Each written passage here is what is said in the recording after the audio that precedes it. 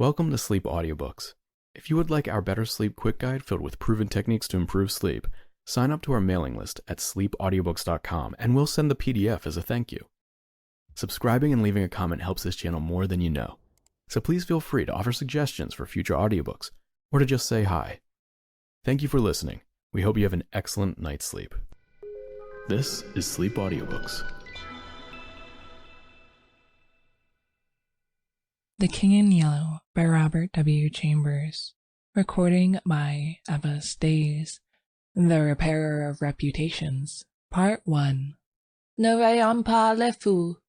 La folie dure plus longtemps que la nôtre. Voilà toute la différence. Towards the end of the year 1920, the government of the United States had practically completed the program adopted during the last months of President Winthrop's administration. The country was apparently tranquil. Everybody knows how the tariff and labor questions were settled. The war with Germany, incident on the country's seizure of the Samoan Islands, had left no visible scars upon the Republic, and the temporary occupation of Norfolk by the invading army had been forgotten, in the joy over repeated naval victories and the subsequent ridiculous plight of General von Gottloeb's forces in the state of New Jersey. The Cuban and Hawaiian investments had paid 100%, and the territory of Samoa was well worth its cost as a coaling station. The country was in a superb state of defense. Every coast city had been well supplied with land fortifications. The army, under the parental eye of the General Staff, organized according to the Prussian system, had been increased to 300,000 men, with a territorial reserve of 1,000,000, and 6 magnificent squadrons of cruisers and battleships patrolled the 6 stations of navigable seas, leaving a steam reserve amply fitted to control home waters. The gentlemen from the West had at last been constrained to acknowledge that a college for the training of diplomats was as necessary as law schools are for the training of barristers. Consequently, we were no longer represented abroad by incompetent patriots. The nation was prosperous.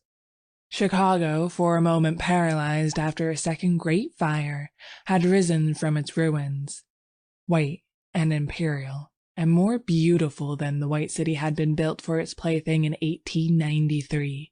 Everywhere good architecture was replacing bad, and even in New York, a sudden craving for decency had swept away a great portion of the existing horrors. Roads had been widened, properly paved and lighted. Trees had been planted, squares laid out, elevated structures demolished, and underground roads built to replace them. The new government buildings and barracks were fine bits of architecture, and the long system of stone quays which completely surrounded the island had been turned into parks, which proved a godsend to the population. The subsidizing of the State Theater and State Opera brought its own reward. The United States Academy of Design was much like European institutions of the same kind. Nobody envied the Secretary of Fine Arts, either his cabinet position or his portfolio. The Secretary of Forestry and Game Preservation had a much easier time, thanks to the new system of national mounted police. We had profited well by the latest treaties with France and England, the exclusion of foreign-born Jews as a measure of self-preservation, the settlement of the new independent Negro state of Suwannee, the checking of immigration, the new laws concerning naturalization, and the gradual centralization of power in the executive all contributed to national calm and prosperity. When the government solved the Indian problem and squadrons of Indian cavalry scouts in native costume were substituted for the pitiable organizations tacked on to the tail of skeletonized regiments by a former Secretary of War, the nation drew a long sigh of relief. When, after the colossal Congress of Religions, bigotry and intolerance were laid in their graves, and kindness and charity began to draw warring sects together, many thought the millennium had arrived, at least in the New World, which after all is a world by itself. But self-preservation is the first law, and the United States had to look on in helpless sorrow as Germany, Italy, Spain, and Belgium writhed in the throes of anarchy, while Russia, watching from the Caucasus, stooped and bound them one by one. In the city of New York, the summer of 1899 was signalized by the dismantling of the elevated railroads. The summer of 1900 will live in the memories of New York people for many a cycle. The Dodge statue was removed in that year. In the following winter began that agitation for the repeal of the laws prohibiting suicide, which bore its final fruit in the month of April 1920, when the first government lethal chamber was opened on Washington Square. I had walked down that day from Dr. Archer's house on Madison Avenue, where I had been as a mere formality. Ever since that fall from my horse 4 years before, I had been troubled at times with pains in the back of my head and neck, but now for months they had been absent, and the doctor sent me away that day saying that there was nothing more to be cured in me. It was hardly worth his fee to be told that. I knew it myself. Still, I did not grudge him the money.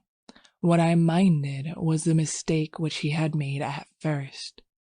When they picked me up from the pavement where I lay unconscious, and somebody had mercifully sent a bullet through my horse's head, I was carried to Dr. Archer, and he, pronouncing my brain affected, placed me in his private asylum, where I was obliged to endure treatment for insanity.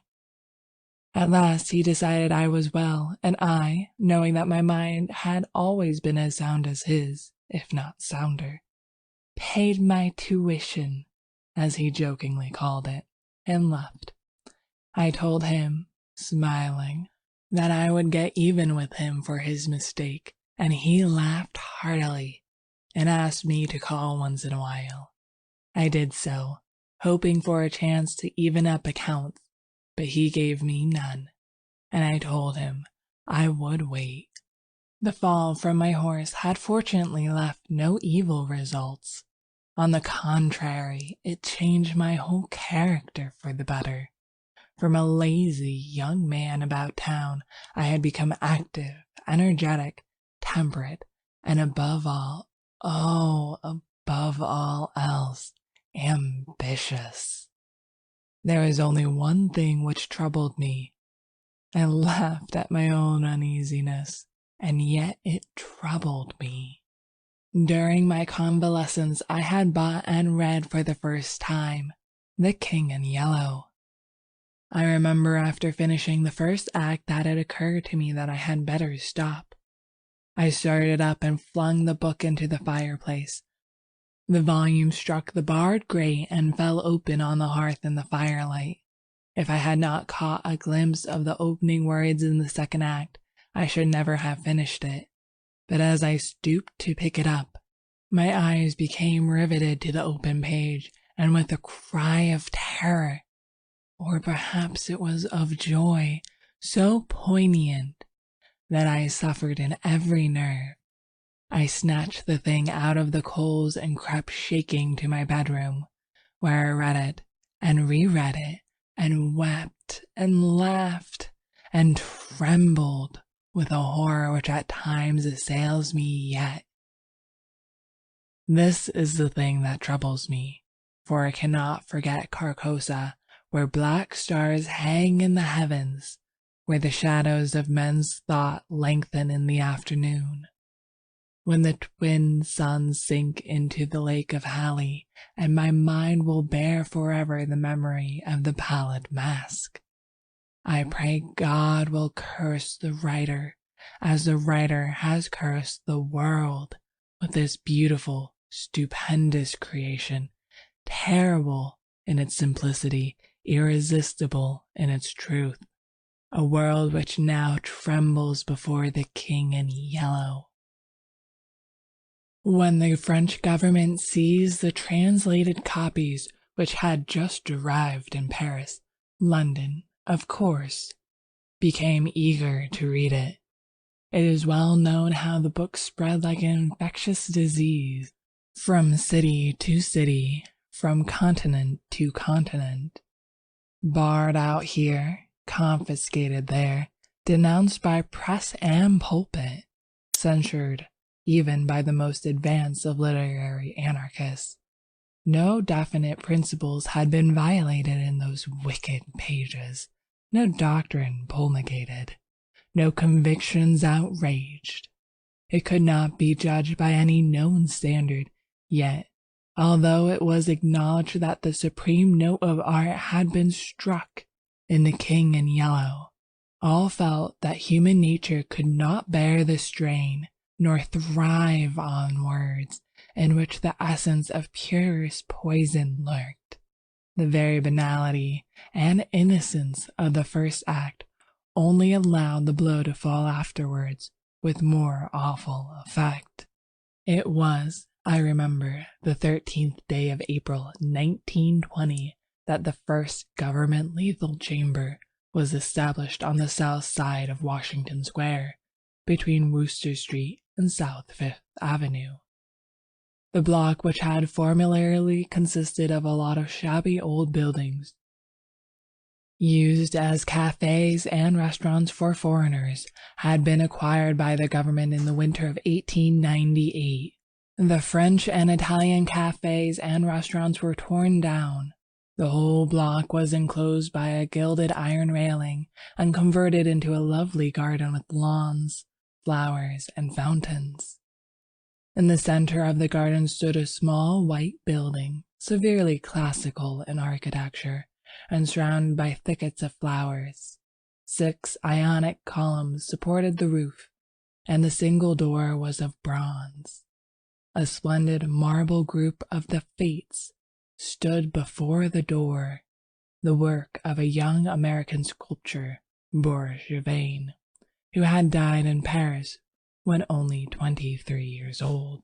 Their inauguration ceremonies were in progress as I crossed University Place and entered the square. I threaded my way through the silent throng of spectators, but was stopped at 4th Street by a cordon of police. A regiment of United States Lancers were drawn up in a hollow square round the lethal chamber. On a raised tribune facing Washington Park stood the governor of New York, and behind him were grouped the mayor of New York and Brooklyn, the inspector general of police, the commandant of the state troops, Colonel Livingston, military aide to the President of the United States, General Blount, commanding at Governor's Island, Major General Hamilton, commanding the garrison of New York and Brooklyn, Admiral Buffby of the fleet in North River, Surgeon General Lansford, the staff of the National Free Hospital, Senators Wise and Franklin of New York, and the Commissioner of Public Works. The tribune was surrounded by a squadron of hussars of the National Guard. The governor was finishing his reply to the short speech of the Surgeon General. I heard him say, "The laws prohibiting suicide and providing punishment for any attempt at self-destruction have been repealed. The government has seen fit to acknowledge the right of man to end an existence which may have become intolerable to him through physical suffering or mental despair. It is believed that the community will be benefited by the removal of such people from their midst. Since the passage of this law, the number of suicides in the United States has not increased. Now the government has determined to establish a lethal chamber in every city, town, and village in the country. It remains to be seen whether or not that class of human creatures from whose desponding ranks new victims of self-destruction fall daily will accept the relief thus provided." He paused and turned to the white lethal chamber. The silence in the street was absolute. There a painless death awaits him who can no longer bear the sorrows of this life. If death is welcome, let him seek it there. Then quickly turning to the military aide of the president's household, he said, "I declare the lethal chamber open." And again, facing the vast crowd, he cried in a clear voice, "Citizens of New York and of the United States of America, through me the government declares the lethal chamber to be open." The solemn hush was broken by a sharp cry of command. The squadron of hussars filed after the governor's carriage. The lancers wheeled and formed along Fifth Avenue to wait for the commandant of the garrison, and the mounted police followed them. I left the crowd to gape and stare at the white marble death chamber, and, crossing South Fifth Avenue, walked along the western side of that thoroughfare to Bleecker Street. Then I turned to the right and stopped before a dingy shop which bore the sign, Hawberk, Armorer. I glanced in at the doorway and saw Hawberk busy in his little shop at the end of the hall. He looked up and, catching sight of me, cried in his deep, hearty voice, "Come in, Mr. Castaigne." Constance, his daughter, rose to meet me as I crossed the threshold and held out her pretty hand, but I saw the blush of disappointment on her cheeks and knew that it was another Castaigne she had expected, my cousin Louis. I smiled at her confusion and complimented her on the banner she was embroidering from a colored plate. Old Hawberk sat riveting the worn greaves of some ancient suit of armor, and the ting, ting, ting of his little hammer sounded pleasantly in the quaint shop. Presently he dropped his hammer and fussed about for a moment with a tiny wrench. The soft clash of the mail sent a thrill of pleasure through me. I loved to hear the music of steel brushing against steel, the mellow shock of the mallet on thigh pieces, and the jingle of chain armor. That was the only reason I went to see Hawberk. He had never interested me personally, nor did Constance, except for the fact of her being in love with Louis. This did occupy my attention, and sometimes even kept me awake at night, but I knew in my heart that all would come right, and that I should arrange their future as I expected to arrange that of my kind doctor, John Archer. However, I should never have troubled myself about visiting them just then, had it not been, as I say, that the music of the tinkling hammer had for me the strong fascination.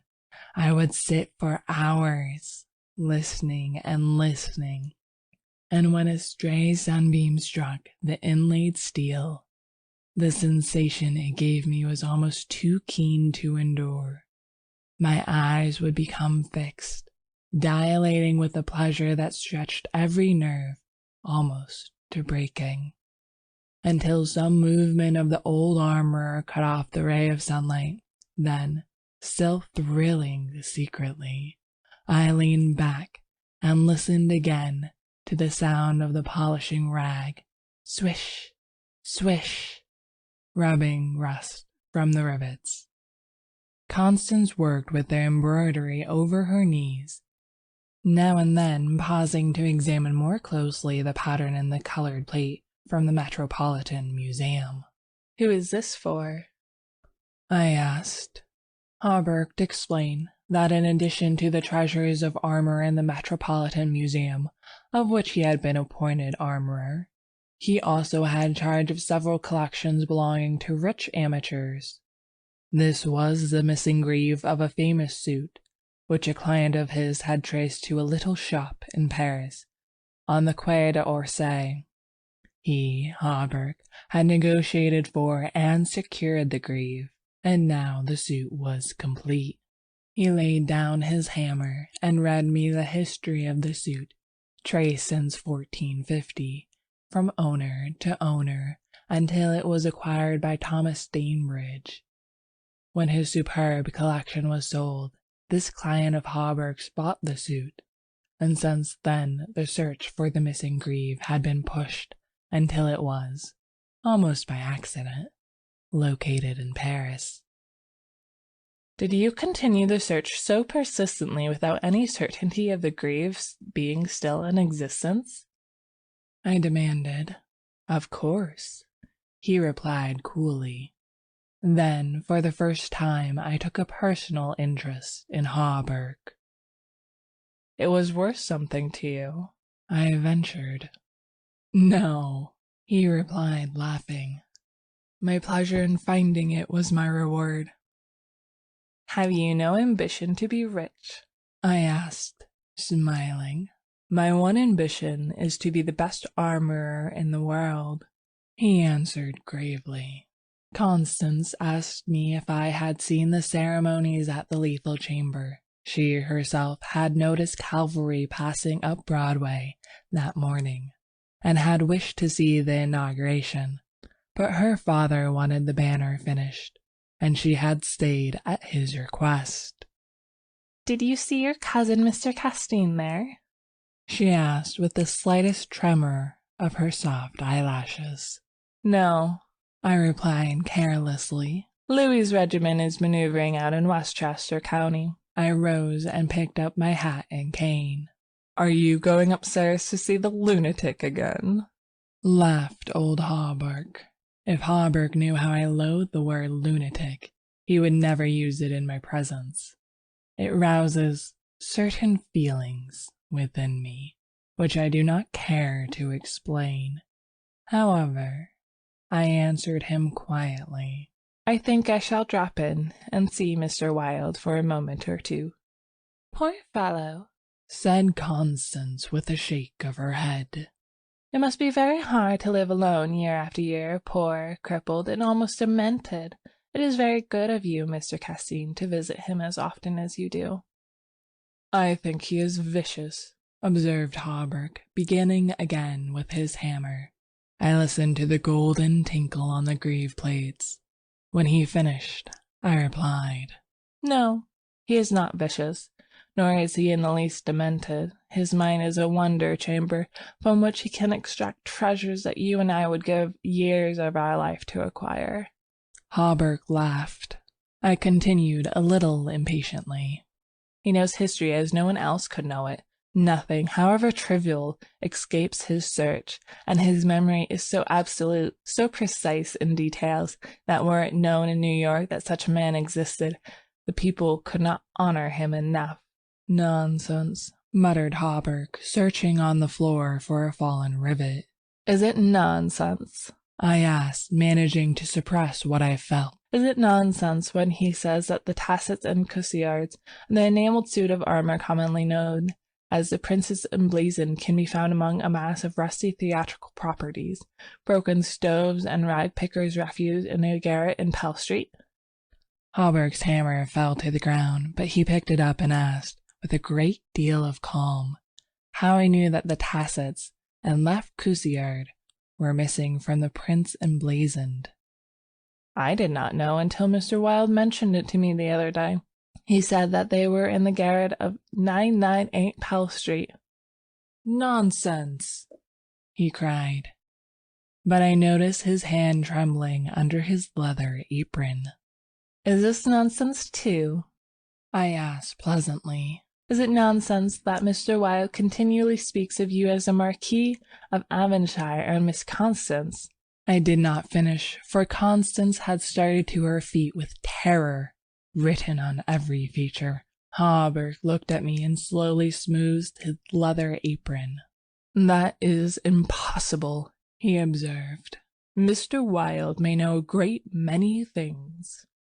About armor, for instance, and the Prince emblazoned, I interposed, smiling.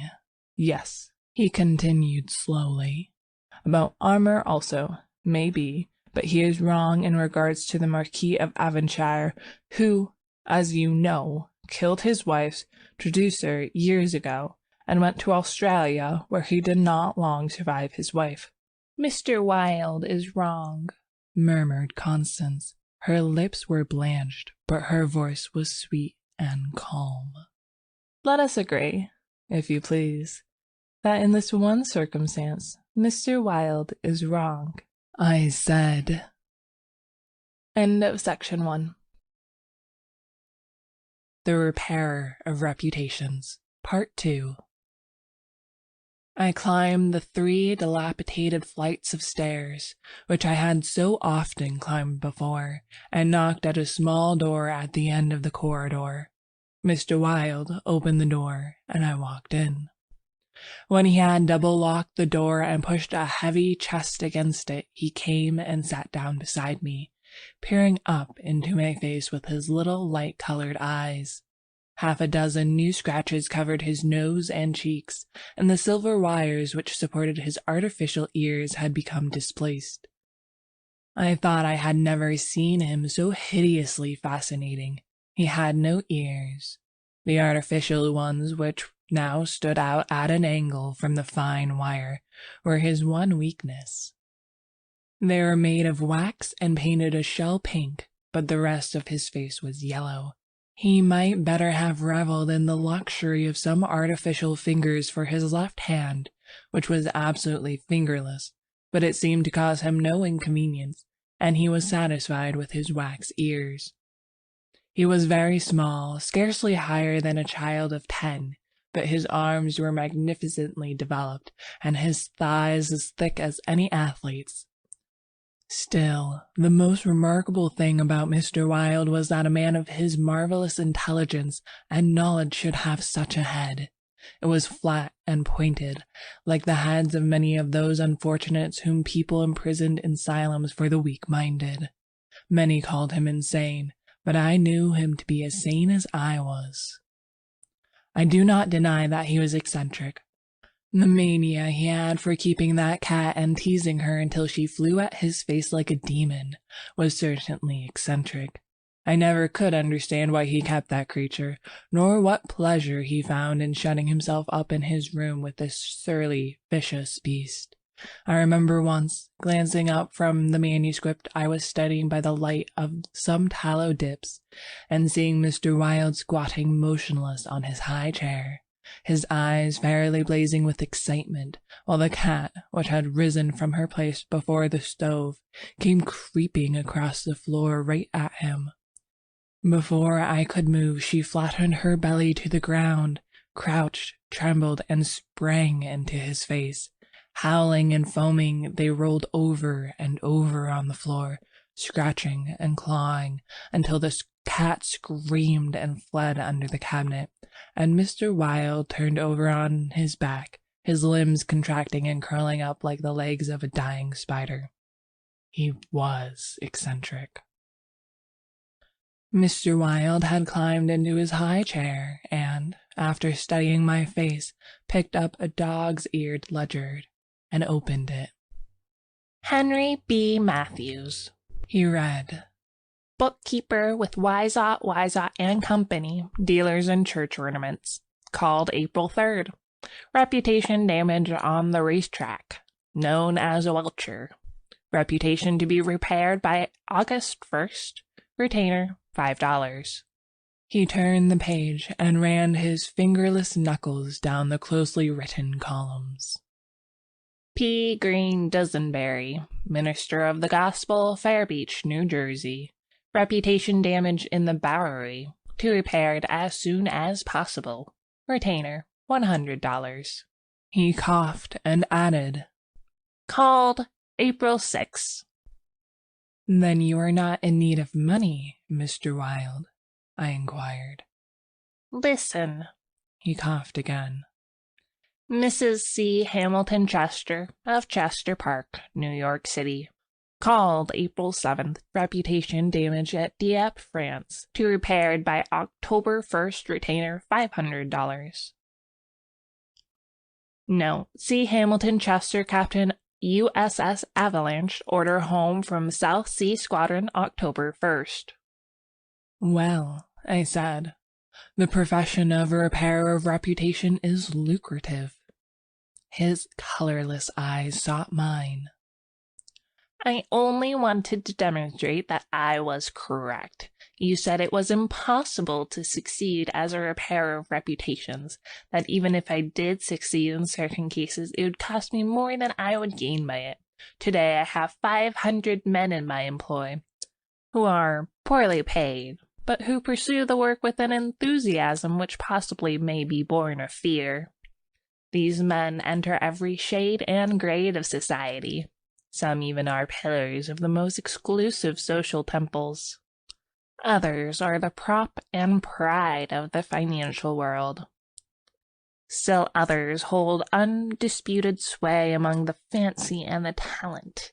I choose them at my leisure from those who reply to my advertisements. It is easy enough. They are all cowards. I could treble the number in 20 days if I wished. So, you see, those who have in their keeping the reputations of their fellow citizens, I have in my pay. They may turn on you, I suggested.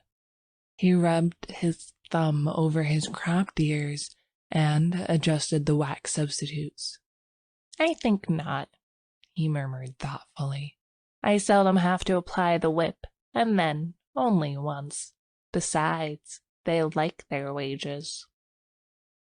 How do you apply the whip? I demanded.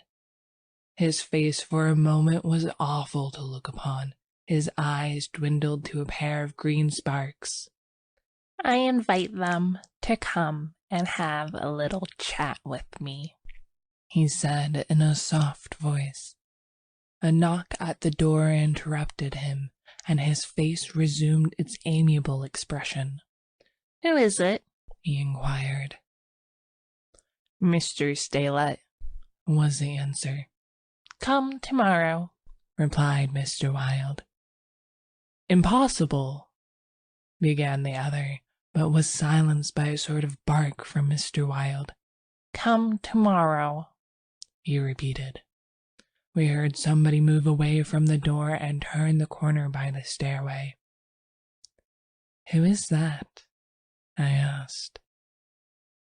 Arnold Stelet, owner and editor-in-chief of the great New York Daily.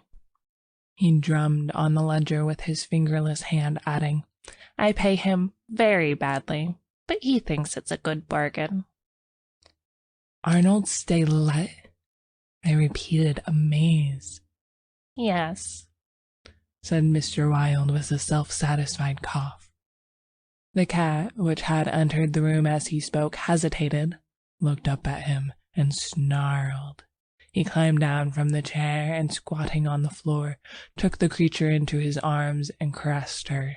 The cat ceased snarling, and presently began a loud purring, which seemed to increase in timbre as he stroked her. Where are the notes? I asked. He pointed to the table, and for the 100th time I picked up the bundle of manuscript entitled The Imperial Dynasty of America. One by one I studied the well-worn pages, worn only by my own handling, and although I knew all by heart from the beginning, when from Carcosa, the Hyades, Hastur, and Aldebaran, to Castine, Louis de Calvados, born December 19th, 1877. I read it with an eager, rapt attention, pausing to repeat parts of it aloud, and dwelling especially on Hildred de Calvados, only son of Hildred Castine, and Edith Lang's Castine, first in succession, etc., etc. When I finished, Mr. Wilde nodded and coughed. Speaking of your legitimate ambition, he said, how do Constance and Louis get along? She loves him, I replied simply. The cat on his knee suddenly turned and struck at his eyes, and he flung her off and climbed on to the chair opposite me. And Dr. Archer, but that's a matter you can settle any time you wish, he added. Yes, I replied. Dr. Archer can wait, but it is time I saw my cousin Louis. It is time, he repeated. Then he took another ledger from the table and ran over the leaves rapidly. We are now in communication with 10,000 men, he muttered. We can count on 100,000 within the first 28 hours, and in 48 hours the state will rise en masse. The country follows the state, and the portion that will not, I mean California and the Northwest, might better have never been inhabited. I shall not send them the yellow sign. The blood rushed to my head, but I only answered, A new broom sweeps clean. The ambition of Caesar and of Napoleon pales before that which could not rest until it had seized the mind of men and controlled even their unborn thoughts," said Mr. Wilde. "You are speaking of the king in yellow," I groaned with a shudder. "He is a king whom emperors have served." "I am content to serve him," I replied. Mr. Wilde sat rubbing his ears with his crippled hand. "Perhaps Constance does not love him," he suggested. I started to reply, but a sudden burst of military music from the street below drowned my voice. The 20th Dragoon Regiment, formerly in garrison at Mount St. Vincent, was returning from the maneuvers in Westchester County to its new barracks on East Washington Square. It was my cousin's regiment. They were a fine lot of fellows in their pale blue, tight-fitting jackets, jaunty busbies, and white riding breeches with the double yellow stripe, into which their limbs seemed molded. Every other squadron was armed with lances, from the metal points of which fluttered yellow and white pennons. The band passed, playing the regimental march. Then came the colonel and staff, the horses crowding and trampling, while their heads bobbed in unison, and the pennons fluttered from their lance points. The troopers, who rode with the beautiful English seat, looked brown as berries from their bloodless campaign among the farms of Westchester, and the music of their sabres against the stirrups and the jingle of spurs and curbings was delightful to me. I saw Louis riding with his squadron. He was as handsome an officer as I have ever seen. Mr. Wilde, who had mounted a chair by the window, saw him too, but said nothing. Louis turned and looked straight at Hawberk's shop as he passed, and I could see the flush on his brown cheeks. I think Constance must have been at the window. When the last troopers had clattered by, and the last pennons vanished into South Fifth Avenue, Mr. Wilde clambered out of his chair and dragged the chest away from the door. "Yes," he said. "It is time that you saw your cousin, Louis." He unlocked the door, and I picked up my hat and stick and stepped into the corridor. The stairs were dark. Groping about, I set my foot on something soft, which snarled and spit, and I aimed a murderous blow at the cat, but my cane shivered to splinters against the balustrade, and the beast scurried back into Mr. Wilde's room. Passing Hawberk's door again, I saw him still at work on the armor, but I did not stop, and stepping out into Bleecker Street, I followed it to Worcester, skirted the grounds of the lethal chamber, and crossing Washington Park, went straight to my rooms in the Benedict. Here I lunched comfortably, read the Herald and the Meteor, and finally went to the steel safe in my bedroom and set the time combination. 3 3/4 minutes, which it is necessary to wait while the time lock is opening, are to me golden moments. From the instant I set the combination to the moment when I grasp the knobs and swing back the solid steel doors, I live in an ecstasy of expectation. Those moments must be like moments passed in paradise. I know what I am to find at the end of the time limit. I know what the massive safe holds, secure for me alone, and the exquisite pleasure of waiting is hardly enhanced when the safe opens, and I lift from its velvet crown a diadem of purest gold, blazing with diamonds. I do this every day, and yet the joy of waiting and at last touching again the diadem only seems to increase as the days pass. It is a diadem fit for a king amongst kings, an emperor among emperors. The king in yellow might scorn it, but it shall be worn by his royal servant. I held it in my arms until the alarm in the safe rang harshly, then tenderly, proudly, I replaced it and shut the steel doors. I walked slowly back into my study, which faces Washington Square, and leaned on the windowsill. The afternoon sun poured into my windows, and a gentle breeze stirred the branches of the elms and maples in the park, now covered with buds and tender foliage. A flock of pigeons circled about the tower of the memorial church, sometimes alighting on the purple-tiled roof, sometimes wheeling downward to the lotus fountain in front of the marble arch. The gardeners were busy with the flower beds around the fountain, and the freshly turned earth smelled sweet and spicy.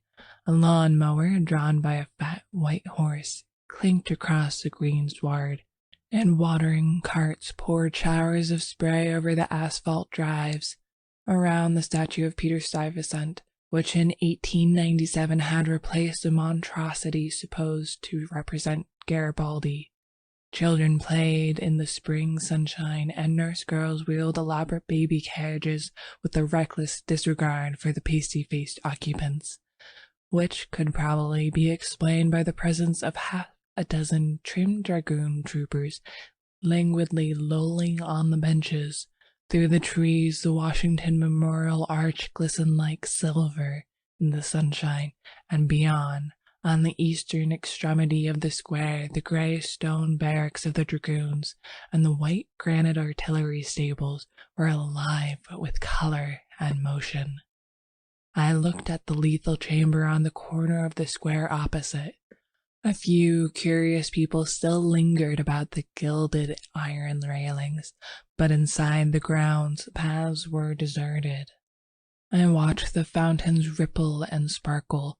The sparrows had already found this new bathing nook, and the basins were covered with the dusty feathered little things. 2 or 3 white peacocks picked their way across the lawns, and a drab-colored pigeon sat so motionless on the arm of one of the fates that it seemed to be part of the sculptured stone.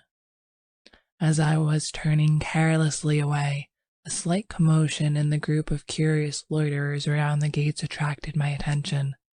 A young man had entered, and was advancing with nervous strides along the gravel path which led to the bronze doors of the lethal chamber.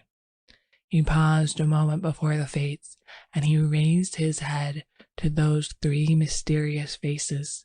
The pigeon rose from its sculptured perch, circled about for a moment, and wheeled to the east. The young man pressed his hand to his face, and then with an undefinable gesture sprang up the marble steps. The bronze doors closed behind him, and half an hour later the loiterers slouched away, and the frightened pigeon returned to its perch in the arms of fate.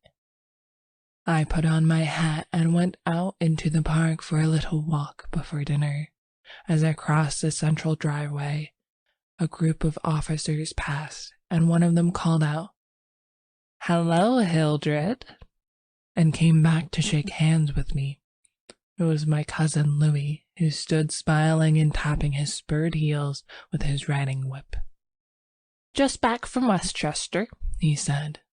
"Been doing the bucolic, milk and curds, dairymaids and sunbonnets, who says how, and I don't think when you tell them they are pretty. I'm nearly dead for a square meal at Delmonico's. What's the news?" "There is none," I replied pleasantly. "I saw your regiment coming in this morning." "Did you? I didn't see you. Where were you?" "In Mr. Wilde's window." "Oh, hell," he began impatiently. "That man is stark mad. I don't understand why you—" He saw how annoyed I felt by this outburst, and begged my pardon. "Really, old chap," he said, "I don't mean to run down a man you like, but for the life of me I can't see what the deuce you find in common with Mr. Wilde. He's not well bred, to put it generously. He's hideously disformed. His head is the head of a criminally insane person. You know yourself he's been in an asylum." "So have I interrupted calmly. Louis looked startled and confused for a moment, but recovered and slapped me heartily on the shoulder. "You were completely cured," he began, but I stopped him again. "I suppose you mean I was simply acknowledged never to have been insane." Of course, that's what I meant. He laughed. I disliked his laugh because I knew it was forced, but I nodded gaily and asked him where he was going.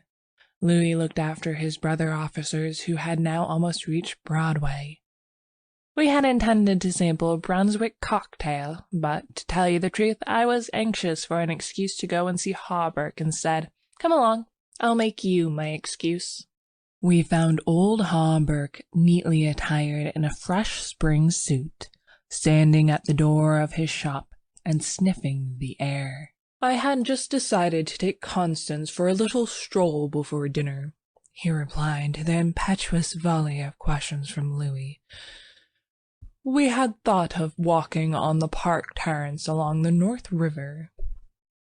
At that moment, Constance appeared and grew pale and rosy by turns as Louis bent over her small gloved fingers. I tried to excuse myself, alleging an engagement uptown, but Louis and Constance would not listen. I saw I was expected to remain and engage old Hawberk's attention. After all, it would be just as well if I kept my eye on Louis, I thought, and when they hailed a Spring Street horse car, I got in after them and took my seat beside the armorer. The beautiful line of parks and granite terraces overlooking the wharfs along the North River, which were built in 1910 and finished in the autumn of 1917, had become one of the most popular promenades in the metropolis. They extended from the Battery to 190th Street, overlooking the noble river and affording a fine view of the Jersey Shore and the Highlands opposite. Cafes and restaurants were scattered here and there among the trees, and twice a week military bands from the garrison played in the kiosks on the parapets. We sat down in the sunshine on the bench at the foot of an equestrian statue of General Sheridan. Constance tipped her sunshade to shield her eyes, and she and Louis began a murmuring conversation which was impossible to catch. Old Hawberk, leaning on his ivory-headed cane, lighted an excellent cigar, the mate to which I politely refused, and smiled at vacancy. The sun hung low above the Staten Island woods, and the bay was dyed with golden hues reflected from the sun-warmed sails of the shipping in the harbor. Brigs, schooners, yachts, clumsy ferry-boats, their decks swarming with people, railroad transports carrying lines of brown, blue, and white freight cars, stately sound steamers, déclassés, tramp steamers, coasters, dredgers, scows, and everywhere pervading the entire bay, impudent little tugs puffing and whistling officiously. These were the craft of which churned the sunlight waters as far as the eye could reach. In calm contrast to the hurrying of sailing vessel and steamer, a silent fleet of white warships lay motionless in midstream. Constance's merry laugh aroused me from my reverie. "What are you staring at?" she inquired. "Nothing. The fleet," I smiled. Then Louis told us what the vessels were, pointing out each by its relative position to the old red fort on Governor's Island. "That little cigar-shaped thing there is a torpedo boat," he explained. "There are 4 more lying close together. They are the Tarpon, the Falcon, the Sea Fox, and the Octopus. The gunboats just above are the Princeton and Champlain, the Stillwater, and the Erie. Next to them lie the cruisers Farragut and Los Angeles, and above them the battleships California and Dakota, and the Washington, which is the flagship. Those 2 squatty-looking chunks of metal which are anchored there off Castle William are the double-turret monitors, terrible and magnificent. Behind them lies the ram Osceola." Constance looked at him with deep approval in her beautiful eyes. "What loads of things you know for a soldier," she said, and we all joined in the laugh which followed. Presently Louis rose with a nod to us and offered his arm to Constance, and they strolled away along the river wall. Hawberk watched them for a moment and then turned to me. Mr. Wilde was right, he said.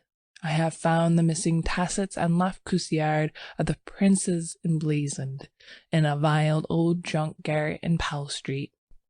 998? I inquired with a smile. Yes.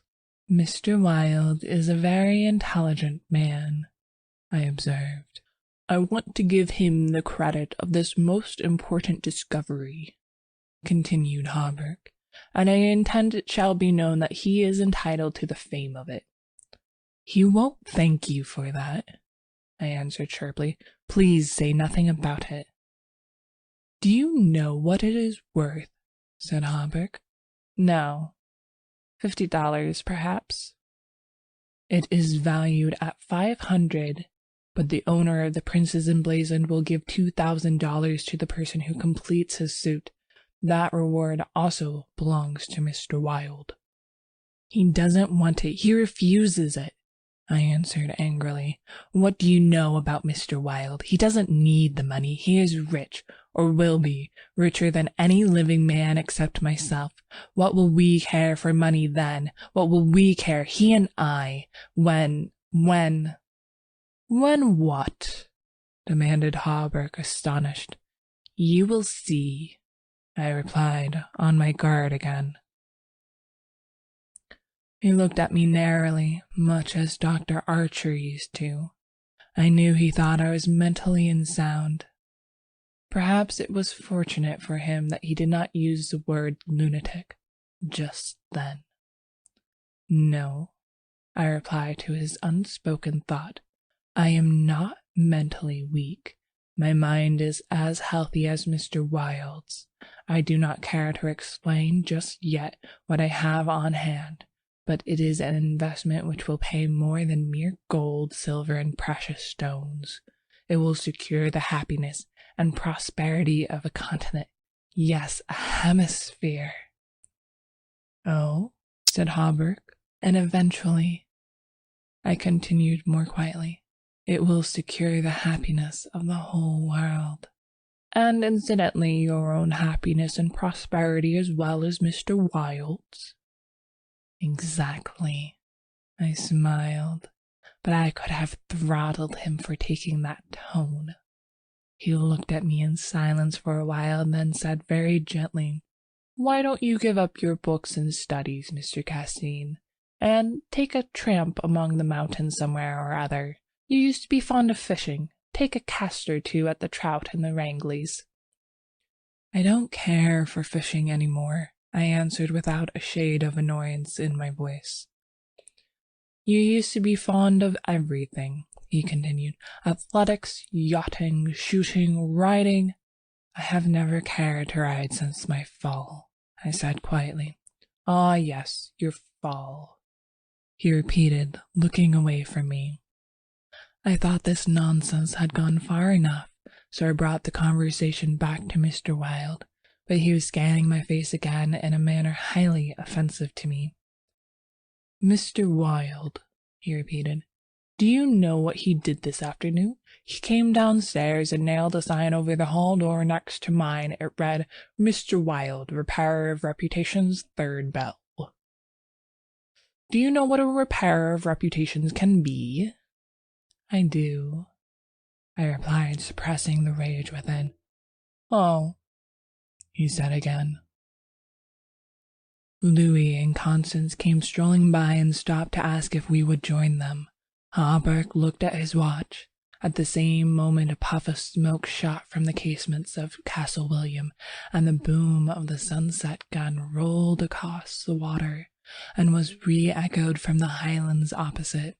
The flag came running down from the flagpole, and the bugles sounded on the white decks of the warships, and the first electric light sparkled out from the Jersey shore. I turned into the city with Hawberk. I heard Constance murmur something to Louis, which I did not understand, but Louis whispered, my darling, in reply, and again, walking ahead with Hallberg through the square, I heard a murmur of sweetheart and my own Constance, and I knew the time had nearly arrived when I should speak of important matters with my cousin Louis. End of section 2. The Repairer of Reputations, Part 3.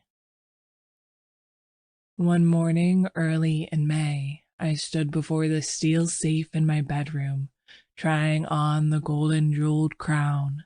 The diamonds flashed fire as I turned to the mirror, and the heavy beaten gold burned like a halo about my head. I remember Camilla's agonized scream and the awful words echoing through the dim streets of Carcosa. They were the last lines in the first act, and I dare not think of what followed. Dared not, even in the spring sunshine, there in my own room, surrounded with familiar objects, reassured by the bustle from the street and the voices of the servants in the hallway outside. For those poisoned words had dropped slowly into my heart, as death sweat drops upon a bedsheet and is absorbed. Trembling, I put the diadem from my head and wiped my forehead, but I thought of Hastur and of my own rightful ambition. I remember Mr. Wilde as I had last left him, his face all torn and bloody from the claws of that devil's creature, and what he said. Ah, what he said. The alarm bell in the safe began to whir harshly, and I knew my time was up, but I would not heed it, and replacing the flashing circlet upon my head, I turned defiantly to the mirror. I stood for a long time, absorbed in the changing expression of my own eyes. The mirror reflective face, which was like my own, but whiter, and so thin that I hardly recognized it. And all the time I kept repeating between my clenched teeth, "The day has come. The day has come." While the alarm in the safe whirred and clamored, and the diamonds sparkled and flamed above my brow. I heard a door open but did not heed it. It was only when I saw two faces in the mirror. It was only when another face rose over my shoulder and two other eyes met mine. I wheeled like a flash and seized a long knife from my dressing table, and my cousin sprang back very pale, crying, "Hildred, for God's sakes!" Then, as my hand fell, he said, "It is I, Louis. Don't you know me?" I stood silent. I could not have spoken for my life. He walked up to me and took the knife from my hand. "What is all this?" he inquired in a gentle voice. "Are you ill?" "No," I replied, but I doubt if he heard me. "Come, come, old fellow," he cried. "Take off that brass crown and toddle into the study. Are you going to a masquerade? What's all this theatrical tinsel, anyways?" I was glad he thought the crown was made of brass and paste, yet I didn't like him any the better for thinking so. I let him take it from my hand, knowing it was best to humor him. He tossed the splendid diadem in the air and catching it turned to me smiling. "It's dear at 50 cents, he said. "What's it for?" I did not answer, but took the circlet from his hands and placing it in the safe shut the massive steel door. The alarm ceased its infernal din at once. He watched me curiously but did not seem to notice the sudden ceasing of the alarm. He did, however, speak of the safe as a biscuit box. Fearing lest he might examine the combination, I led the way into my study. Louis threw himself on the sofa and flicked at flies with his eternal riding whip. He wore his fatigue uniform with a braided jacket and jaunty cap, and I noticed that his riding boots were all splashed with red mud. "Where have you been?" I inquired. "Jumping mud creeks in Jersey," he said. "I haven't had time to change yet. I was rather in a hurry to see you. Haven't you got a glass of something? I'm dead tired. Been in the saddle 24 hours. I gave him some brandy from my medicinal store, which he drank with a grimace. Damn bad stuff, he observed. I'll give you an address where they sell brandy that is brandy. It's good enough for my needs, I said indifferently. I use it to rub my chest with. He stared and flicked at another fly. See here, old fellow, he began. I got something to suggest to you. It's 4 years now that you shut yourself up here like an owl, never going anywhere, never taking any healthy exercise, never doing a damn thing but poring over those books up there on that mantelpiece. He glanced along the rows of shelves. Napoleon, Napoleon, Napoleon, he read. For heaven's sakes, have you nothing but Napoleons there? I wish they were bound in gold, I said. But wait, yes, there is another book, The King in Yellow. I looked him steady in the eye. Have you never read it? I asked. No, thank God. I don't want to be driven crazy. I saw him regret his speech as soon as he had uttered it.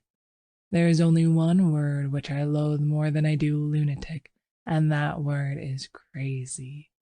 But I controlled myself and asked him why he thought The King in Yellow dangerous. Oh, I don't know, he said hastily. I only remember the excitement it created, then the denunciations from the pulpit and press. I believe the author shot himself after bringing forth this monstrosity, didn't he? I understand he is still alive, I answered. That's probably true, he muttered.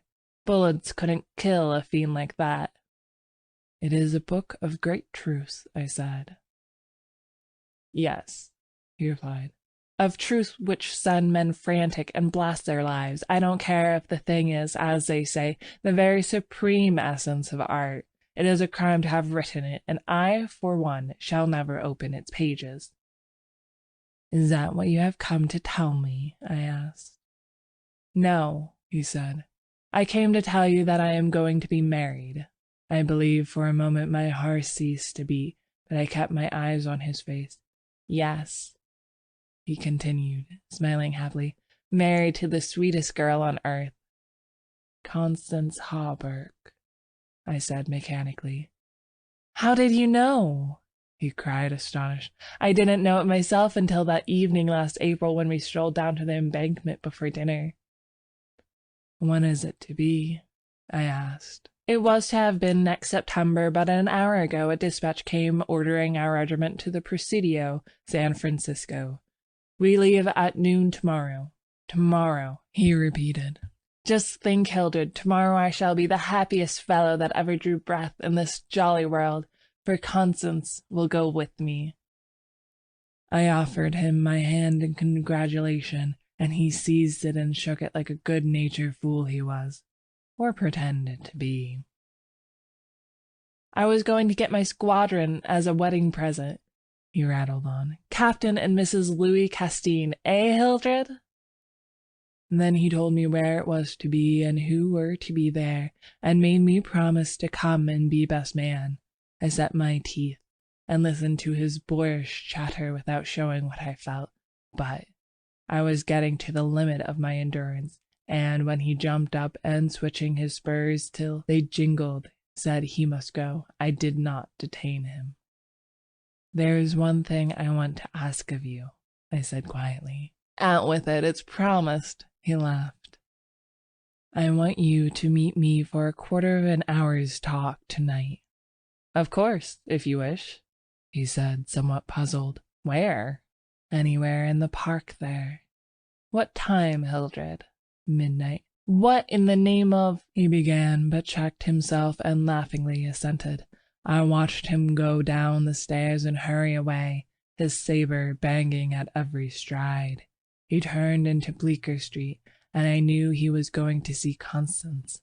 I gave him 10 minutes to disappear, and then followed in his footsteps, taking with me the jeweled crown and the silken robe embroidered with the yellow sign.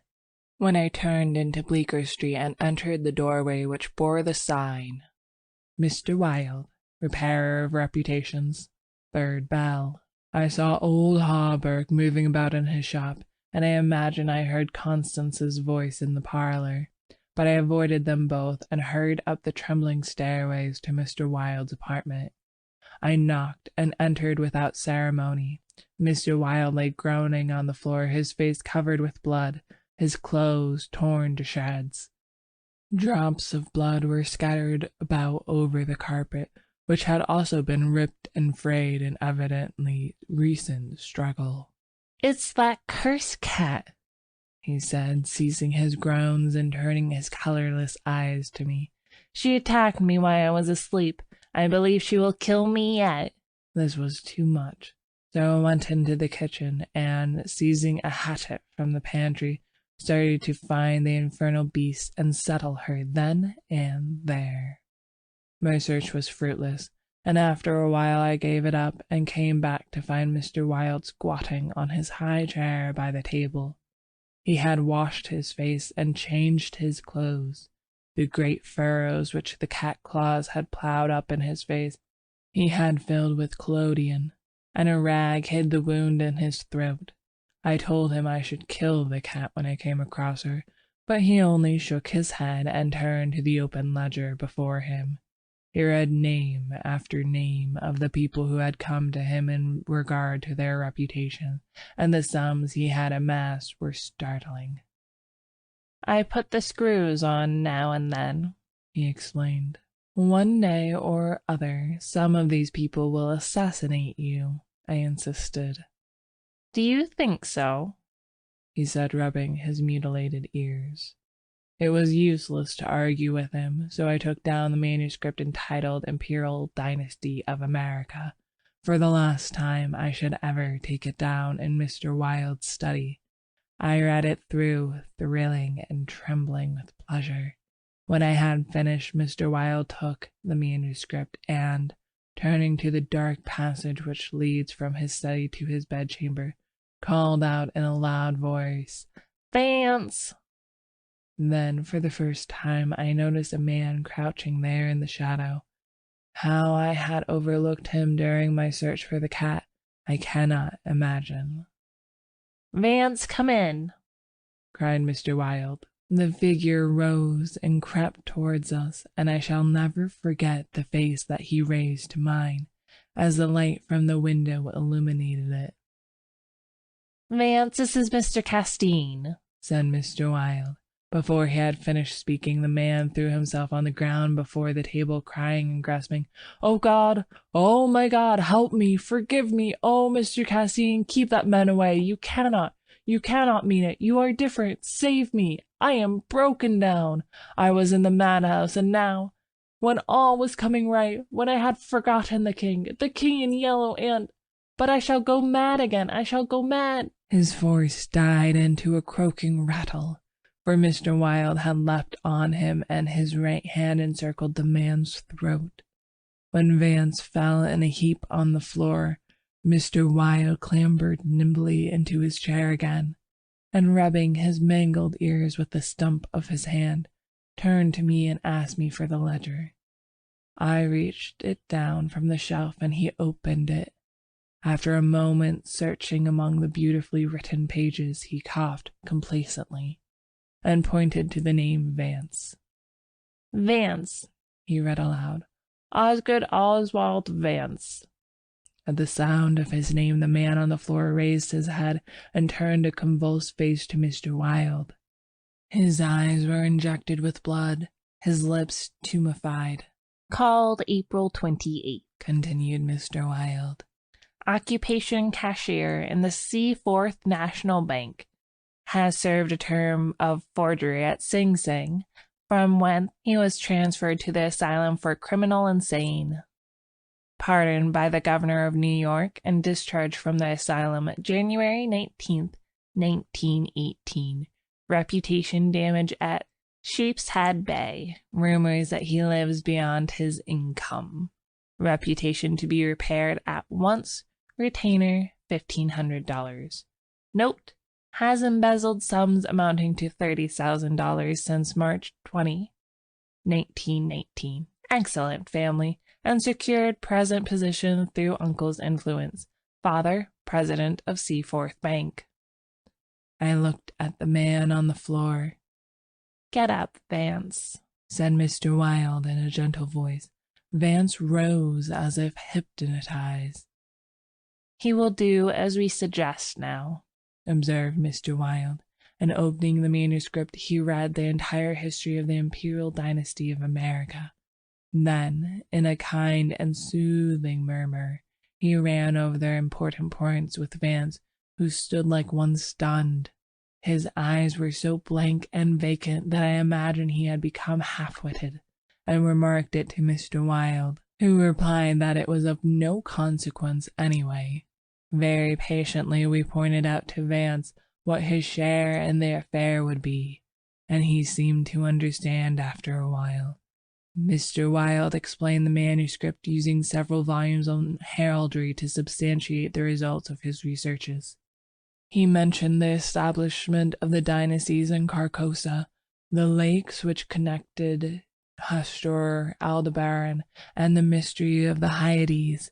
He spoke of Calcilda and Camilla, and sounded the cloudy depths of Deme and the lake of Hali. The scalloped tatters of the king in yellow must hide Yttel forever, he murmured. But I do not believe Vance heard him. Then, by degrees, he led Vance along the ramifications of the imperial family, to Uat and Thal, from now Atalba and Phantom of Truth, to Aldones. And then, tossing aside his manuscript and notes, he began the wonderful story of the last king. Fascinated and thrilled, I watched him. He threw up his head. His long arms were stretched out in magnificent gesture of pride and power, and his eyes blazed deep in their sockets like two emeralds. Vance listened stupefied. As for me, when at last Mr. Wilde had finished, and pointing to me, cried, "The cousin of the king!" my head swam with excitement. Controlling myself with a superhuman effort, I explained to Vance why I alone was worthy of the crown, and why my cousin must be exiled or die. I made him understand that my cousin must never marry, even after renouncing all his claims, and how that least of all he should marry the daughter of the Marquis of Avonshire, and bring England into question. I showed him a list of thousands of names which Mr. Wilde had drawn up. Every man whose name was there had received the yellow sign which no living human being dare disregard. The city, the state, the whole land were ready to rise and tremble before the pallid mask. The time had come. The people should know the son of Hastur, and the whole world bow to the black stars which hang in the sky over Carcosa. Vance leaned on the table, his head buried in his hands. Mr. Wilde drew a rough sketch on the margin of yesterday's Herald with a bit of lead pencil. It was a plan of Hawberk's rooms. He then wrote out the order and affixed the seal, and shaking like a palsied man, I signed my first writ of execution with my name, Hildred Rex. Mr. Wilde clambered to the floor, and unlocking the cabinet, took a long square box from the first shelf. This he brought to the table and opened. A new knife lay in the tissue paper inside, and I picked it up and handed it to Vance, along with the order and the plan of Hawberk's apartment. And then Mr. Wilde told Vance he could go, and he went, shambling like an outcast of the slums. I sat for a while watching the daylight fade behind the square tower of the Judson Memorial Church, and finally, gathering up the manuscript and notes, took my hat and started for the door. Mr. Wilde watched me in silence. When I had stepped into the hall, I looked back. Mr. Wilde's small eyes were still fixed on me. Behind him, the shadows gathered in the fading light. Then I closed the door behind me and went out into the darkening streets. I had eaten nothing since breakfast, but I was not hungry. A wretched, half-starved creature who stood looking across the street at the lethal chamber. noticed me and came up to tell me a tale of misery. I gave him money, I don't know why, and he went away without thanking me. An hour later, another outcast approached and whined his story. I had a bit of blank paper in my pocket on which was traced the yellow sign. I handed it to him. He looked at it stupidly for a moment, and then with an uncertain glance at me, folded it with what seemed to be exaggerated care, and placed it in his bosom. The electric lights were sparkling among the trees, and the new moon shone in the sky above the lethal chamber. It was tiresome waiting in the square. I had wandered from the Marble Arch to the artillery stables and back again, to the lotus fountain. The flowers and the grass exhaled a fragrance which troubled me. The jet of the fountain played in the moonlight, and the musical splash of falling drops reminded me of the tinkle of chained mail in Hawberk's shop. But it was not so fascinating, and the dull sparkle of the moonlight on the water brought no such sensations of exquisite pleasure as when the sunshine played over the polished steel on a corselet on Hawberk's knee. I watched the bats darting and turning above the water plants in the fountain basin, but their rapid, jerky flight set my nerves on edge, and I went away again to walk aimlessly to and fro among the trees. The artillery stables were dark, but in the cavalry barracks the officers' windows were brilliantly lighted, and the sally port was constantly filled with troopers in fatigue, carrying straw and harness and baskets filled with tin dishes. Twice the mounted sentry at the gate was changed while I wandered up and down the asphalt walk. I looked at my watch. It was nearly time. The lights in the barracks went out one by one. The barred gate was closed, and every minute or two an officer passed in through the side wicket, leaving a rattle of accoutrements and jingle of spurs in the night air. The square had become very silent. The last homeless loiterer had been driven away by the grey-coated park policeman, and the car tracks along Wooster Street were deserted, and the only sound which broke the stillness was the stamping of the sentry's horse, and the ring of his saber against the saddle pommel. In the barracks, the officers' quarters were still lighted, and military servants passed and repassed before the bay windows.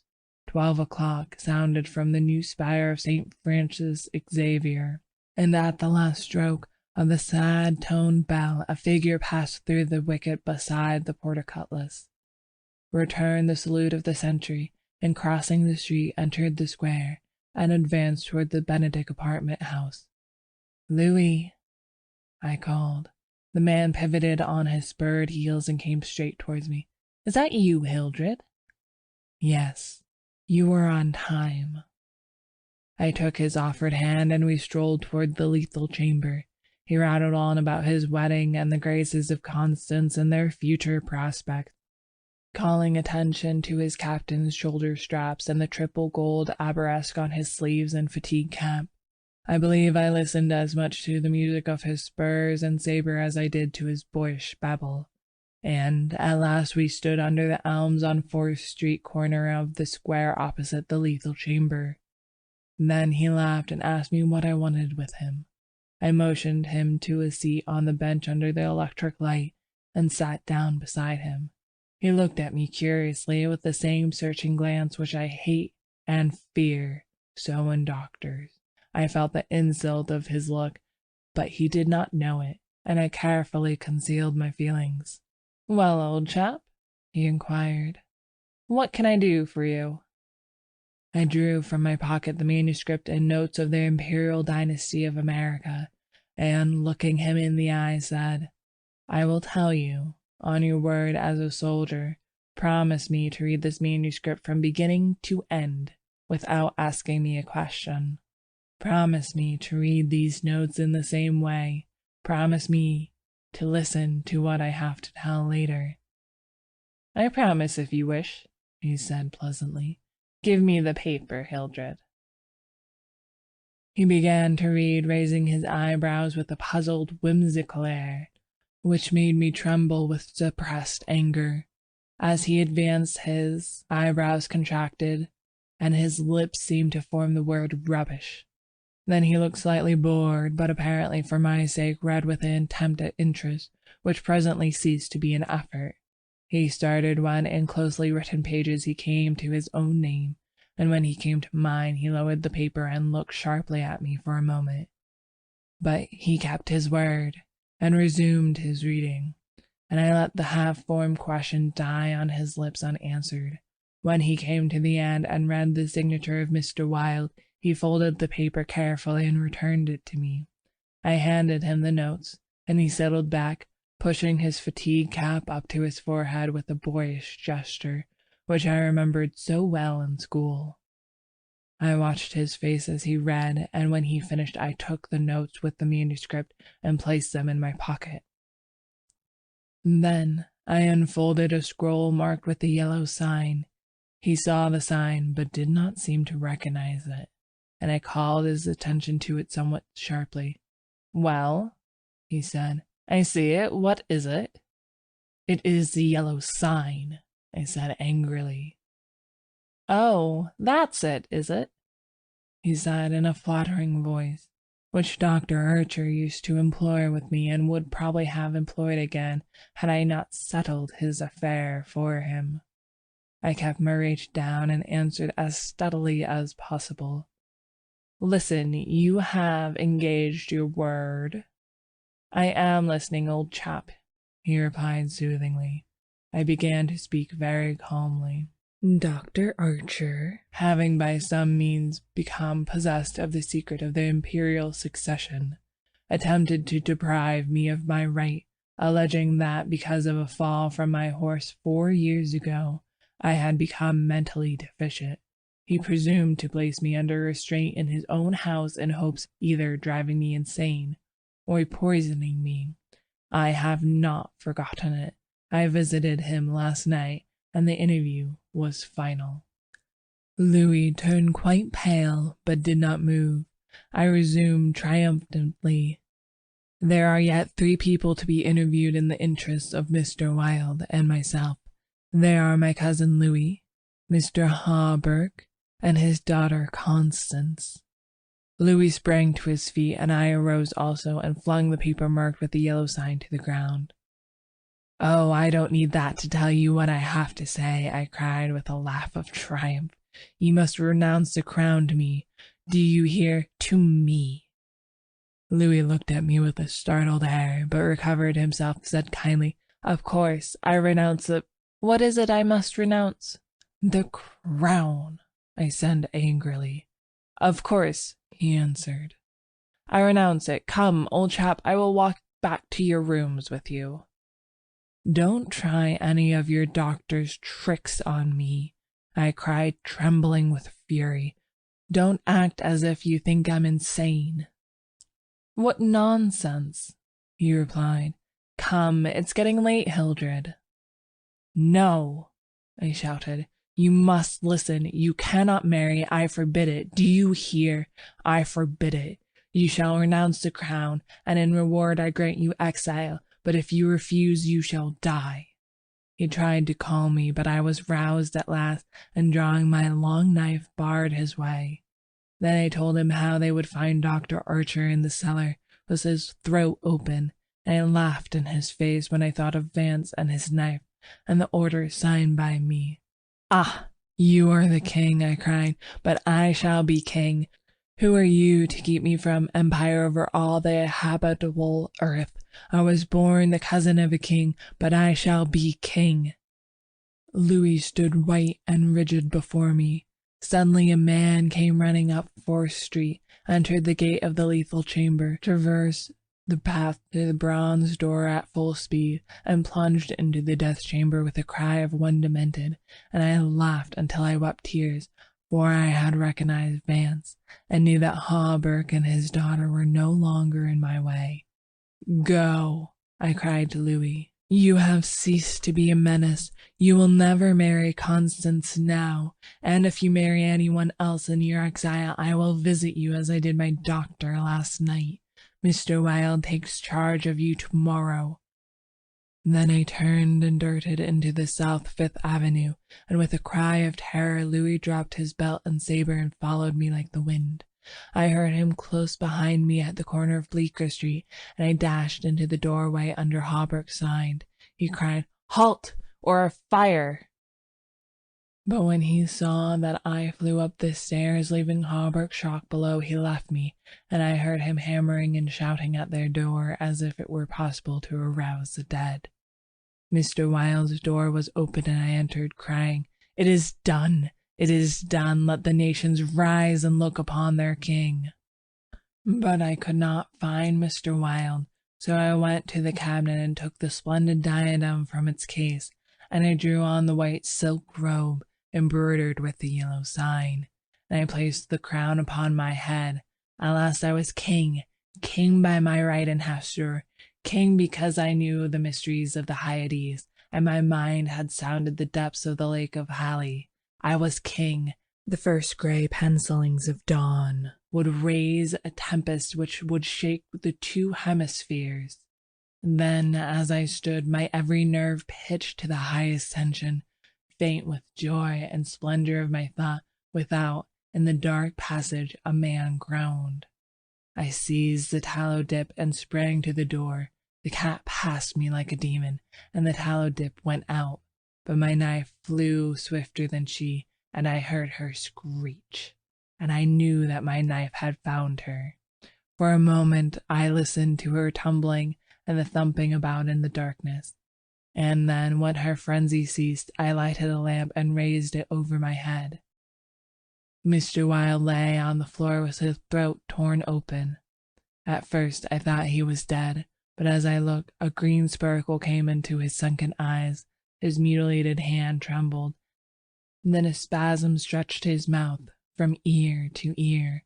For a moment my terror and despair gave place to hope, but as I bent over him, his eyeballs rolled clean around in his head, and he died.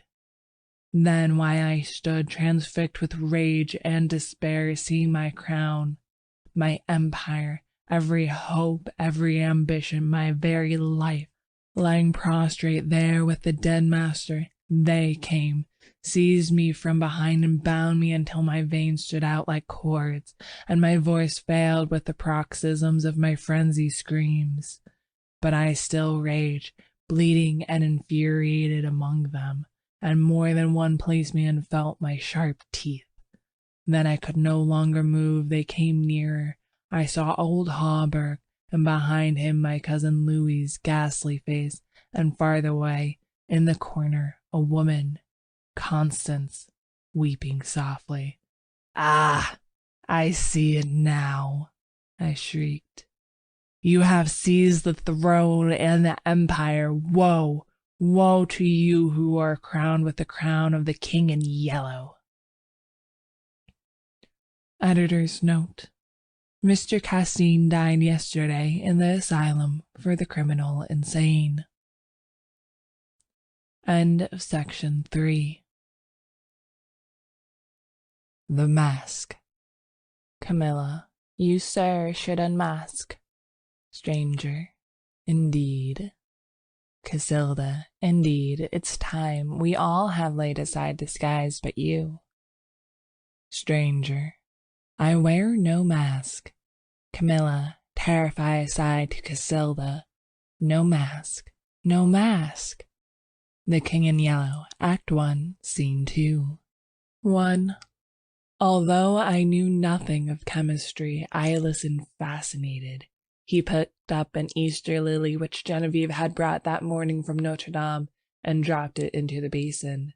Instantly the liquid lost its crystalline clearness.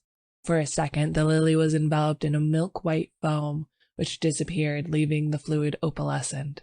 Changing tints of orange and crimson played over the surface, and then what seemed to be a ray of pure sunlight struck through from the bottom where the lily was resting. At the same instant he plunged his hand into the basin and drew out the flower. "There is no danger," he explained, "if you choose the right moment. That golden ray is the signal." He held the lily toward me, and I took it in my hand. It had turned to stone, to the purest marble. "You see," he said, "it is without flaw. What sculpture could reproduce it?" The marble was white as snow, but in the depths the veins of the lilies were tinged with palest azure, and a faint flush lingered deep in its heart. "Don't ask me the reason for that," he smiled, noticing my wonder. "I have no idea why the veins and heart are tinted, but they always are. Yesterday I tried one of Genevieve's goldfish. There it is." The fish looked as if sculptured in marble, but if you held it to the light, the stone was beautifully veined with a faint blue, and from somewhere within came a rosy light, like the tint which slumbers in an opal. I looked into the basin. Once more it seemed filled with the clearest crystal. "If I should touch it now?" I demanded. "I don't know," he replied, "but you had better not try." "There is one thing I'm curious about," I said, "and that is where the ray of sunlight comes from." "It looks like a sunbeam, true enough," he said. "I don't know. It always comes when I immerse any living thing. Perhaps," he continued, smiling, "perhaps it is the vital spark of the creature escaping to the source from whence it came." I saw he was mocking and threatened him with a maul stick, but he only laughed and changed the subject. "Stay to lunch. Genevieve will be here directly." "I saw her going to early mass," I said, "and she looked as fresh and sweet as that lily before you destroyed it." "Do you think I destroyed it?" said Boris gravely. "Destroyed, preserved, how can we tell?" We sat in the corner of a studio near his unfinished group of the Fates. He leaned back on the sofa, twirling a sculptor's chisel and squinting at his work. "By the way," he said, "I have finished," pointing up that old academic Ariadne, "and I suppose it will have to go to the salon. It's all I have ready this year, but after this success of the Madonna brought me, I feel ashamed to send a thing like that." The Madonna, an exquisite marble for which Genevieve had sat, had been the sensation of last year's salon. I looked at the Ariadne. It was a magnificent piece of technical work, but I agreed with Boris that the world would expect something better of him than that. Still, it was impossible now to think of finishing in time for the salon, that splendid, terrible group, half shrouded in the marble behind me. The Fates would have to wait. We were proud of Boris Yvonne. We claimed him and he claimed us on the strength of his having been born in America, although his father was French and his mother was a Russian. Everyone in Beaux Arts called him Boris, and yet there were only two of us whom he addressed in the same familiar way, Jack Scott and myself. Perhaps my being in love with Genevieve had something to do with his affection for me. Not that it had ever been acknowledged between us, but after all was settled, and she had told me with tears in her eyes that it was Boris whom she loved, I went over to his house and congratulated him. The perfect cordiality of that interview did not deceive either of us, I always believed, although to one at least it was a great comfort. I do not think he and Genevieve ever spoke of the matter together, but Boris knew. Genevieve was lovely. The Madonna-like purity of her face might have been inspired by the Sanctus Gounod's Mass, but I was always glad when she changed that mood for what we called her April maneuvers. She was often as variable as an April day, in the morning grave, dignified and sweet, at noon laughing, capricious, at evening whatever one least expected. I preferred her so rather that, in that Madonna-like tranquillity which stirred the depths of my heart, I was dreaming of Genevieve when he spoke again. "What do you think of my discovery, Alec?" "I think it wonderful. I shall make no use of it, you know, beyond satisfying my own curiosity, so far as may be, and the secret will die with me."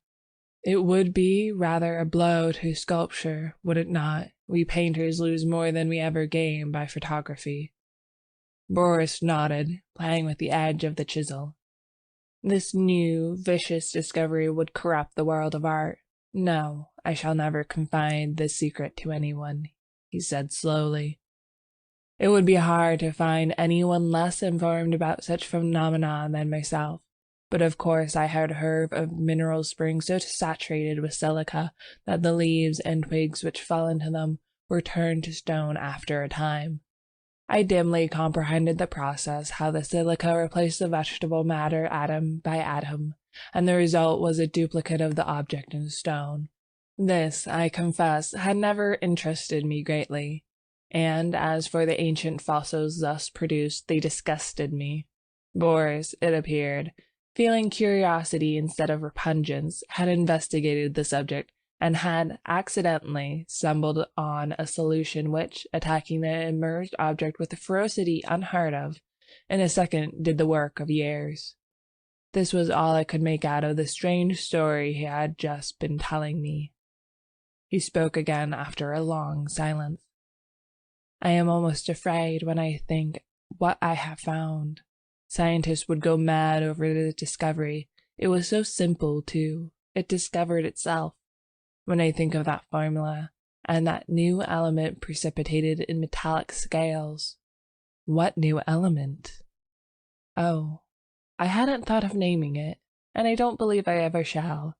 There are enough precious metals now in the world to cut throats over. I pricked up my ears. Have you struck gold, Boris?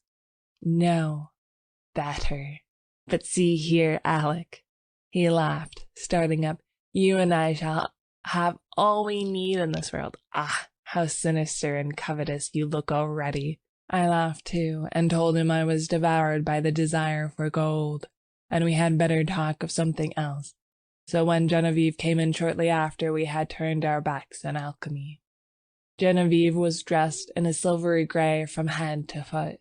The light glinted along the soft curves of her fair hair as she turned her cheek to Boris, and then she saw me and returned my greeting.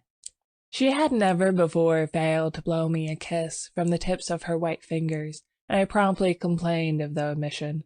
She smiled and held out her hand, which dropped almost before it touched mine, and then she said, looking at Boris, "You must ask Alec to stay for luncheon." This was also something new. She had always asked me herself, until today. "I did," said Boris shortly. "And you said yes, I hope." She turned to me with a charming, conventional smile. I might have been an acquaintance of the day before yesterday. I made her a low bow. "Je vais bien l'honneur, madame." But refusing to take up our usual bantering tone, she murmured a hospitable commonplace and disappeared. Boris and I looked at one another. "I had better go home, don't you think?" I asked. "Hanged if I know," he replied frankly. While we were discussing the advisability of my departure, Genevieve reappeared in the doorway without her bonnet. She was wonderfully beautiful, but her color was too deep and her lovely eyes were too bright. She came straight up to me and took my arm. "Luncheon is ready. Was I cross, Alec? I thought I had a headache, but I haven't. Come here, Boris." And she slipped her other arm through his. "Alec knows that after you there is no other in the world whom I like as well as I like him, so if he feels sometimes snubbed, it won't hurt him." "A la bonne heure," I cried. "Who says there are no thunderstorms in April?" "Are you ready?" chanted Boris. "Aye, ready." And arm in arm we raced into the dining room, scandalizing the servants. After all, we were not so much to blame. Genevieve was 18, Boris was 23, and I not quite 21. 2. Some work that I was doing about this time on the decorations for Genevieve's boudoir kept me constantly at the quaint little hotel and the Rue Saint-Cécile. Boris and I in those days labored hard, but as we pleased, which was fitfully, and we all three, with Jack Scott, idled a great deal together. One quiet afternoon I had been wandering alone over the house, examining curios, prying into odd corners, bringing out sweetmeats and cigars from strange hiding places, and at last I stopped in the bathing room. Boris, all over clay, stood there washing his hands. The room was built of rose-colored marble excepting the floors, which was tessellated in rose and gray. The center was a square pool sunken below the surface of the floors. Steps led down into it, sculptured pillars supporting a frescoed ceiling. A delicious marble Cupid appeared to have just alighted on his pedestal at the upper end of the room. The whole interior was Boris's work and mine. Boris, in his working clothes of white canvas, scraped the traces of clay and red modeling wax from his handsome hands, and coquetted over his shoulder with the Cupid. "I see you," he insisted. "Don't try to look the other way and pretend not to see me. You know who made you, little humbug." It was always my role to interpret Cupid's sentiments in these conversations, and when my turn came I responded in such a manner that Boris seized my arm and dragged me towards the pool, declaring he would dunk me. Next instant he dropped my arm and turned pale. "Good God," he said, "I forgot the pool is full of the solution." I shivered a little and dryly advised him to remember better where he had stored the precious liquid. "In heaven's name, why do you keep a small lake of that gruesome stuff here, of all places?" I asked. "I want to experiment on something large," he replied. "On me, for instance." "Ah, that came too close for jesting, but I do not want to watch the action of that solution on a more highly organized living body. There is that big white rabbit," he said, following me into the studio. Jack Scott, wearing a paint-stained jacket, came wandering in, appropriated all the oriental sweetmeats he could lay his hands on, looted the cigarette case, and finally he and Boris disappeared together to visit Luxembourg Gallery, where a new silver bronze by Rodin and a landscape of Monet were claiming the exclusive attention of artistic France. I went back to the studio and resumed my work. It was a Renaissance screen which Boris wanted me to paint for Genevieve's boudoir, but the small boy who was unwillingly dawdling through a series of posings for it today refused all bribes to be good. He never rested an instant in the same position, and inside of 5 minutes I had as many different outlines of the little beggar. "Are you posing, or are you executing a song and dance, my friend?" I inquired. "Whatever monsieur pleases," he replied with an angelic smile. Of course I dismissed him for the day, and of course I paid him for the full time, that being the way we spoil our models. After the young imp had gone, I made a few perfunctory dabs at my work, but was so thoroughly out of humor that it took me the rest of the afternoon to undo the damage I had done. So at last I scraped my palette, stuck my brushes in a bowl of black soap, and strolled into the smoking room. I really believe that, excepting Genevieve's apartments, no room in the house was so free from the perfume of tobacco as this one. It was a queer chaos of odds and ends, hung with threadbare tapestry. A sweet-toned old spinet in good repair stood by the window. There were stands of weapons, some old and dull, others bright and modern. Festoons of Indian and Turkish armor over the mantel. 2 or 3 good pictures and a pipe rack. It was here that we used to come for new sensations in smoking. I doubt if any type of pipe ever existed which was not represented in that rack. When we had selected one, we immediately carried it somewhere else and smoked it, for the place was, on the whole, more gloomy and less inviting than any in the house. But this afternoon the twilight was very soothing. The rugs and skins on the floor looked brown and soft and drowsy. The big couch was piled with cushions. I found my pipe and curled up there for an unaccustomed smoke in the smoking room. I had chosen one with a long, flexible stem, and lighting it fell to dreaming. After a while it went out, but I did not stir. I dreamed on, and presently fell asleep. I awoke to the saddest music I had ever heard. The room was quite dark, and I had no idea what time it was. A ray of moonlight silvered one edge of the old spinet, and the polished wood seemed to exhale the sounds as perfume floats above a box of sandalwood.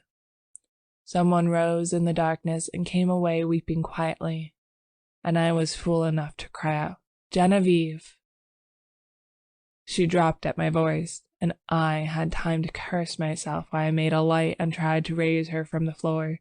She shrank away with a murmur of pain. She was very quiet and asked for Boris. I carried her to the divan and went to look for him, but he was not in the house, and the servants were gone to bed. Perplexed and anxious, I hurried back to Genevieve. She lay where I had left her, looking very white. "I can't find Boris, nor any of the servants," I said. "I know," she answered faintly.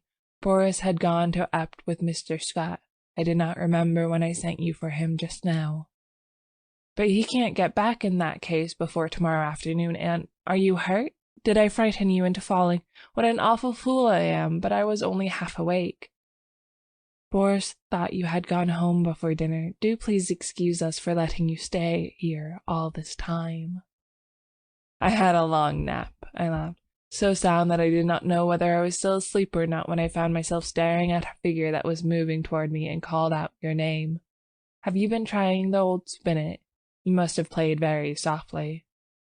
I would tell 1,000 more lies worse than that one to see the look of relief that came onto her face. She smiled adorably and said in her natural voice, "Alec, I tripped on that wolf's head and I think my ankle is sprained. Please call Marie and then go home." I did as she bade me and left her there when the maid came in. 3. At noon next day when I called, I found Boris walking restlessly about his studio. "Genevieve is asleep just now," he told me. "The sprain is nothing, but why should she have such a high fever? The doctor can't account for it, or else he will not," he muttered. "Genevieve has a fever?" I asked. "I should say so, and has actually been a little light-headed at intervals all night. The idea, gay little Genevieve without a care in the world, and she keeps saying her heart's broken and she wants to die." My own heart stood still.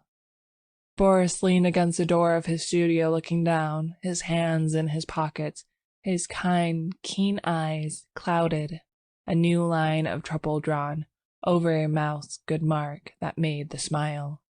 The maids had ordered to summon him. The instant Genevieve opened her eyes, we waited, and Boris, growing restless, wandered about, fussing with modeling wax and red clay. Suddenly he started for the next room. "Come and see my rose-colored bath full of death," he cried. "Is it death?" I asked, to humor his mood. "You are not prepared to call it life, I suppose," he answered. As he spoke, he plucked a solitary goldfish, squirming and twisting out of its globe. "We'll send this one after the other, wherever that is," he said. There was a feverish excitement in his voice. A dull weight of fever lay on my limbs and on my brain as I followed him to the fair crystal pool with its pink-tinted sides, and he dropped the creature in. Falling, its scaled flashed a hot orange gleam in its angry twistings and contortions. The moment it struck the liquid, it became rigid and sank heavily to the bottom. Then came the milky foam, the splendid hues radiating on the surface, and then shaft of pure serene light broke through from seemingly infinite depths. Boris plunged in his hand and drew out an exquisite marble thing, blue-veined, rose-tinted, and glistening with opalescent drops. "Child's play," he muttered, and looked warily, longingly at me, as if I could answer such questions. But Jack Scott came in and entered into the game, as he called it, with ardor. Nothing would do but to try the experiment on the white rabbit, then and there. I was willing that Boris should find distraction from his cares, but I hated to see the life go out of a warm, living creature, and I declined to be present. Picking up a book at random, I sat down in the studio to read. Alas, I had found The King in Yellow. After a few moments, which seemed ages, I was putting it away with a nervous shudder, when Boris and Jack came in bringing their marble rabbit. At the same time a bell rang above, and a cry came from the sick room. Boris was gone like a flash, and the next moment he called, "Jack, run for the doctor. Bring him back with you. Alec, come here." I went and stood at her door. A frightened maid came out in haste and ran away to fetch some remedy. Genevieve, sitting bolt upright with crimson cheeks and glittering eyes, babbled incessantly and resisted Boris's gentle restraint. He called me to help. At my first touch, she sighed and sank back, closing her eyes, and then, as we still bent above her, she opened them again, looked straight into Boris's face, poor fever-crazed girl, and told her secret. At the same instant, our 3 lives turned into new channels. The bond that held us so long together snapped forever, and a new bond was forged in its place, for she had spoken my name. And as the fever tortured her, her heart poured out of its load of hidden sorrow. Amazed and dumb, I bowed my head while my face burned like a live coal, and the blood surged in my ears, stupefying me with its clamor. Incapable of movement, incapable of speech, I listened to her feverish words in an agony of shame and sorrow. I could not silence her. I could not look at Boris. Then I felt an arm upon my shoulder, and Boris turned a bloodless face to mine. "It is not your fault, Alec. Do not grieve so if she loves you." But he could not finish, and as the doctor stepped swiftly into the room saying, "Ah, the fever," I seized Jack Scott and hurried him to the street, saying, "Boris would rather be alone." We crossed the street to our own apartments, and that night, seeing I was going to be ill too, he went for the doctor again. The last thing I recollect with any distinctness was hearing Jack say, "For heaven's sake, doctor, what ails him to wear a face like that?" And I thought of the king in yellow and the pallid mask. I was very ill for the strain of 2 years which I had endured since the fatal May morning when Genevieve murmured, "I love you, but I think I love Boris best," told on me at last. I had never imagined that it could be more than I could endure. Outwardly tranquil, I had deceived myself, although the inward battle raged night after night, and I, lying alone in my room, cursed myself for rebellious thoughts, unloyal to Boris, unworthy of Genevieve. The morning always brought relief, and I returned to Genevieve and to my dear Boris, with a heart washed clean by the tempests of the night. Never in word or deed or thought while I was with them had I betrayed my sorrow, even to myself. The mask of self-deception was no longer a mask for me. It was a part of me. Night lifted it, laying bare the stifled truth below, but there was no one to see except myself. And when the day broke, the mask fell back again of its own accord. These thoughts passed through my troubled mind as I lay sick, but they were hopelessly entangled with visions of white creatures, heavy as stone, crawling about in Boris's basin, of the wolf head on the rug, foaming and snapping at Genevieve, who lay smiling beside it. I thought, too, of the king in yellow wrapped in fantastic colors of his tattered mantle, and that bitter cry of Casilda, "Not upon us, O king, not upon us!" Feverishly, I struggled to put it from me, and I saw the lakes of Hali, thin and blank, without a ripple or wind to stir it, and I saw the towers of Carcosa behind the moon, Aldebaran, the Hyades, Allure, Hester, glided through the cloud rifts which fluttered and flapped as they passed like the scalloped tatters on the king in yellow. Among all of these, one sane thought persisted. It never wavered, no matter what else was going on in my disordered mind, that my chief reason for existing was to meet some requirement of Boris and Genevieve. But this obligation its nature was never clear. Sometimes it seemed to be protection, sometimes support, through a great crisis. Whatever it seemed to be for the time, its weight rested only on me, and I was never so ill or so weak that I did not respond with my whole soul. There were always a crowd of faces about me, mostly strange, but a few I recognized. Boris among them. Afterward they told me that this could not have been, but I know that once at least he bent over me. It was only a touch, a faint echo of his voice, and then the cloud settled back on my senses and I lost him. But he did stand there and bend over me once, at least. At last, one morning, I awoke to find the sunlight falling across my bed, and Jack Scott reading beside me. I had not the strength enough to speak aloud, neither could I think, much less remember, but I could smile feebly, as Jack's eyes met mine, and when he jumped up and asked eagerly if I wanted anything, I could whisper, "Yes, Boris." Jack moved to the head of my bed and leaned down to arrange my pillows. I did not see his face, but he answered heartily, "You must wait, Alec. You are too weak to see even Boris." I waited, and I grew strong. In a few days I was able to see whom I would, but meanwhile I had thought and remembered. From the moment when all the past grew clear again in my mind, I never doubted what I should do when the time came, and I felt sure that Boris would have resolved upon the same course so far as he was concerned. As for what pertained to me alone, I knew he would see that also, as I did. I no longer asked for anyone. I never inquired why no message came from them, why during the week I lay there, waiting and growing stronger, I never heard their names spoken. Preoccupied with my own searchings for the right way, and with my feeble but determined fight against despair, I simply acquiesced in Jack's reticence, taking for granted that he was afraid to speak of them, lest I should turn unruly and insist on seeing them. Meanwhile, I said over and over to myself how it would be when life began again for us all. We would take up our relations exactly as they were before Genevieve fell ill. Boris and I would look into each other's eyes, and there would be neither rancor, nor cowardice, nor mistrust in that glance. I would be with them again for a little while, in the dear intimacy of their home, and then, without pretext or explanation, I would disappear from their lives forever. Boris would know. Genevieve, the only comfort was that she would never know. It seemed, as I thought it over, that I had found the meaning of that sense of obligation which persisted all through my delirium, and the only possible answer to it.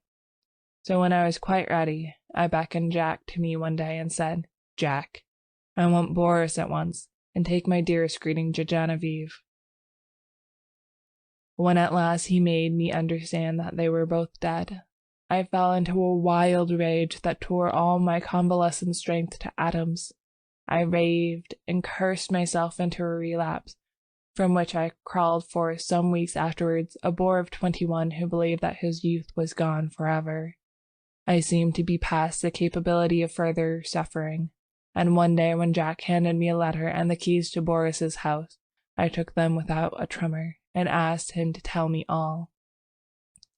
It was cruel of me to ask him, but there was no help for it, and he leaned wearily on his thin hands to reopen the wound which could never entirely heal.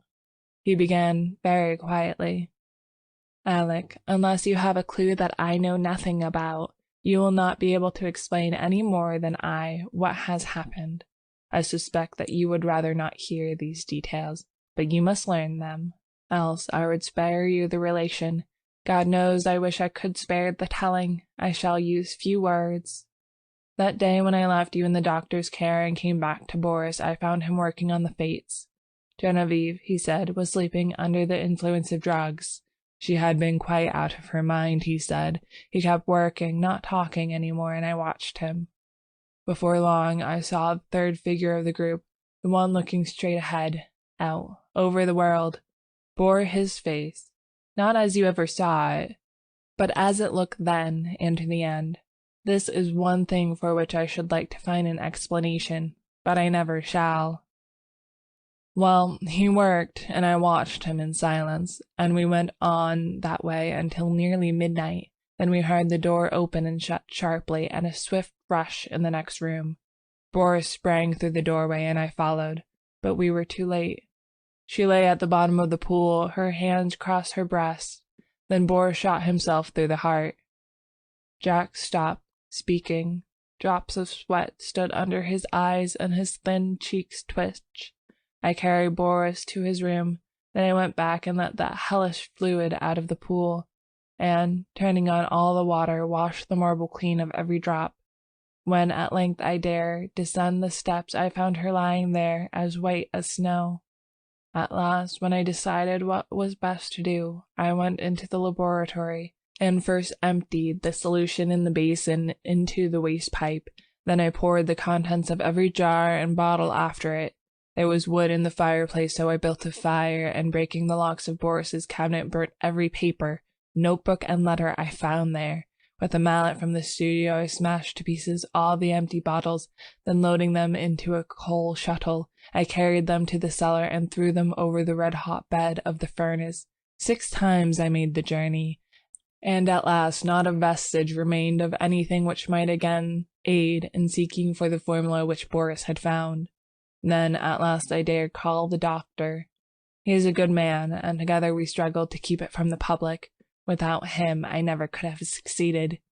At last we got the servants paid and sent away into the country, where old Rosier keeps them quiet with stories of Boris and Genevieve's travels in distant lands, from whence they will not return for years. We buried Boris in the little cemetery of Sèvres.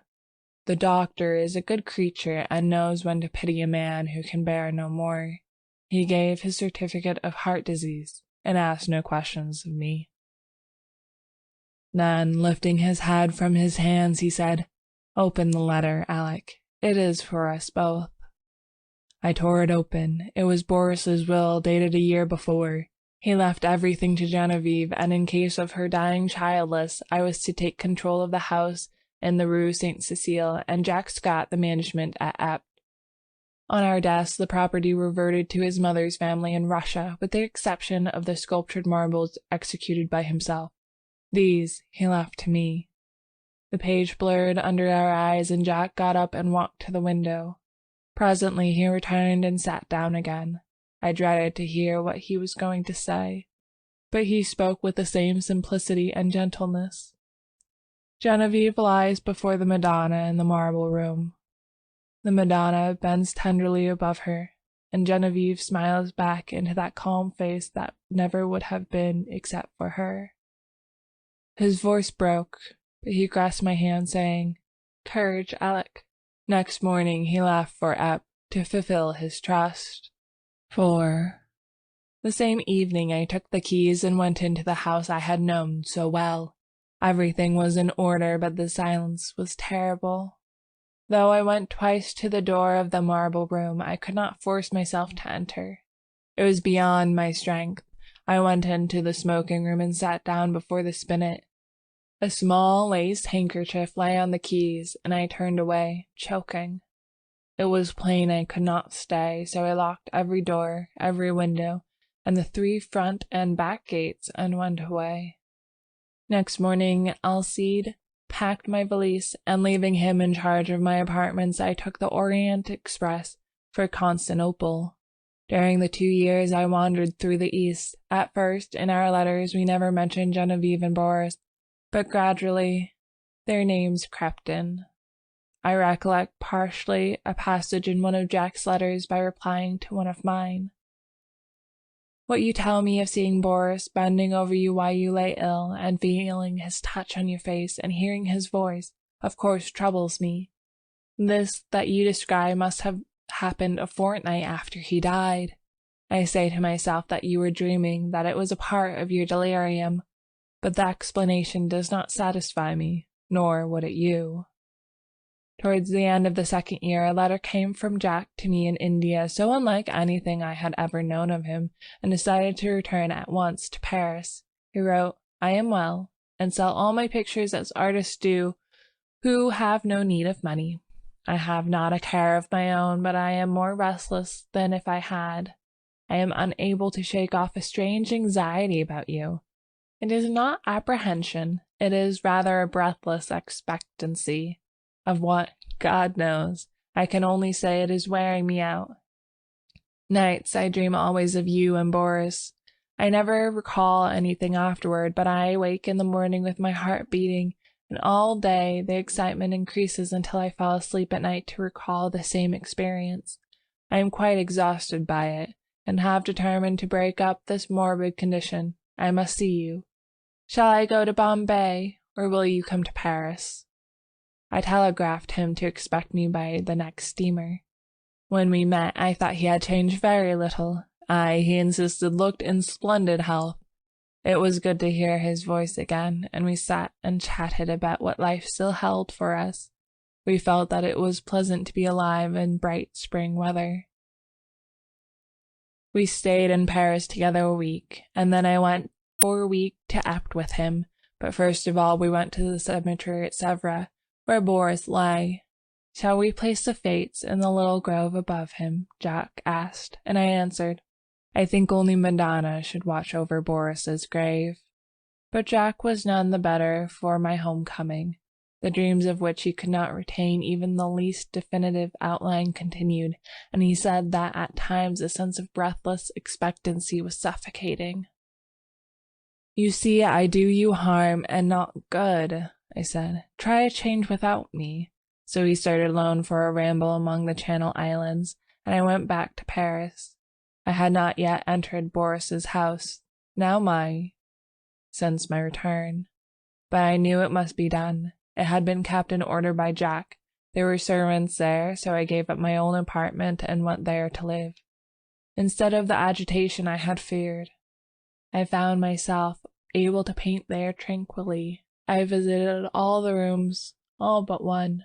I could not bring myself to enter the marble room where Genevieve lay, and yet I felt the longing grow daily to look upon her face, to kneel beside her.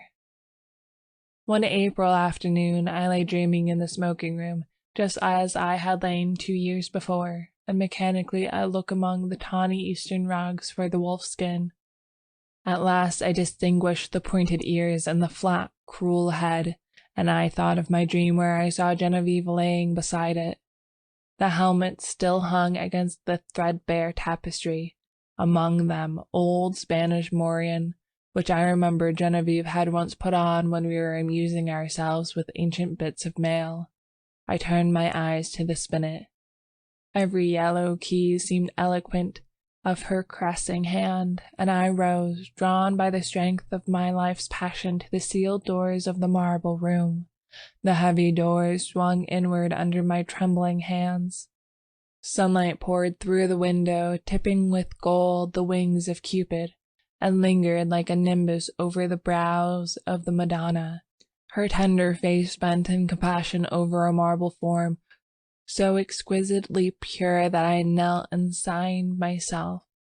Genevieve lay in the shadow under the Madonna, and yet through her white arms I saw a pale azure vein, and beneath her softly clasped hands the folds of her dress were tinged with rose, as if from some faint warm light within her breast. Bending with a breaking heart, I touched the marble drapery with my lips, then crept back into the silent house.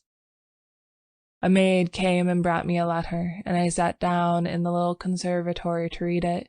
But as I was about to break the seal, seeing the girl lingering, I asked her what she wanted. She stammered something about a white rabbit that had been caught in the house and asked what should be done with it. I told her to let it loose in the walled garden behind the house, and I opened my letter. It was from Jack, so incoherent that I thought he must have lost his reason. It was nothing but a series of prayers to me not to leave the house until he could get back. He could not tell me why. There were the dreams, he said. He could explain nothing, but he was sure I must not leave the house in Rue Saint-Cécile. As I finished reading, I raised my eyes and saw the same maidservant standing in a doorway, holding a glass dish in which 2 goldfish were swimming. "Put them back into the tank and tell me what you mean by interrupting me," I said. With a half-suppressed whimper, she emptied water and fish into an aquarium at the end of the conservatory, and turning to me asked my permission to leave my service. She said people were playing tricks on her, evidently with the design of getting her in trouble. The marble rabbit had been stolen, and a live one had been brought into the house. 2 beautiful marble fish were gone, and she had found those 2 common live things flopping on the dining room floor. I reassured her and sent her away, saying I would look about myself. I went into the studio. There was nothing there but my canvases and some casts, except the marble of the Easter lily. I saw it on a table across the room. Then I strode angrily over to it, but the flower I lifted from the table was fresh and fragile and filled the air with perfume. Then, suddenly I comprehended and sprang through the hallway to the marble room. The doors flew open, the sunlight streamed into my face, and through it, in a heavenly glory, the Madonna smiled as Genevieve lifted her flushed face from her marble couch and opened her sleepy eyes. End of section 4. In the Court of the Dragon. O thou, who burn'st in heart for those who burn in hell, whose fire thyself shall feed in turn, how long be crying, mercy on them, God? Why, who art thou to teach and he to learn? In the church of St. Barnabé, vespers were over. The clergy left the altar. The little choir boys flocked across the chancel and settled in the stalls. The Suis, in rich uniform, marched down the south aisle, sounding his staff at every fourth step on the stone pavement. Behind him came that eloquent preacher and good man, Monsieur C. My chair was near the chancel rail. I now turned towards the west end of the church. The other people between the altar and the pulpit turned too. There was a little scraping and rustling while the congregation seated itself again. The preacher mounted the pulpit stairs and the organ voluntarily ceased. I had always found the organ playing at St. Barnabé highly interesting. Learned and scientific it was, too much so for my small knowledge, but expressing a vivid, if cold, intelligence. Moreover, it possessed the French quality of taste. Taste reigned supreme, self-controlled, dignified, and reticent. Today, however, from the first chord I had felt a change for the worse, a sinister change. During vespers it had been chiefly the chancel organ which supported the beautiful choir, but now, and again, quite wantonly as it seemed, from the west gallery where the great organ stands, a heavy hand had struck across the church at the serene peace of those clear voices. It was something more than harsh and dissonant, and it betrayed no lack of skill. As it recurred again and again, it set me thinking of what my architect's books say about the custom in early times to consecrate the choir as soon as it was built, and that the nave, being finished sometimes half a century later, often did not get any blessing at all. I wondered idly if that had been the case at St. Barnabé, and whether something not usually supposed to be at home in a Christian church might have entered undetected and taken possession of the west gallery. I had read of such things happening too, but not in works on architecture. Then I remembered that St. Barnabé was not much more than 100 years old, and smiled at the incongruous association of medieval superstitions with that cheerful little piece of 18th century rococo. But now vespers were over, and there should have followed a few quiet chords, fit to accompany meditation, while we waited for the sermon. Instead of that, the discord at the lower end of the church broke out with the departure of the clergy, as if now nothing could control it. I belong to those children of an older and simpler generation who do not love to seek psychological subtleties in art, and I have ever refused to find in music anything more than melody and harmony. But I felt that in the labyrinth of sounds now issuing from that instrument there was something being hunted. Up and down the pedals chased him, while the manuals blared approval. Poor devil, whoever he was, there seemed small hope of escape. My nervous annoyance changed to anger. Who was doing this? How dare he play like that in midst of divine service? I glanced at the people near me. Not one appeared to be in the least disturbed. The placid brows of the kneeling nuns, still turned toward the altar, lost none of their devout abstraction under the pale shadow of their white headdress. The fashionable lady beside me was looking expectantly at Monsieur C. For all her face betrayed, the organ might have been singing an Ave Maria. But now, at last, the preacher had made the sign of the cross and commanded silence. I turned to him gladly. Thus far I had not found the rest I had counted on when I entered St. Barnabé that afternoon. I was worn out by 3 nights of physical suffering and mental trouble. The last had been the worst, and it was an exhausted body and a mind benumbed and yet acutely sensitive, which I had brought to my favorite church for healing. For I had been reading The King in Yellow. The sun ariseth, they gather themselves together, and lay them down in their dens. Monsieur C. delivered his text in a calm voice, glancing quietly over the congregation. My eyes turned, I knew not why, toward the lower end of the church. The organist was coming from behind his pipes and passing along the gallery on his way out. I saw him disappear by a small door that leads to some stairs which descend directly to the street. He was a slender man, and his face was as white as his coat was black. Good riddance, I thought, with your wicked music. I hope your assistant will play the closing voluntary. With a feeling of relief, with a deep, calm feeling of relief, I turned back to the mild face in the pulpit and settled myself to listen. Here, at last, was the ease of mind I longed for. My children, said the preacher, one truth the human soul finds hardest of all to learn, that it has nothing to fear. It can never be made to see that nothing can really harm it. Curious doctrine, I thought, for a Catholic preach.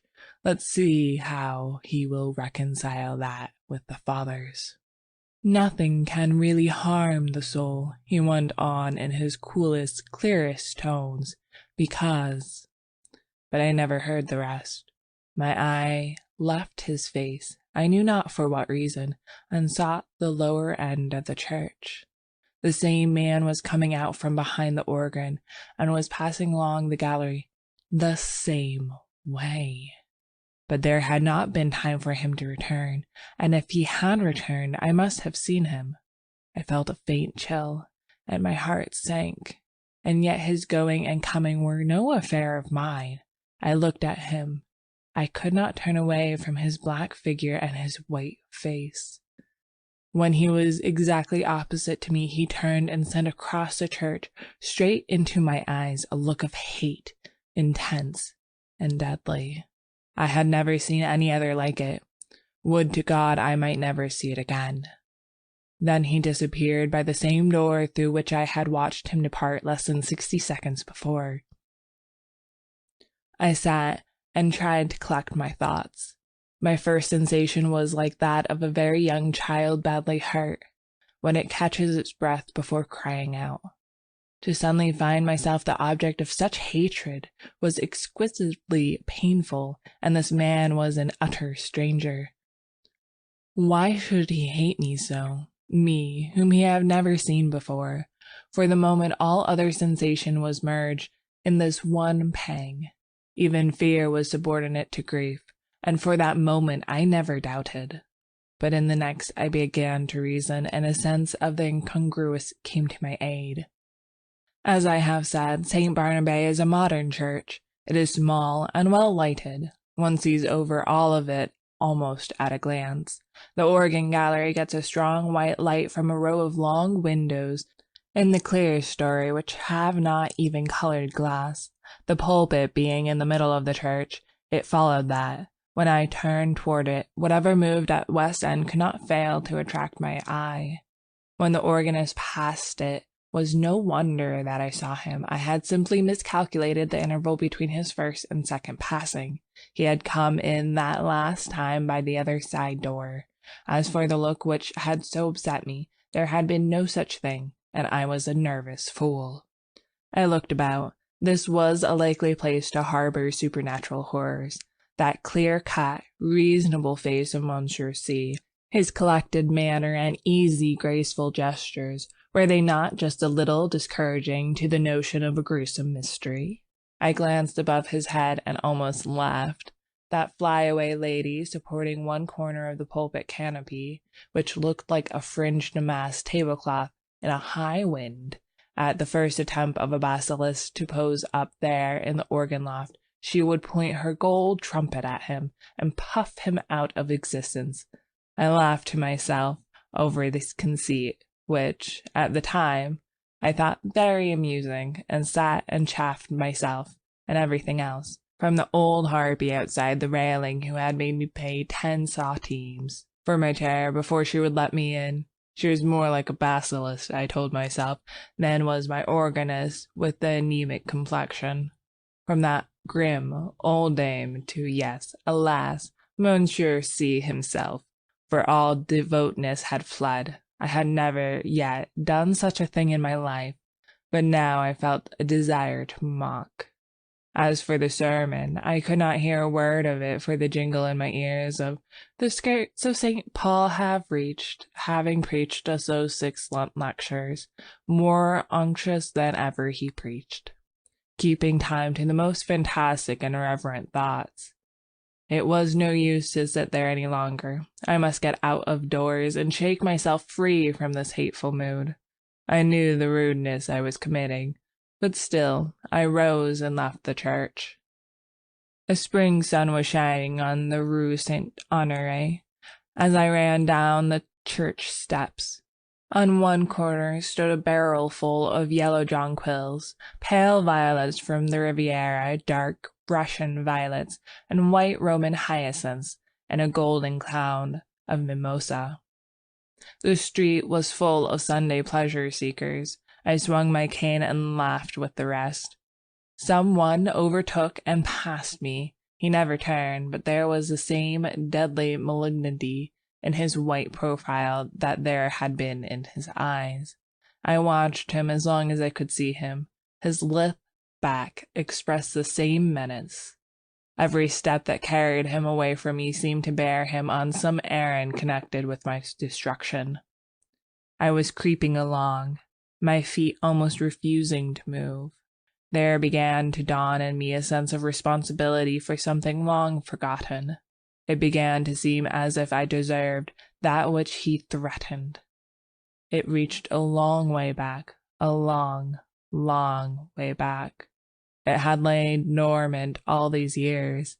It was there, though, and presently it would rise and confront me, but I would try to escape, and I stumbled as best I could into the Rue de Rivoli, across the Place de la Concorde, and onto the quay.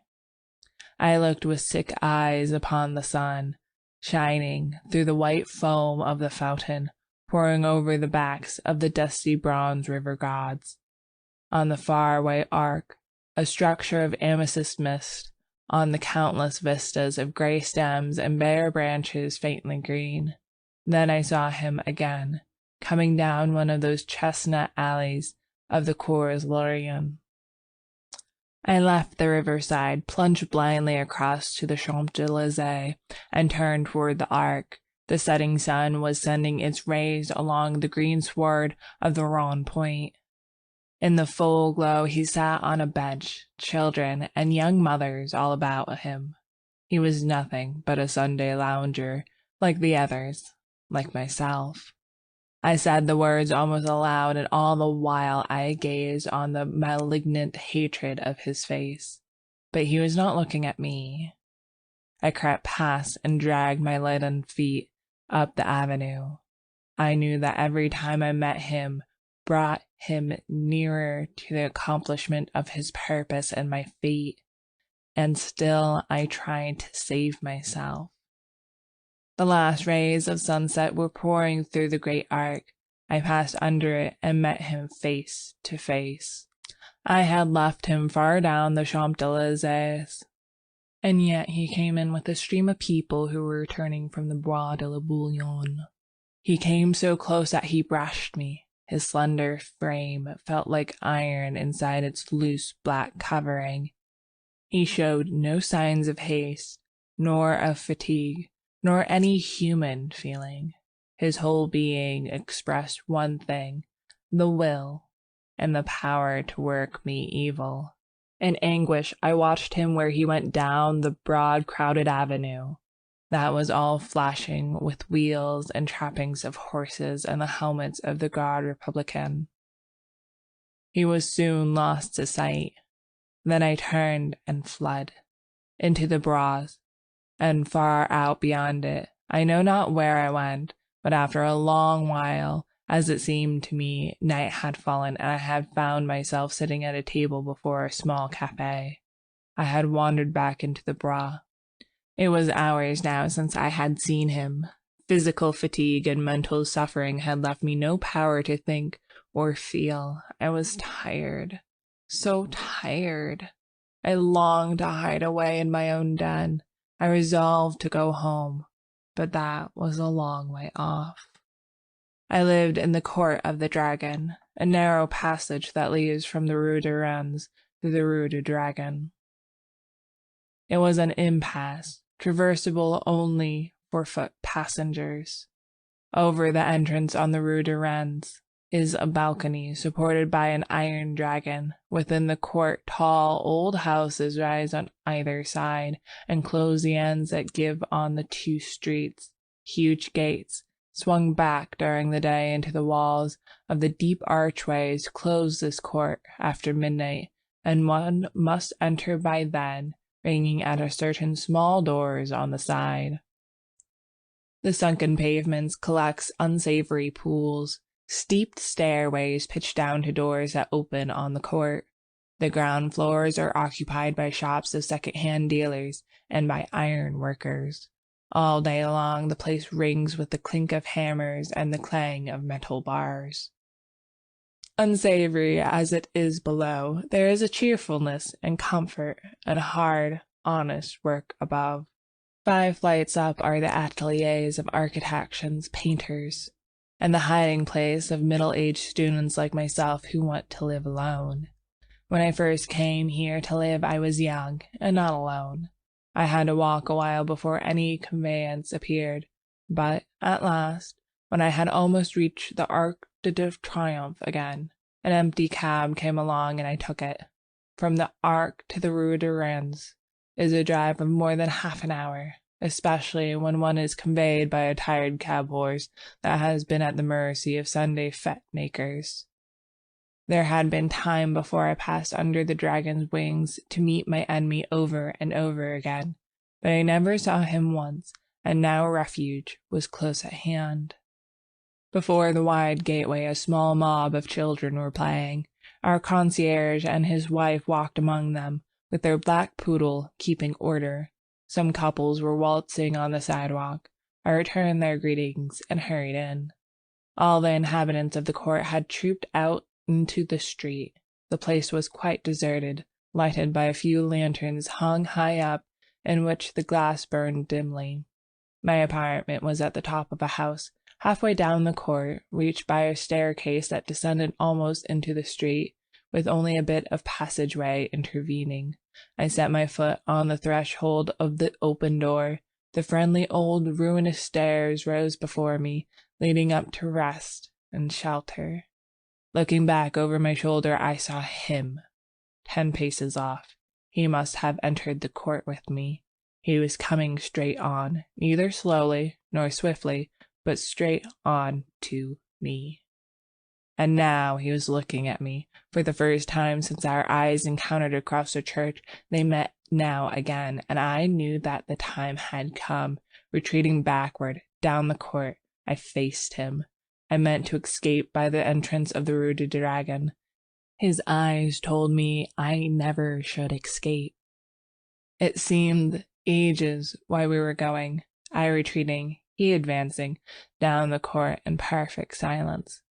But at last I felt the shadow of the archway, and the next step brought me within it. I had meant to turn here and spring through into the street, but the shadow was not that of an archway. It was that of a vault.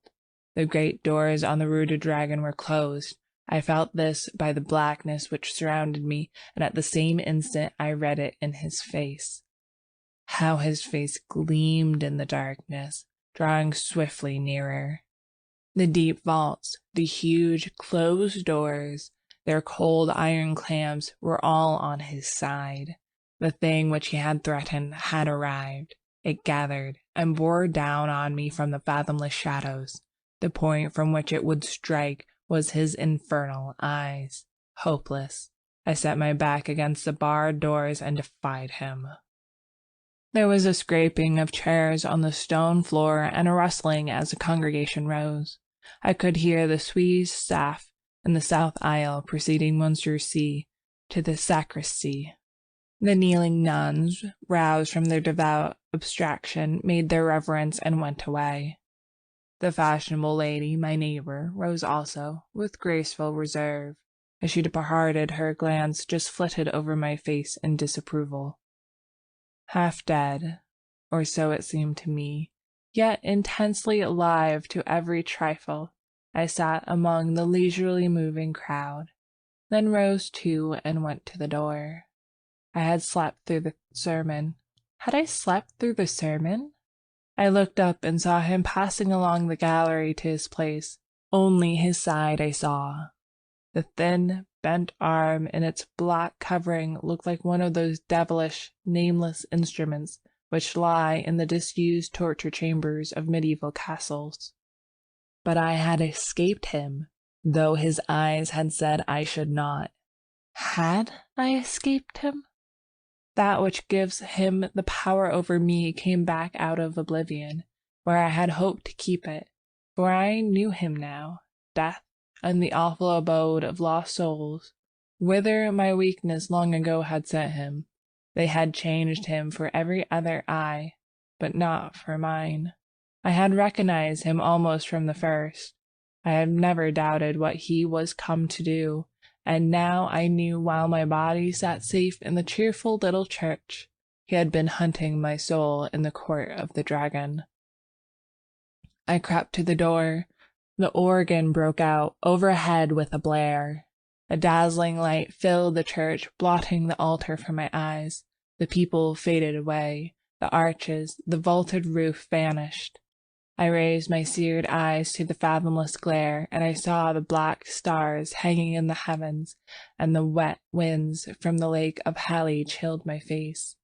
And now, far away, over leagues of tossing cloud waves, I saw the moon dripping with spray, and beyond, the towers of Carcosa rose behind the moon. Death, and the awful abode of lost souls, whither my weakness long ago had set him, had changed him for every other eye but mine. Now I heard his voice, rising, swelling, thundering through the flaring light, and as I fell, the radiance increasing, poured over me in waves of flame. Then I sank into the depths, and I heard the King in Yellow whispering to my soul, "It is a fearful thing to fall into the hands of the living God." End of section 5. The Yellow Sign. Let the red dawn surmise what we shall do when this blue starlight dies and all is through. 1. There are so many things which are impossible to explain. Why should certain chords in music make me think of the brown and golden tints of autumn foliage?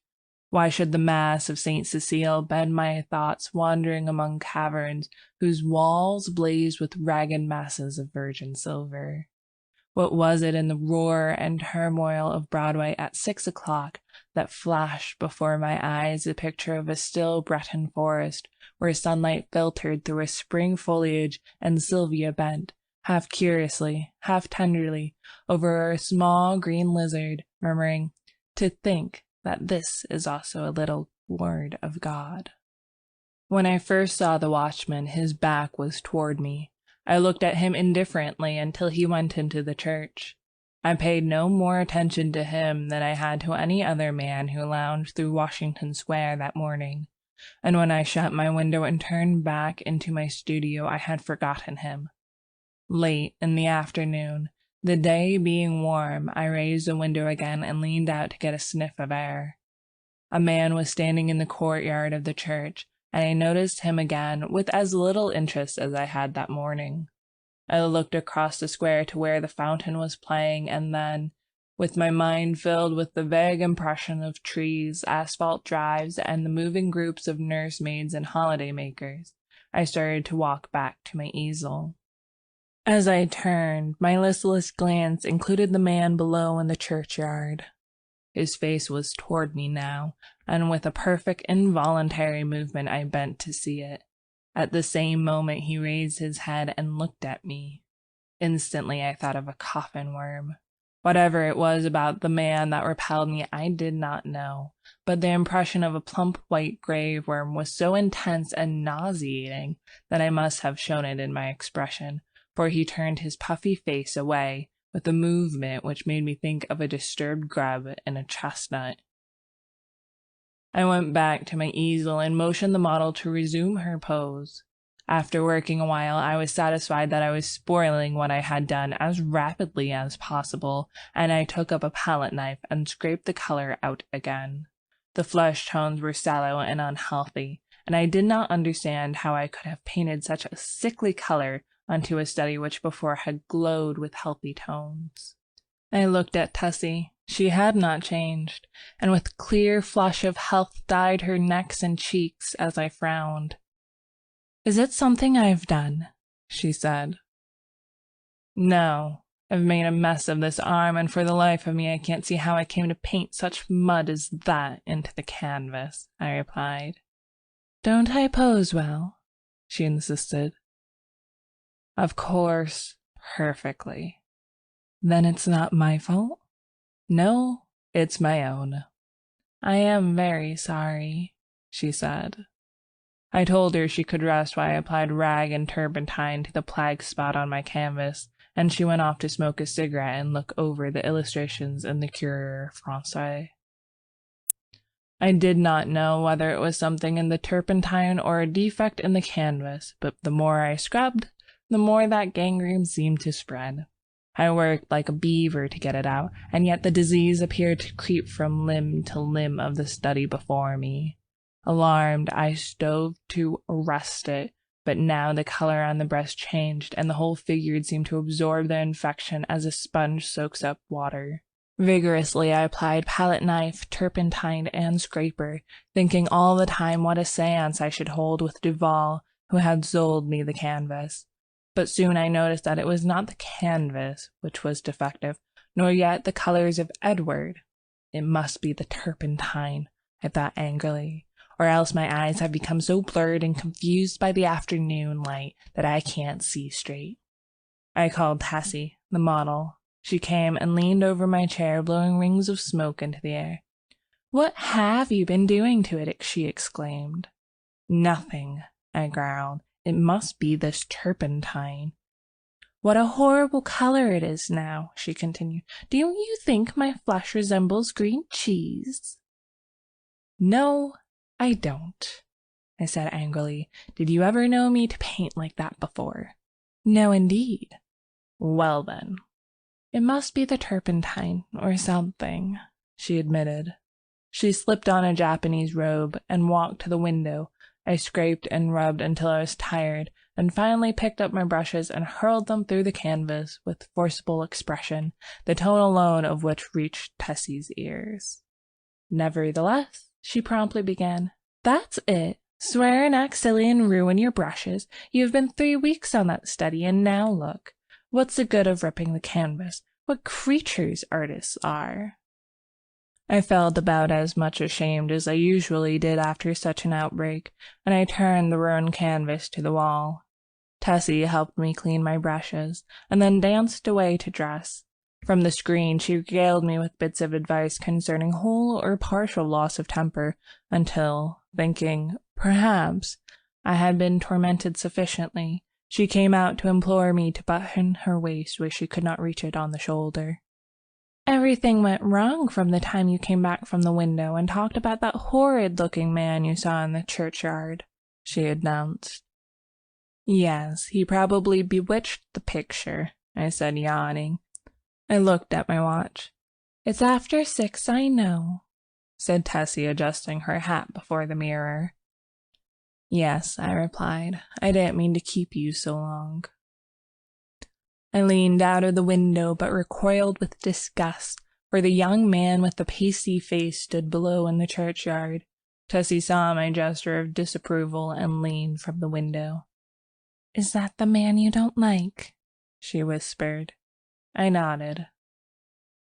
"I can't see his face, but he does look fat and soft, some way or other," she continued, turning to look at me. "He reminds me of a dream, an awful dream I once had. Or," she mused, looking down at her shapely shoes, "was it a dream after all?" "How should I know?" I smiled. Tessie smiled in reply. "You were in it," she said, "so perhaps you might know something about it." Tessie, I protested. "Don't you dare flatter by saying that you dream about me." "But I did," she insisted. "Shall I tell you about it?" "Go ahead," I replied, lighting a cigarette. Tessie leaned back on the open windowsill and began very seriously.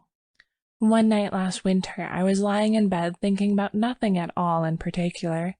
I had been posing for you and I was tired out. Yet it seemed impossible for me to sleep. I heard the bells in the city ring 10, 11, and midnight. I must have fallen asleep about midnight because I don't remember hearing the bells after that.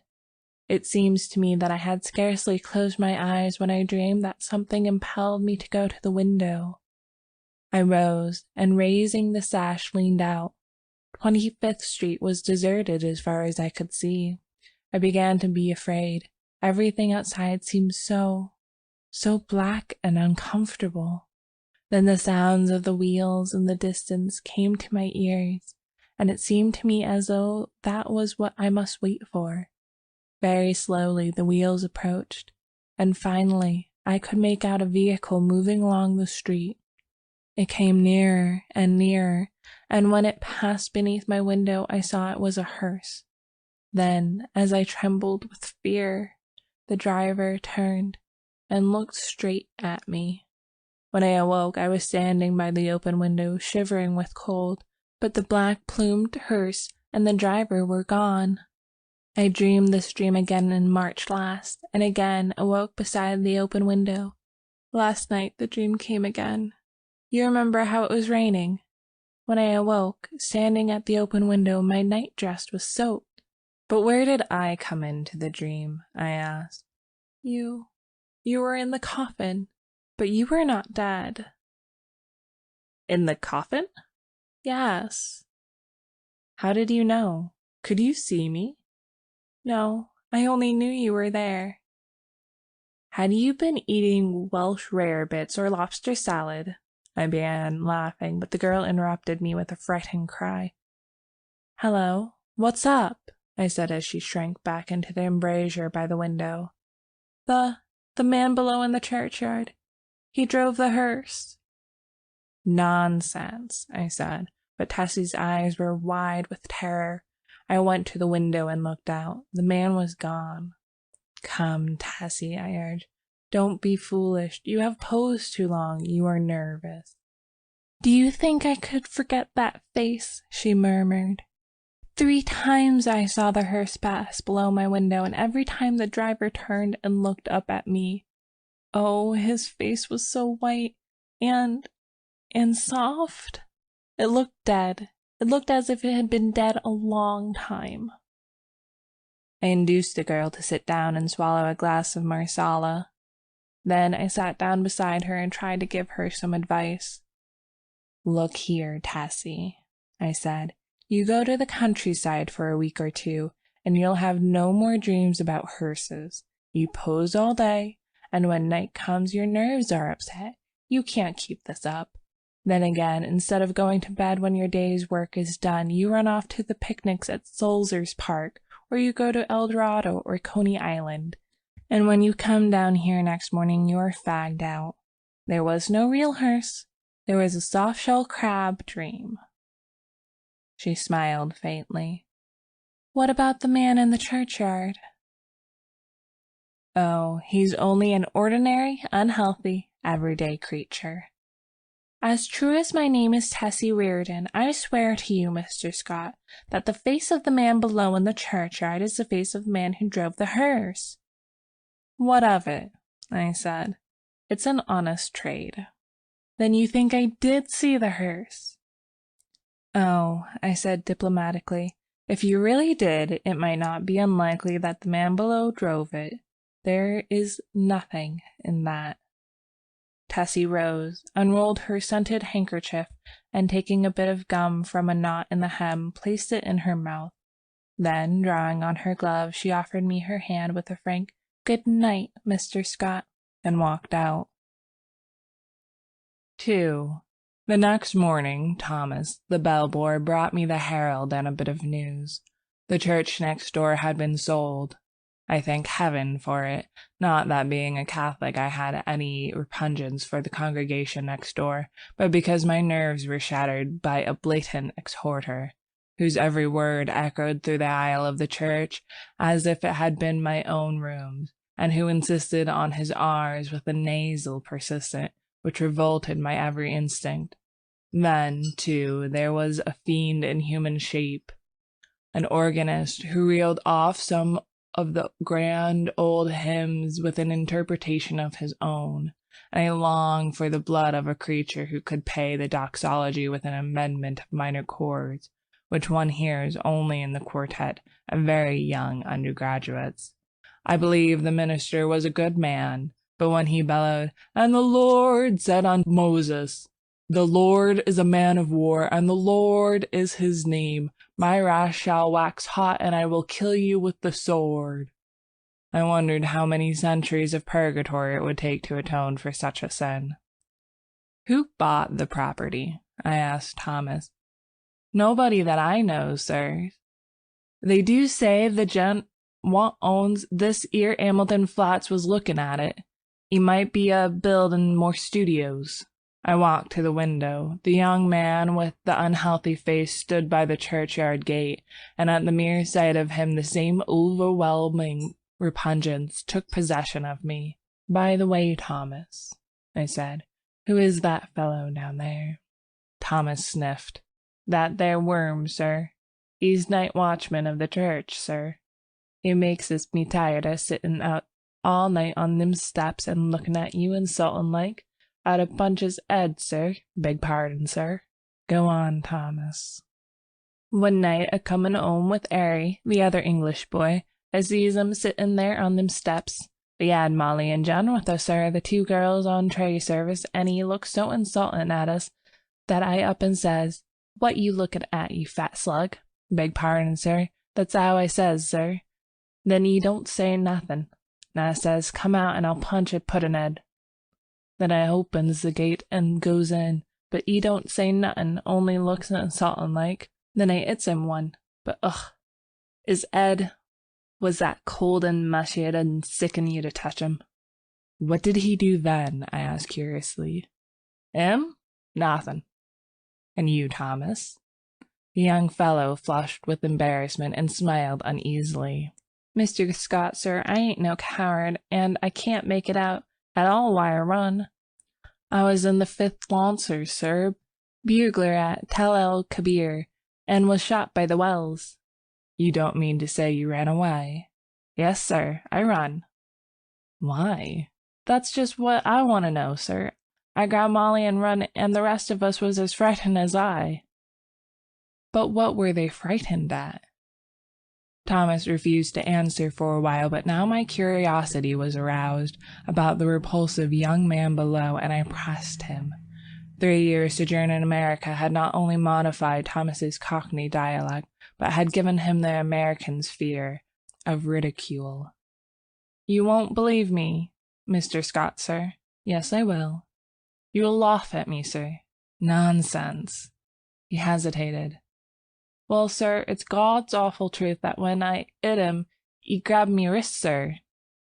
And when I twisted his soft, mushy fist, one of his fingers came off in me hand." The utter loathing and horror of Thomas's face must have been reflected in my own, for he added, "It's awful, and then now when I see him, I just go away. It makes me ill." When Thomas had gone, I went to the window.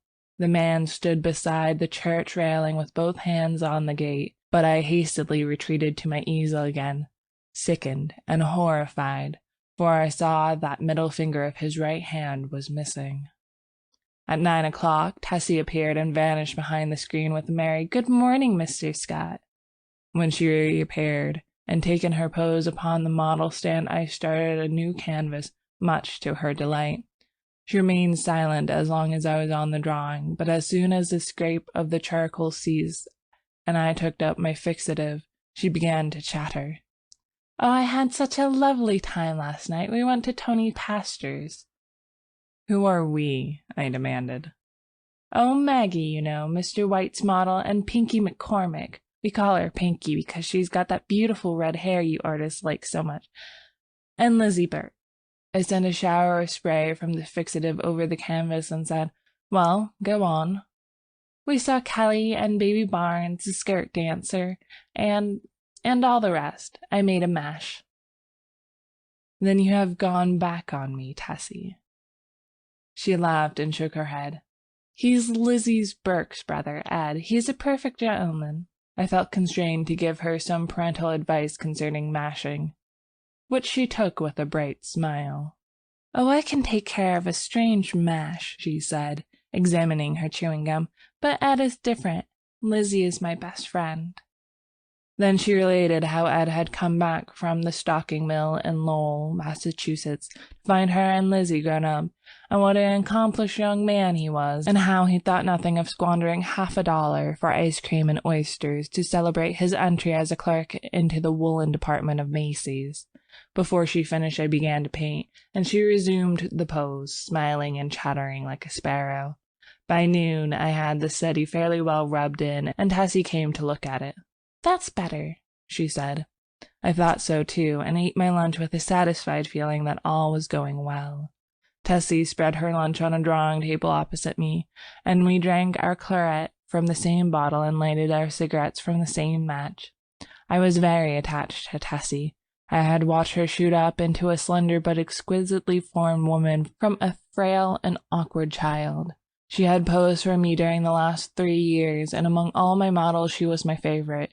It would have troubled me very much indeed had she become tough or fly, as the phrase goes, but I never noticed any deterioration of her manner, and felt at heart that she was all right. She and I never discussed morals at all, and I had no intention of doing so, partly because I had none myself, and partly because I knew she would do what she liked in spite of me. Still, I did hope she would steer clear of complications, because I wished her well. And then also I had a selfish desire to retain the best model I had. I knew that mashing, as she termed it, had no significance with girls like Tessie, and that such things in America did not resemble in the least the same things in Paris.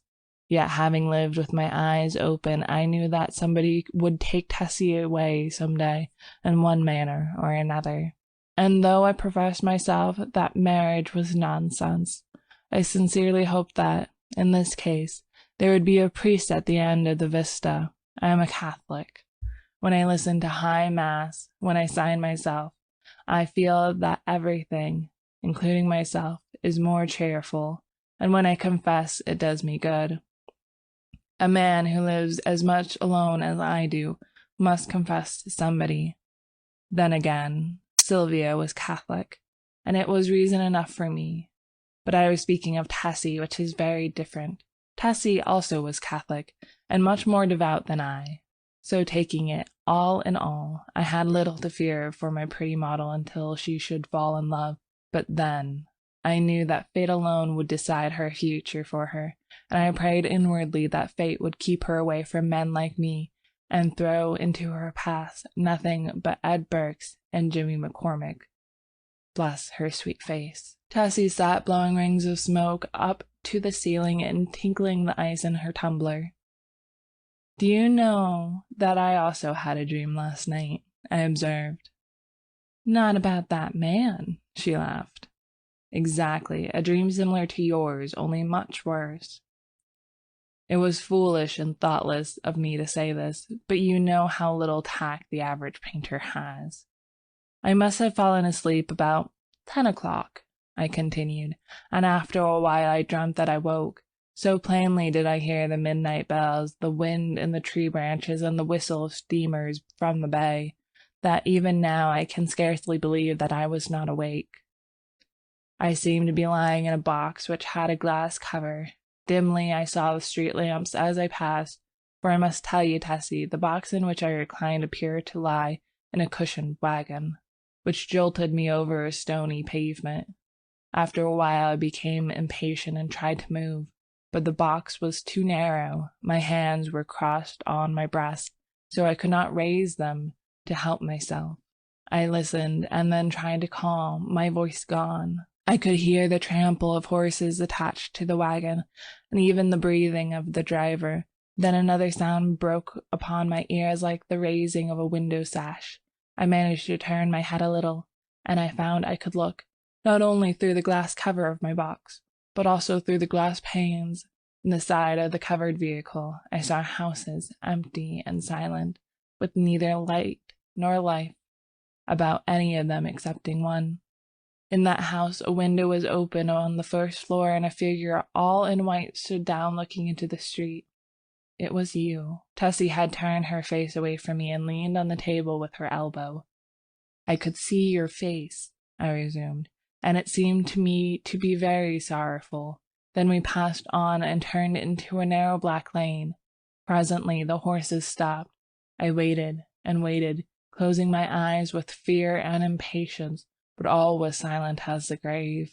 After what seemed to me hours, I began to feel uncomfortable. A sense that somebody was close to me made me unclose my eyes. Then I saw the white face of the hearse driver looking at me through the coffin lid. A sob from Tessie interrupted me. She was trembling like a leaf. I saw I had made an ass of myself and attempted to repair the damage. "Why, Tess," I said, "I only told you this to show what influence your story might have on another person's dream. You don't suppose I really lay in a coffin, do you? What are you trembling for? Don't you see that your dream and my unreasonable dislike for that inoffensible watchman of the church simply set my brain working as soon as I fell asleep?" She laid her head between her arms and sobbed as if her heart would break. What a precious triple donkey I had made of myself. But I was about to break my record. I went over and put my arm about her. "Tessie, dear, forgive me," I said. "I had no business to frighten you with such nonsense. You are too sensible a girl, too good a Catholic to believe in dreams." Her hand tightened upon mine, and her head fell back upon my shoulder, but she still trembled, and I petted her and comforted her. "Come, Tess, open your eyes and smile." Her eyes opened with a slow, languid movement and met mine, but their expression was so queer that I hastened to reassure her again.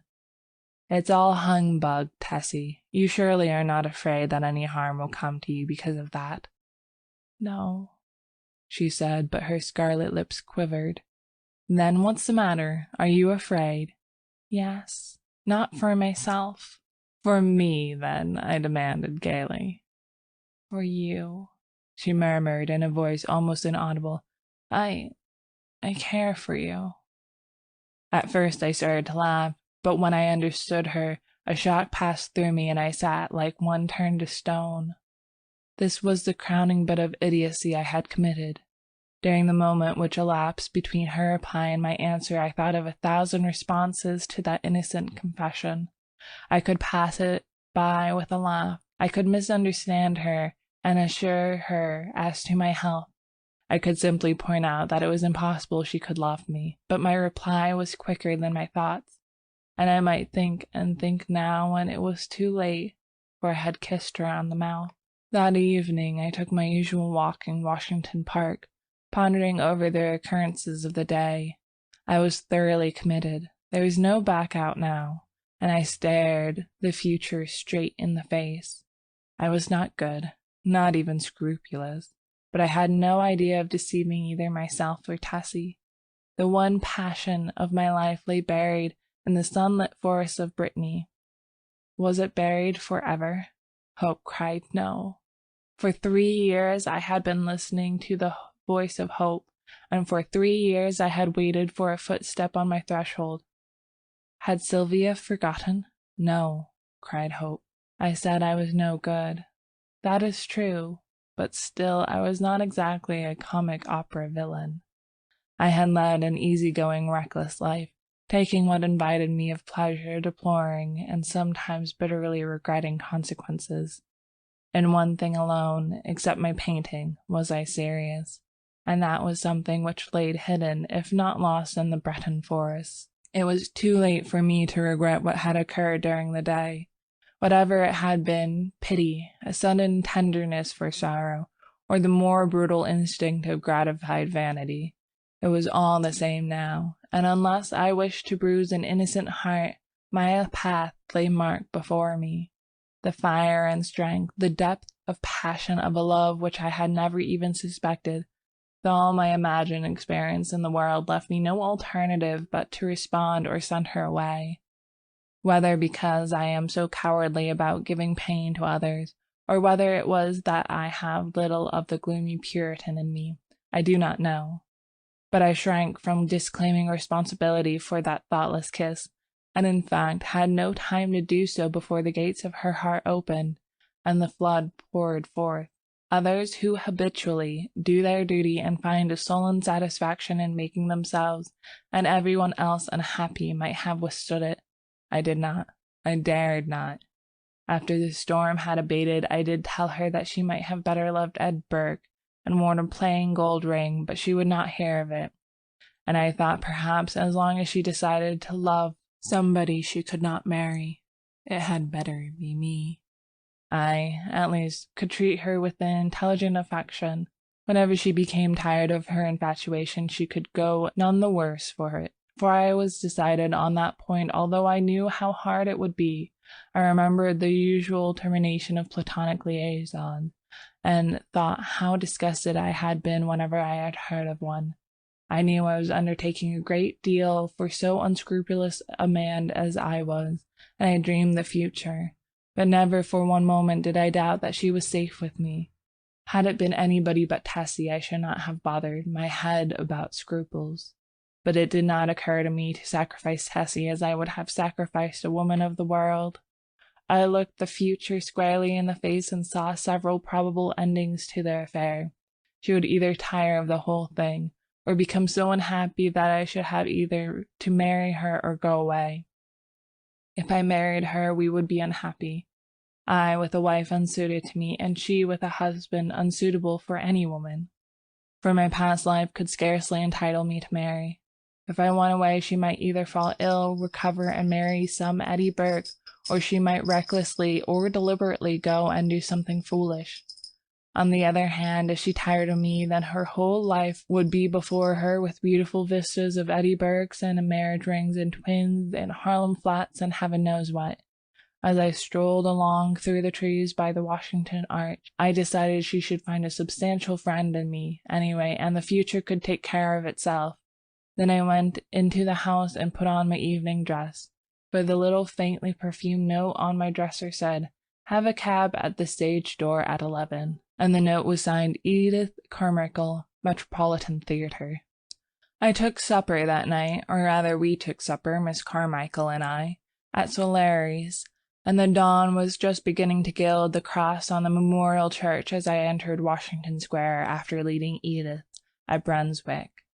There was not a soul in the park as I passed along the trees and took the walk which led from the Garibaldi statue to Hamilton Apartment House.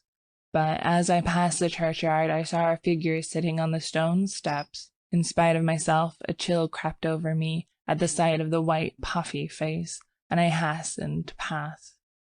Then he said something which might have been addressed to me, or merely have been a mutter to himself, but a sudden, furious anger flamed up within me that such a creature should address me. For an instant I felt like wheeling about and smashing my stick over his head, but I walked on, and entering the Hamilton went to my apartment. For some time I tossed about the bed, trying to get the sound of his voice out of my ears, but could not. It filled my head, that muttering sound, like thick, oily smoke from a fat rendering vat, or an odor of noisome decay. And as I lay and tossed about, the voice in my ears seemed more distinct, and I began to understand the words he had muttered. They came to me slowly as if I had forgotten them, and at last I could make some sense out of the sounds. It was this: "Have you found the yellow sign? Have you found the yellow sign? Have you found the yellow sign?" I was furious. What did he mean by that? Then, with a curse upon him and his, I rolled over and went to sleep. But when I awoke later, I looked pale and haggard, for I had dreamed the dream of the night before, and it troubled me more than I cared to think. I dressed and went down into my studio. Tessie sat by the window, but as I came in, she rose and put both arms around my neck for an innocent kiss. She looked so sweet and dainty that I kissed her again and then sat down before the easel. "Hello, where is the study I began yesterday?" I asked. Tessie looked conscious, but did not answer. I began to hunt among the piles of canvases, saying, "Hurry up, Tessie, and get ready. We must take advantage of the morning light." When, at last, I gave up the search among the other canvases and turned around the room for the missing study, I noticed Tessie standing by the screen with her clothes still on. "What's the matter?" I asked. "Don't you feel well?" "Yes." "Then hurry." "Do you want me to pose as I have always posed?" Then I understood. Here was a new complication. I had lost, of course, the best new model I have ever seen.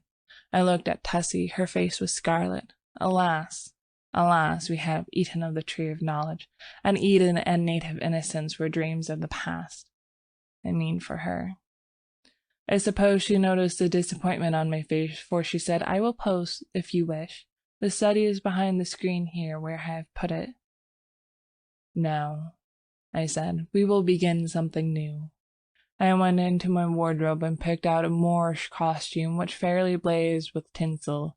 It was a genuine costume, and Tessie retired to the screen with it enchanted. When she came forth again, I was astonished. Her long black hair was bound above her forehead with a circlet of turquoise, and lianes curled about her glittering girdle. Her feet were encased in the embroidered pointed slippers, and the skirt of her costume, curiously wrought with arabesque in silver, fell to her ankles.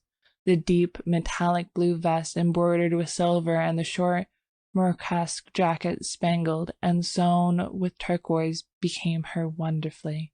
She came up to me and held up her face smiling. I slipped my hand into my pocket, and drawing out a gold chain with a cross attached, dropped it over her head. "It's yours, Tessie." "Mine?" she faltered. "Yours. Now go and pose." Then, with a radiant smile, she ran behind the screen and presently reappeared with a little box on which was written my name. "I had intended to give it to you when I went home tonight," she said, "but I can't wait now." I opened the box. On the pink cotton lay inside a clasp of black onyx, on which was inlaid a curious symbol or letter in gold. It was neither Arabic nor Chinese, nor, as I found afterwards, did it belong to any human script. "It's all I had to give you for a keepsake," she said timidly. I was annoyed, but I told her how much I should prize it and promised to wear it always. She fastened it on my coat beneath the lapel. "How foolish, Tess, to go and buy me such a beautiful thing as this," I said. "I did not buy it," she laughed. "Where did you get it?" Then she told me how she found it one day while coming from the aquarium in the Battery, how she had advertised it and watched the papers, but at last gave up all hopes of finding the owner. "That was last winter," she said, "the very day I had the first horrid dream about the hearse." I remembered my dream of the previous night, but said nothing. And presently my charcoal was flying over a new canvas, and Tessie stood motionless on the model stand. 3. The day following was a disastrous one for me. While moving a framed canvas from one easel to another, my foot slipped on the polished floor, and I fell heavily on both wrists. They were so badly sprained that it was useless to attempt to hold a brush, and I was obliged to wander about the studio, glaring at unfinished drawings and sketches, until despair seized me and I sat down to smoke and twiddle my thumbs with rage. The rain blew against the windows and rattled on the roof of the church, driving me into a nervous fit with its interminable patter. Tessie sat sewing by the window and every now and then raised her head and looked at me with such innocent compassion that I began to feel ashamed of my irritation and looked about for something to occupy me. I had read all the papers and all the books in the library, but for the sake of something to do I went to the bookcases and shoved them open with my elbow. I knew every volume by its color and examined them all, passing slowly about the library and whistling to keep up my spirits. I was turning to go into the dining room when my eye fell upon a book bound in serpent skin, standing in a corner of the top shelf of the last bookcase. I did not remember it, and from the floor could not decipher the pale lettering on the back, so I went to the smoking room and called Tessie. She came in from the studio and climbed up to reach the book. "What is it?" I asked. "The King in Yellow." I was dumbfounded. Who had placed it there? How had it come in my rooms? I had long ago decided that I should never open that book, and nothing on earth could have persuaded me to buy it. Fearful lest curiosity might tempt me to open it, I had never even looked at it in bookstores. If I ever had any curiosity to read it, the awful tragedy of young Castine, whom I knew, prevented me from exploring its wicked pages. I had always refused to listen to any description of it, and indeed nobody ever ventured to discuss the second part aloud, so I had absolutely no knowledge of what those leaves might reveal. I stared at the poisonous mottled binding as I would at a snake. "Don't touch it, Tessie," I said. "Come down." Of course, my admonition was enough to arouse her curiosity, and before I could prevent it, she took the book and, laughing, danced off into the studio with it. I called to her, but she slipped away with a tormenting smile at my helpless hands, and I followed her with some impatience. "Tessie," I cried, entering the library, "listen, I am serious. Put that book away. I do not wish you to open it." The library was empty. I went into both drawing rooms, then into the bedrooms, laundry, kitchen, and finally returned to the library and began a systematic search. She had hidden herself so well that it was half an hour later when I discovered her crouching white and silent by the lattice window in the storeroom above. At the first glance I saw she had been punished for her foolishness. The King in Yellow lay at her feet, but the book was open at the second part. I looked at Tessie and saw it was too late. She had opened The King in Yellow. Then I took her by the hand and led her into the studio. She seemed dazed, and when I told her to lie down on the sofa, she obeyed me without a word. After a while, she closed her eyes, and her breathing became regular and deep, but I could not determine whether or not she slept. For a long while I sat silently beside her, but she neither stirred nor spoke, and at last I rose, and, entering the unused storeroom, took the book in my least injured hand. It seemed heavy as lead, but I carried it into the studio again, and sitting down on the rug beside the sofa, opened it and read it through from beginning to end. When, faint with excess of my emotions, I dropped the volume and leaned wearily back against the sofa, Tessie opened her eyes and looked at me. We had been speaking for some time in a dull, monotonous strain before I realized that we were discussing The King in Yellow. Oh, the sin of writing such words, words which are clear as crystal, limpid and musical as bubbling springs, words which sparkle and glow like the poisoned diamonds of the Medicis. Oh, the wickedness, the hopeless damnation of the soul who could fascinate and paralyze human creatures with such words, words understood by the ignorant and wise alike, words which are more precious than jewels, more soothing than music, more awful than death. We talked on, unmindful of the gathering shadows, and she was begging me to throw away the clasp of black onyx quaintly inlaid with what we now knew to be the yellow sign. I never shall know.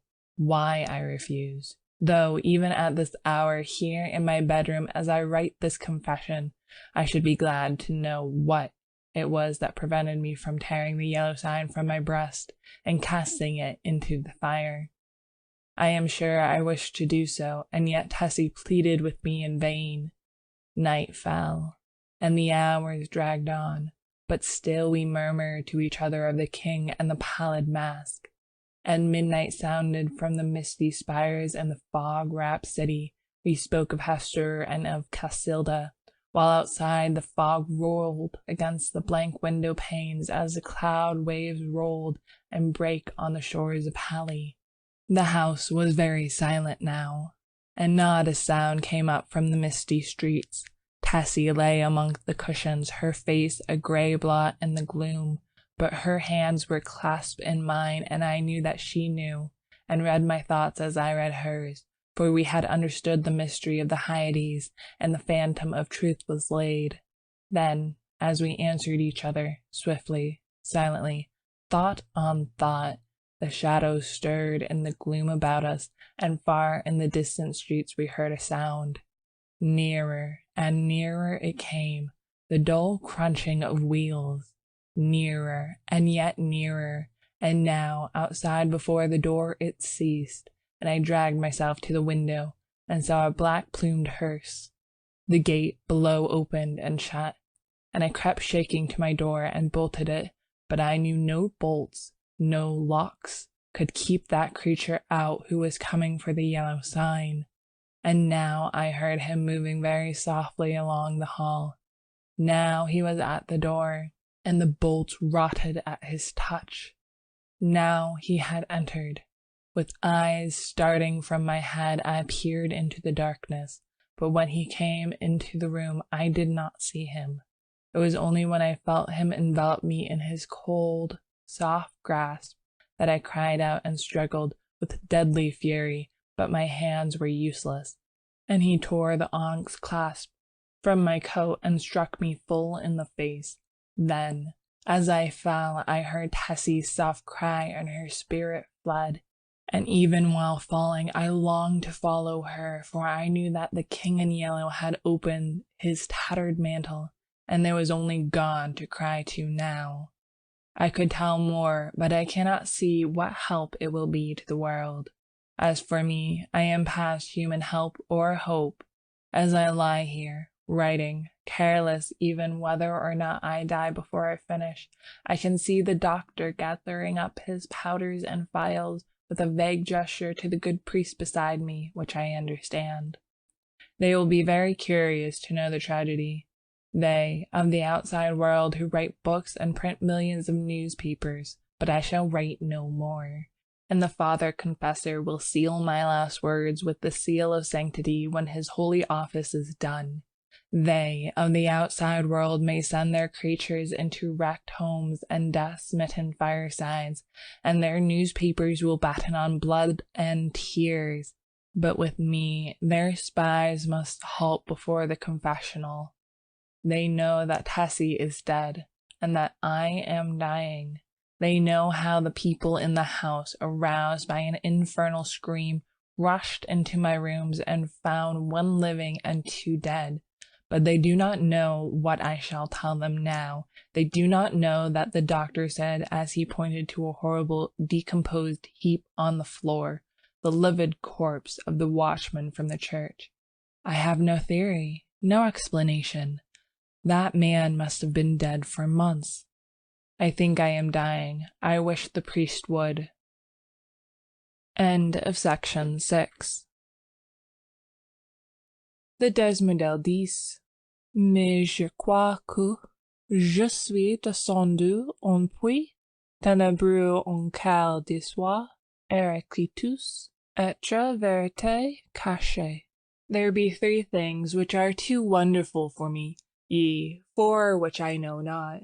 The way of an eagle in the air, the way of a serpent upon a rock, the way of a ship in the midst of the sea, and the way of a man with a maid. 1. The utter desolation of the scene began to have its effect. I sat down to face the situation and, if possible, recall to mind some landmark which might aid me in extracting myself from my present position. If I could only find the ocean again, all would be clear, for I knew one could see the island of Gua from the cliffs. I laid down my gun and, kneeling behind a rock, lighted a pipe. Then I looked at my watch. It was nearly 4 o'clock. I might have wandered far from Kerselec since daybreak. Standing the day before on the cliffs below Kerselec was Gulven, looking out over the somber moors among which I had now lost my way. These downs had appeared to me level as a meadow, stretching to the horizon, and although I knew how deceptive is distance, I could not realize that what from Kerselec seemed to be mere grassy hollows were great valleys covered with gorse and heather, and what looked like scattered boulders were in reality enormous cliffs of granite. "It's a bad place for a stranger," old Golvin had said. "You better take a guide." And I had replied, "I shall not lose myself." Now I knew that I had lost myself, as I sat there smoking, with the sea wind blowing in my face. On every side stretched the moorland, covered with flowering gorse and heath and granite boulders. There was not a tree in sight, much less a house. After a while I picked up the gun, and turning my back on the sun, tramped on again. There was little use in following any of the brawling streams which every now and then crossed my path, for instead of flowing into the sea, they ran inland to reedy pools in the hollows of the moors. I had followed several, but they all led me to swamps, or silent little ponds, from which the snipe rose peeping and wheeled away in ecstasy of fright. I began to feel fatigued, and the gun galled my shoulder in spite of the double pads. The sun sank lower and lower, shining level across yellow gorse and the moorland pools. As I walked, my own gigantic shadow led me on, seeming to lengthen at every step. The gorse scraped against my leggings, crackled beneath my feet, showering the brown earth with blossoms, and the brake bowed and billowed along my path. From the tufts of heath rabbits scurried away through the bracken, and among the swamp grass I heard the wild duck's drowsy quack. Once a fox stole across my path, and again, as I stooped to drink at a hurrying rill, a heron flapped heavily from the reeds beside me. I turned to look at the sun. It seemed to touch the edges of the plain. When at last I decided that it was useless to go on, and that I must make up my mind to spend at least one night on the moors, I threw myself down, thoroughly fagged out. The evening sunlight slanted warm across my body, but the sea winds began to rise, and I felt a chill strike through me from my wet shooting boots. High overhead, gulls were wheeling and tossing like bits of white paper. From some distant marsh, a solitary curlew called. Little by little, the sun sank into the plain, and the zents flushed with the afterglow. I watched the sky change from palest gold to pink, and then to smoldering fire. Clouds of midges danced above me, and high in the calm air a bat dipped and soared. My eyelids began to droop. Then, as I shook off the drowsiness, a sudden crash among the bracken roused me. I raised my eyes. A great bird hung quivering in the air above my face. For an instant I stared, incapable of motion. Then something leaped past me in the ferns, and the bird rose, wheeled, and pitched headlong into the brake. I was on my feet in an instant, peering through the gorse. There came the sound of a struggle from a bunch of heather close by, and then all was quiet. I stepped forward, my gun posed, but when I came to the heather, the gun fell under my arm again, and I stood motionless in silent astonishment. A dead hare lay on the ground, and on the hare stood a magnificent falcon, one talon buried in the creature's neck, the other planted firmly on its limp flank. But what astonished me was not the mere sight of a falcon sitting upon its prey. I had seen that more than once. It was that the falcon was fitted with a sort of leash about both talons, and from the leash hung a round bit of metal like a sleigh bell. The bird turned its fierce yellow eyes on me, and then stooped and struck its curved beak into the quarry. At the same instant, hurried steps sounded among the heather, and a girl sprang into the covert in front. Without a glance at me, she walked up to the falcon, and passing her gloved hand under its breast, raised it from the quarry. Then she deftly slipped a small hood over the bird's head, and holding it out on her gauntlet, stooped and picked up the hare. She passed a cord about the animal's legs, and fastened the end of the thong to her girdle. Then she started to retrace her steps through the covert. As she passed me, I raised my cap, and she acknowledged my presence with a scarcely perceptible inclination. I had been so astonished, so lost in admiration of the scene before my eyes, that it had not occurred to me that here was my salvation.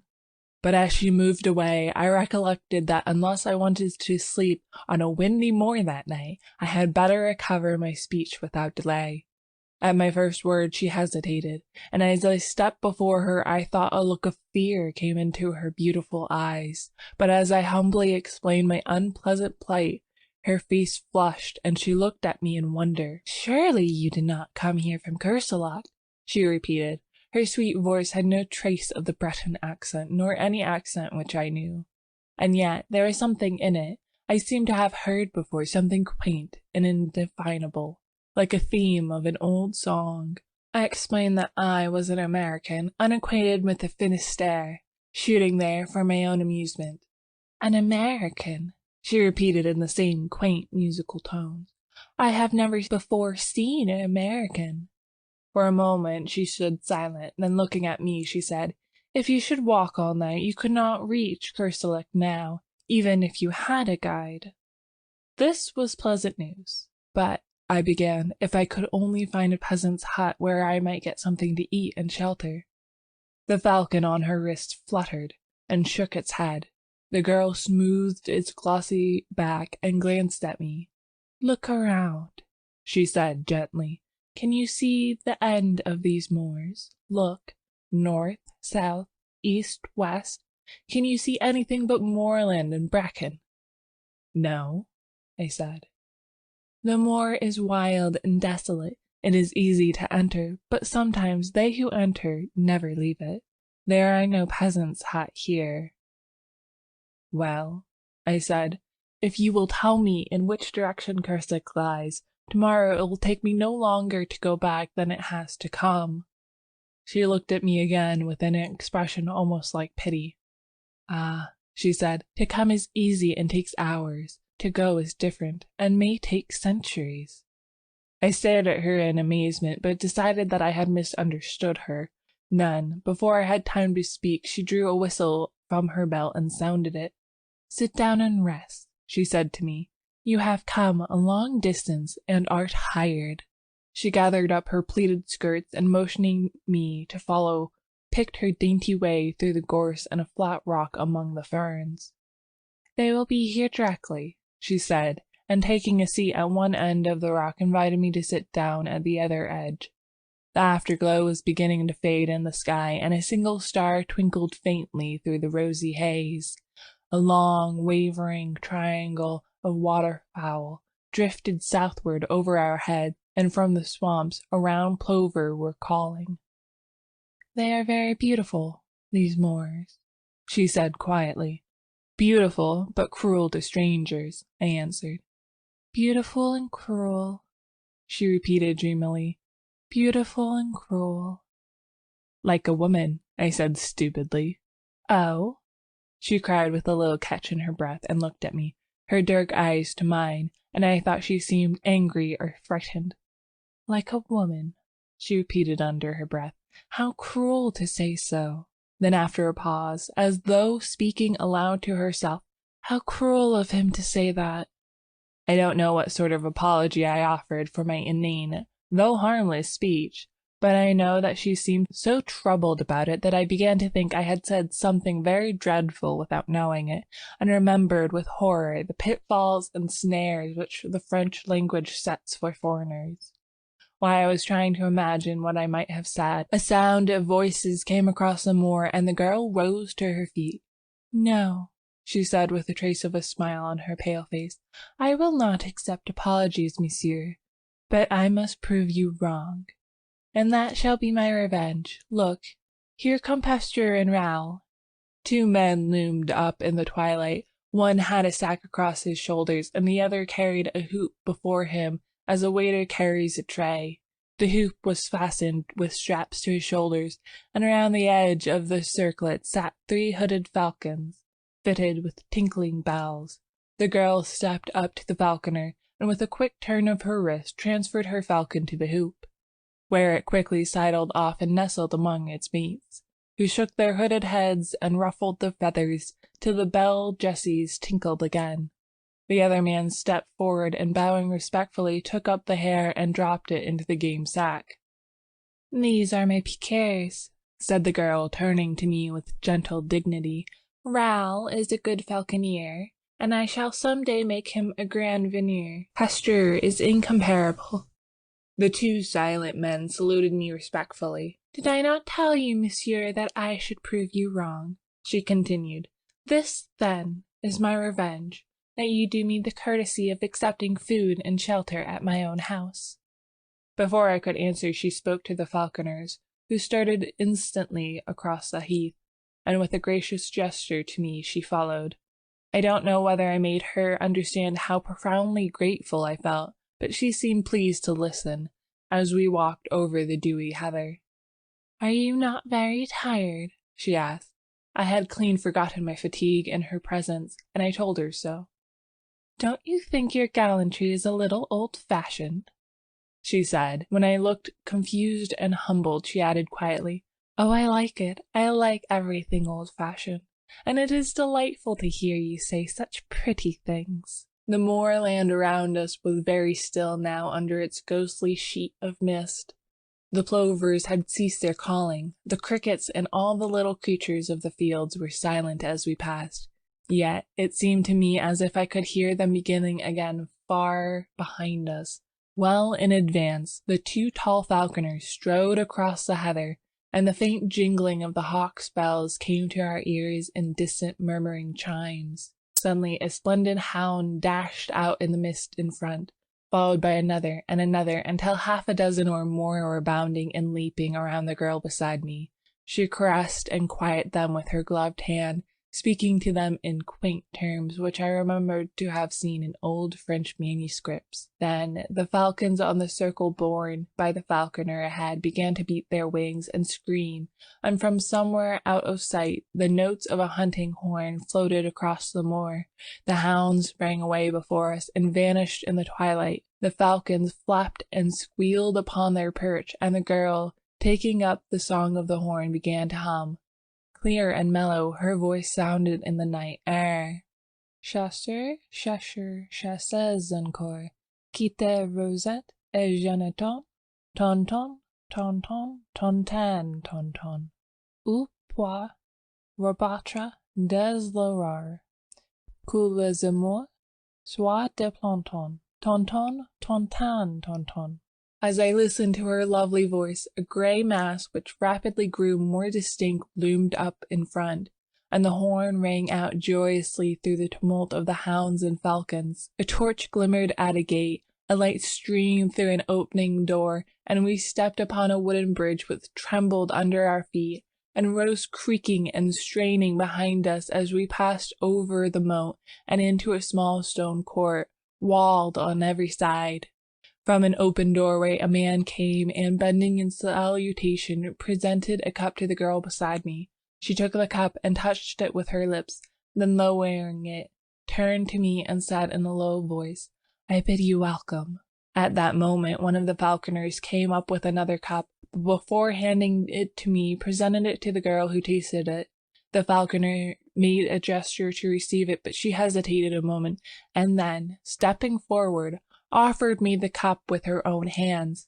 I felt this to be an act of extraordinary graciousness, but hardly knew what was expected of me, and did not raise it to my lips at once. The girl flushed crimson.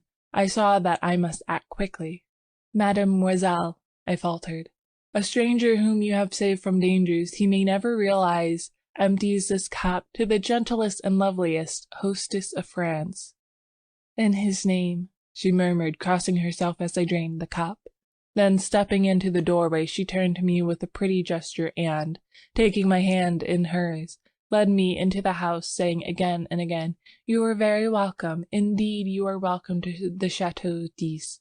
2. I awoke next morning, with the music of the horn in my ears, and leaping out of the ancient bed, went to a curtained window where the sunlight filtered through little deep-set panes. The horn ceased, and I looked into the court below. A man who might have been brother to the 2 falconers of the night before stood in the midst of a pack of hounds. A curved horn was strapped over his back, and in his hand he held a long-lashed whip. The dogs whined and yelped, dancing around him in anticipation.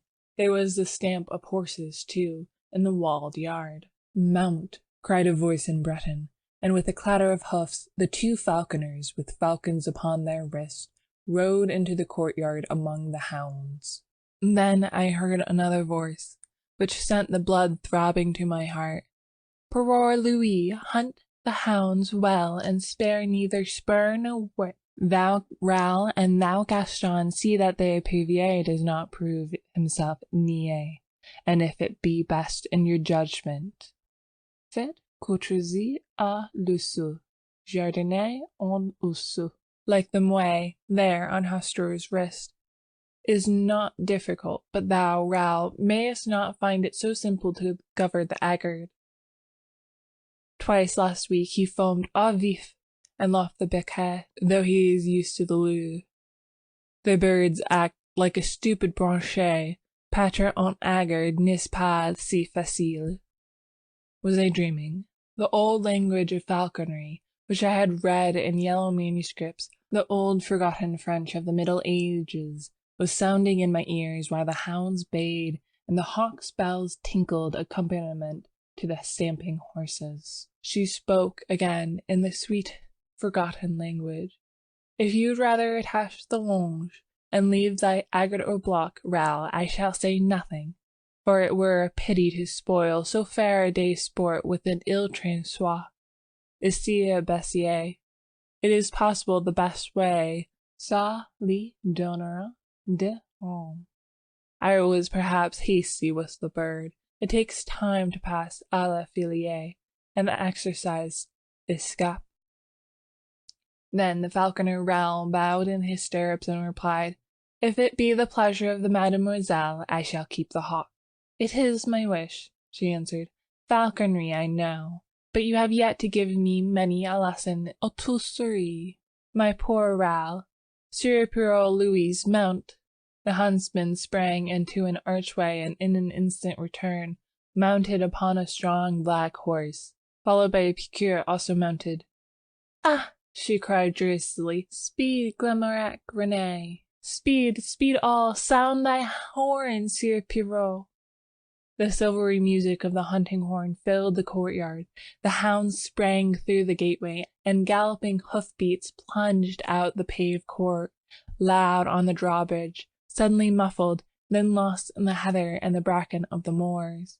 Distant and more distant sounded the horn, until it became so faint that the sudden carol of a soaring lark drowned it in my ears. I heard the voice below responding to some call from within the house. "I do not regret the chase. I will go another time. Courtesy to the stranger, Pelagie, remember." And a feeble voice came quavering from within the house. "Courtoisie." I stripped and rubbed myself from head to foot in the huge earthen basin of icy water which stood upon the stone floor at the foot of my bed. Then I looked about for my clothes. They were gone, but on a settle near the door lay a heap of garments which I inspected with astonishment. As my clothes had vanished, I was compelled to attire myself in the costume which had evidently been placed there for me to wear while my own clothes dried. Everything was there: cap, shoes, and hunting doublet of silvery gray homespun, but the close-fitting costume and seamless shoes belonged to another century, and I remembered the strange costumes of the three falconers in the courtyard. I was sure that it was not the modern dress of any portion of France or Brittany. But not until I was dressed and stood before a mirror between the windows did I realize that I was clothed much more like a young huntsman of the Middle Ages than like a Breton of that day. I hesitated and picked up the cap. Should I go down and present myself in that strange guise? There seemed to be no help for it. My own clothes were gone, and there was no bell in the ancient chamber to call a servant, so I contented myself with removing a short hawk's feather from the cap, and, opening the door, went downstairs. By the fireplace in the large room at the foot of the stairs, an old Breton woman sat spinning with a distaff. She looked up at me when I appeared, and smiling frankly wished me health in the Breton language, to which I laughingly replied in French.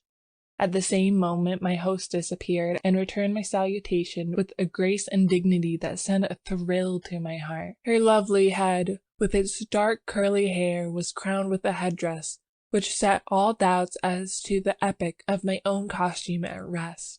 Her slender figure was exquisitely set off in the homespun hunting gown edged with silver, and on her gauntlet-covered wrist she bore one of her petted hawks.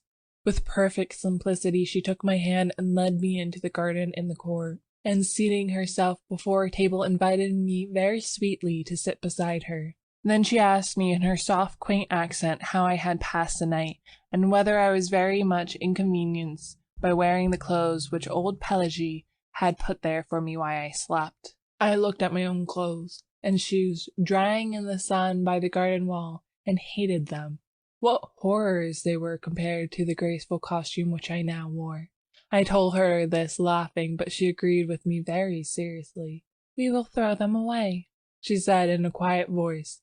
In my astonishment, I attempted to explain that I not only could not think of accepting clothes from anybody, although, for all I knew, it might be the custom of hospitality in that part of the country, but that I should cut an impossible figure if I returned to France clothes, as I was then. She laughed and tossed her pretty head, saying something in old French which I did not understand. And then Pelagie trotted out with a tray on which stood 2 bowls of milk, a loaf of white bread, fruit, a platter of honeycomb, and a flagon of deep red wine. "You see, I have not yet broken my fast, because I wished you to eat with me, but I am very hungry." She smiled. "I would rather die than forget one word of what you have said," I blurted out, while my cheeks burned. "She will think me mad," I added to myself, but she turned to me with sparkling eyes. "Ah," she murmured, "then monsieur knows all that there is of chivalry." She crossed herself and broke bread. I sat and watched her white hands, not daring to raise my eyes to hers. "Will you not eat?" she asked. "Why do you look so troubled?" "Ah, why?" I knew it now. I knew I would give my life to touch with my lips those rosy palms. I understand now that from the moment when I looked into her dark eyes there on the moor last night, I had loved her. My great and sudden passion held me speechless. "Are you ill at ease?" she asked again. Then, like a man who pronounces his own doom, I answered in a low voice, "Yes, I am ill at ease for love of you." And she did not stir nor answer. The same power moved my lips in spite of me, and I said, "I, who am unworthy of the lightest of your thoughts, I, who abuse hospitality and repay your gentle courtesy with bold presumption, I love you." She leaned her head upon her hands and answered softly, "I love you. Your words are very dear to me. I love you." "Then I shall win you." "Win me," she replied. But all the time I had been sitting silent, my face turned toward her. She, also silent, her sweet face resting on her upturned palm, sat facing me, and as her eyes looked into mine, I knew that neither she nor I had spoken human speech, but I knew that her soul had answered mine, and I drew myself up, feeling youth and joyous love coursing through every vein. She, a bright color in her lovely face, seemed as one awakened from a dream, and her eyes sought mine with a questioning glance which made me tremble with delight. We broke our fast. Speaking of ourselves, I told her my name, and she told me hers, the Desmondel Jean d'Is. She spoke of her father and mother's death, and how the 19 of her years had been passed in the little fortified farm alone with her nurse, Pelagie, Glenmorac, Renee, the piqueur, and the 4 falconers, Ral, Gaston, Hastur, and the Sieur Pirot Louis, who had served her father. She had never been outside the moorland, never even had seen a human soul before except the falconers and Pelagie. She did not know how she had heard of Courcellec. Perhaps the falconers had spoke of it. She knew the legends of Loup Garou and the Jean Laflamme from her nurse Pelagie. She embroidered and spun flax. Her hawks and hounds were her only distraction. When she had met me there on the moor, she had been so frightened that she almost dropped at the sound of my voice. She had, it was true, seen ships at sea from the cliffs, but as far as the eye could reach, the moors over which she galloped were destitute of any sign of human life. There was a legend which old Pelagie told how anybody once lost in the unexplored moorland might never return, because the moors were enchanted. She did not know whether it was true. She had never thought about it until she met me. She did not know whether the falconers had been outside, or whether they could go if they would. The books in the house, which Pelagie, the nurse, had taught her to read, were hundreds of years old. All of this she told me with a sweet seriousness seldom seen in anyone but children.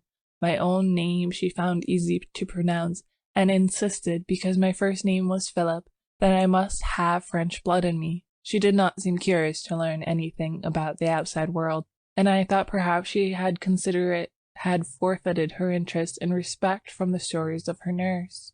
We were still sitting at the table, and she was throwing grapes to the small field birds which came fearlessly at her feet.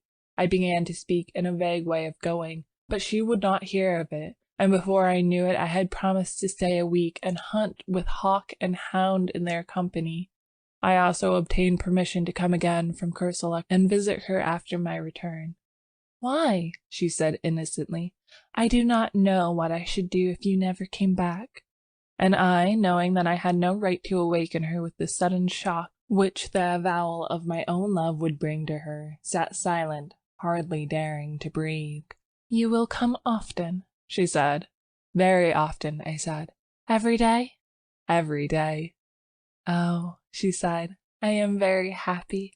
Come and see my hawks." She rose and took my hand again, with a childlike innocence of possession, and we walked through the gardens and fruit trees to a grassy lawn, which was bordered by a brook. Over the lawn were scattered 15 or 20 stumps of trees, partially embedded in the grass, and upon all of these, except 2, sat falcons. They were attached to the stumps by thongs, which were in turn fastened with steel rivets to their legs just above the talons.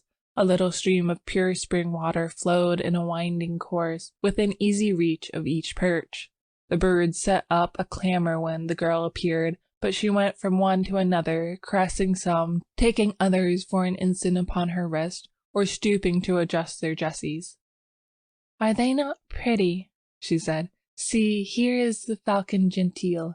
We call it ignoble, because it takes the quarry in direct chase. This is a blue falcon. In Valkyrie we call it noble because it rises over the quarry and wheeling drops upon it from above. This white bird is a gerfalcon from the north. It is also noble. Here is a merlin, and this Courcellec is a falcon heroner." I asked her how she had learned the old language of falconry. She did not remember, but thought her father must have taught it to her when she was very young. Then she led me away and showed me the young falcons still in the nest. "They are termed niais in falconry," she explained. "A branchier is a young bird which is just able to leave the nest and hop from branch to branch. A young bird which has not yet molted is called soise, and a muie is a hawk which has molted in captivity. When we catch a wild falcon which has changed its plumage, we call it an haggard. Ral first taught me to dress a falcon. Shall I teach you how it's done? She seated herself on the bank of the stream among the falcons, and I threw myself at her feet to listen. Then the Desmodeltes held up one rosy-tipped finger and began very gravely. First, one must catch the falcon. I am caught, I answered. She laughed very prettily and told me that my dressage would perhaps be difficult, as I was noble. I am already tamed, I replied, jessied and belled. She laughed delighted. Oh, my brave falcon, then will you return at my call? I am yours, I answered gravely. She sat silent for a moment, then the color heightened in her cheeks and she held up her finger again, saying, Listen, I wish to speak of falconry. I listened, Countess Jean d'Ys, but again she fell into the reverie and her eyes seemed fixed on something beyond the summer clouds. Philip, she said at last. Jean, I whispered. That is all I wished. She sighed. Philip and Jean. She held her hand towards me and I touched it with my lips. Win me, she said, but this time it was the body and the soul which spoke in unison.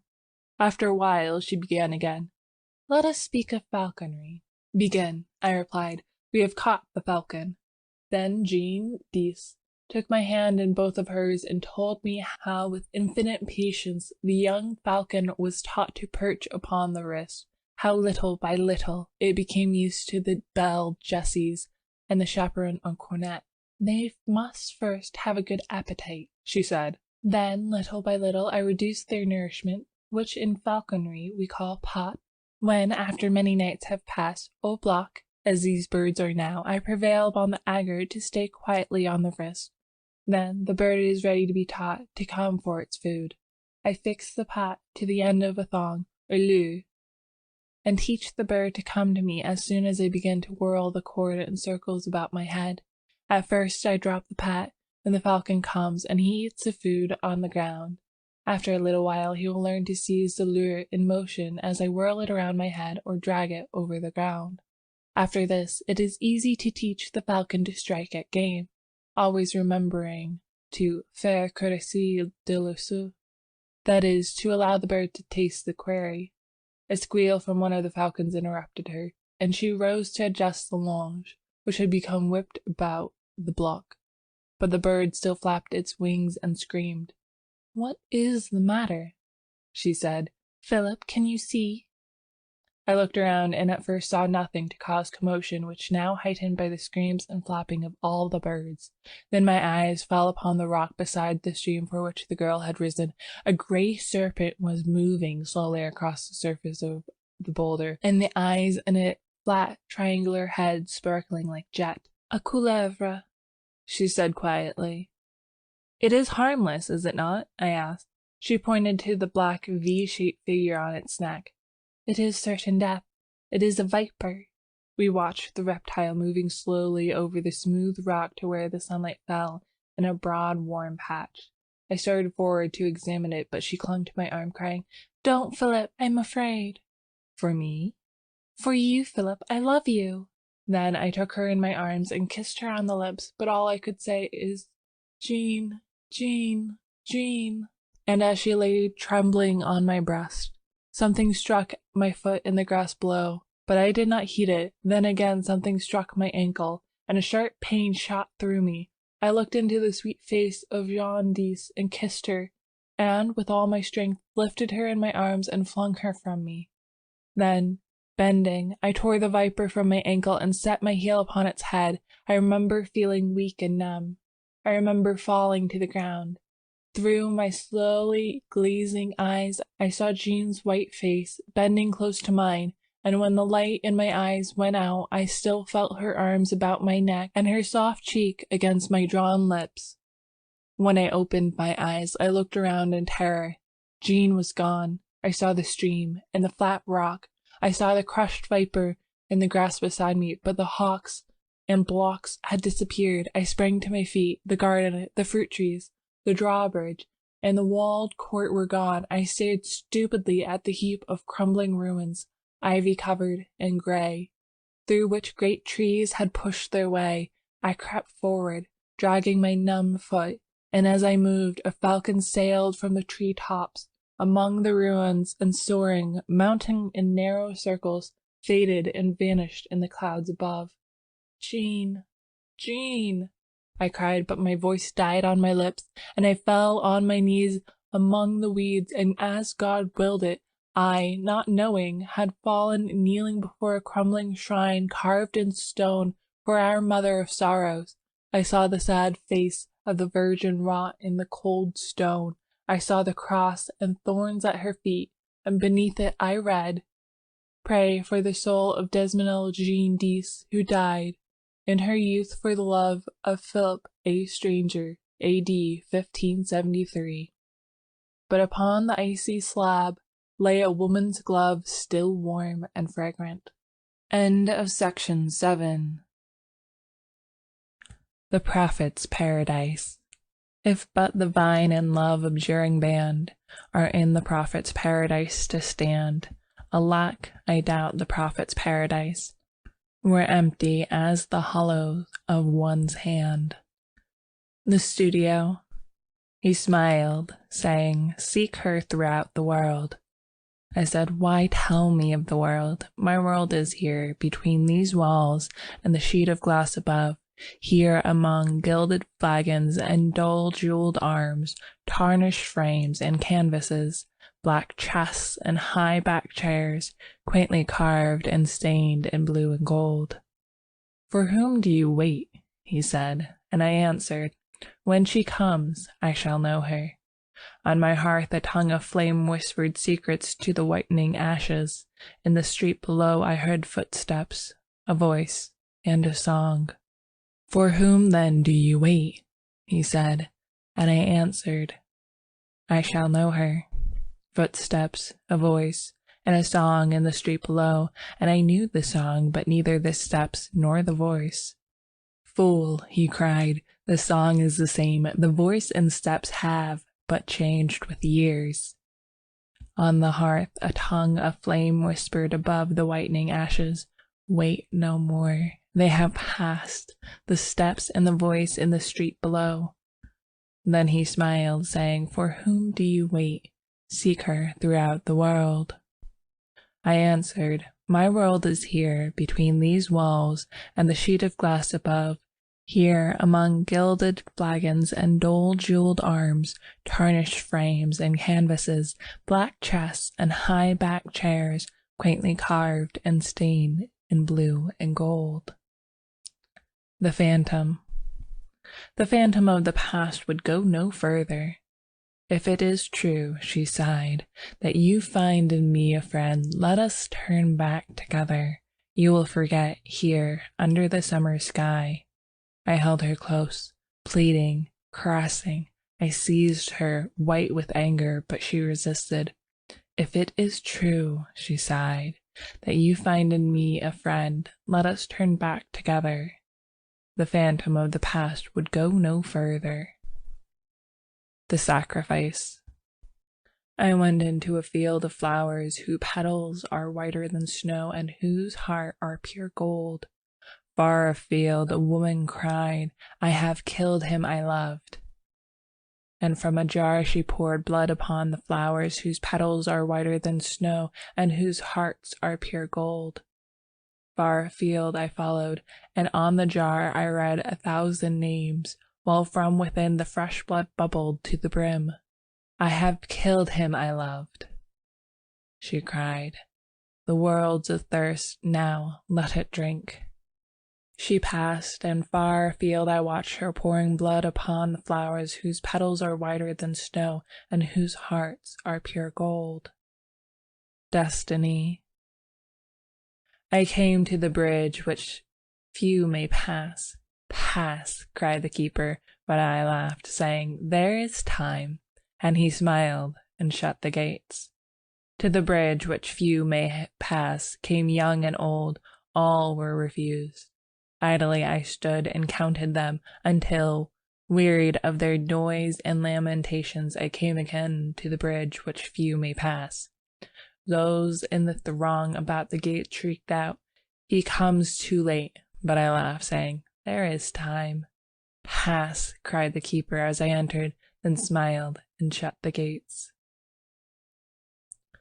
The throng. There, where the throng was thickest in the street, I stood with Periot.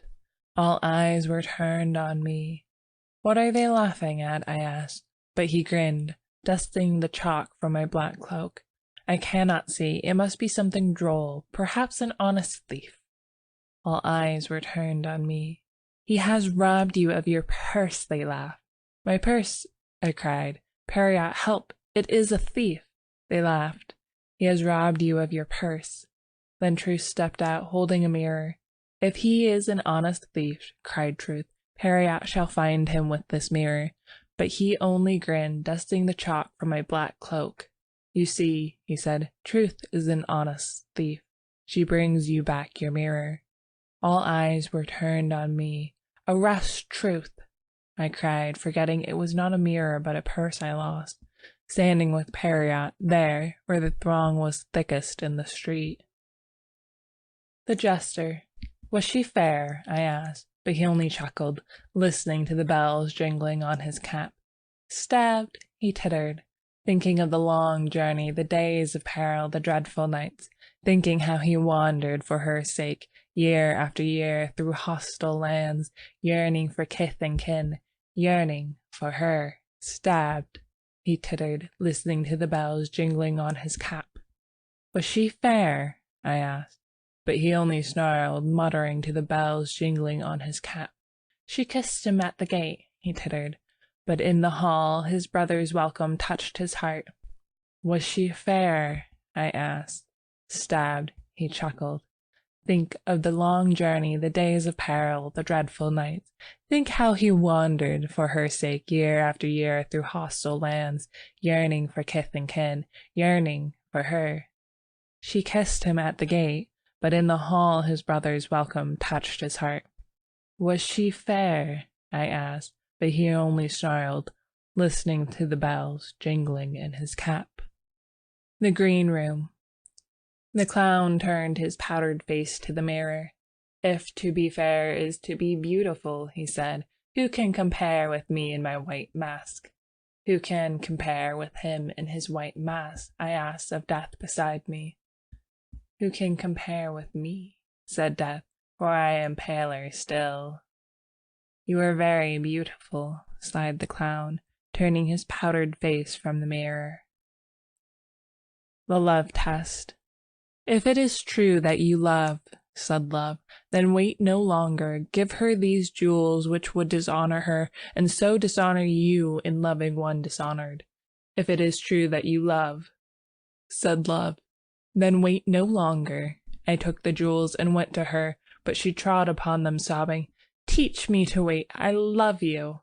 "Then wait, if it is true," said Love. End of section 8. The Street of the Four Winds. Ferme tes yeux à demi, croise tes bras sur ton sein, et de ton cœur endormi, chasse à jamais tout dessein. Je chante la nature, les étoiles du soir, les larmes du matin, les couchers du soleil à l'horizon lointain, les cils qui parlent au cœur d'existence future. 1. The animal paused on the threshold, interrogative alert, ready for flight if necessary. Severin laid down his palette and held out a hand of welcome.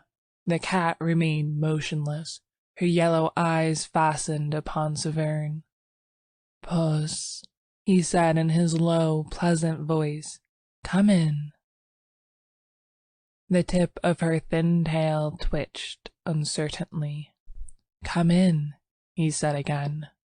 Apparently she found his voice reassuring, for she slowly settled upon all fours, her eyes still fastened upon him, her tail tucked under her gaunt flanks. He rose from his easel smiling. She eyed him quietly, and when he walked towards her, she watched him bend above her without a wince. Her eyes followed his hand until it touched her head. Then she uttered a ragged mew. It had long been Severn's custom to converse with animals, probably because he lived so much alone, and now he said, "What's the matter, Puss?" Her timid eyes sought his. "I understand," he said gently. "You shall have it at once." Then moving quietly about, he busied himself with the duties of a host. Rinsed a saucer, filled it with the rest of the milk from the bottle on the windowsill, and kneeling down, crumbled a roll into the hollow of his hand. The creature rose and crept toward the saucer. With the handle of a palette knife, he stirred the crumbs and milk together and stepped back as she thrust her nose into the mess. He watched her in silence. From time to time the saucer clinked upon the tiled floor as she reached for a morsel on the rim.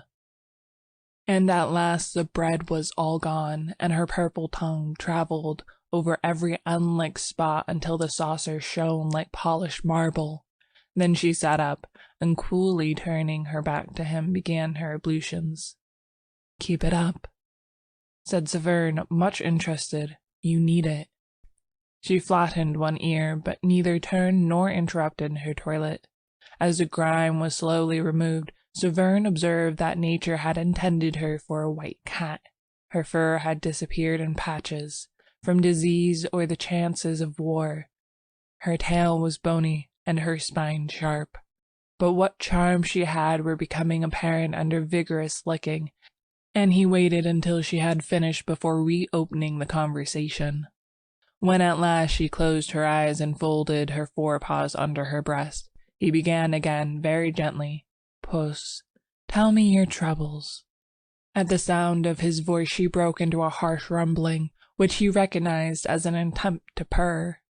He bent over to rub her cheek, and she mewed again, an amiable, inquiring little mew, to which he replied, "Certainly, you are greatly improved, and when you recover your plumage you will be a gorgeous bird." Much flattered, she stood up and marched round and round his legs, pushing her head between them and making pleased remarks, to which he responded with grave politeness.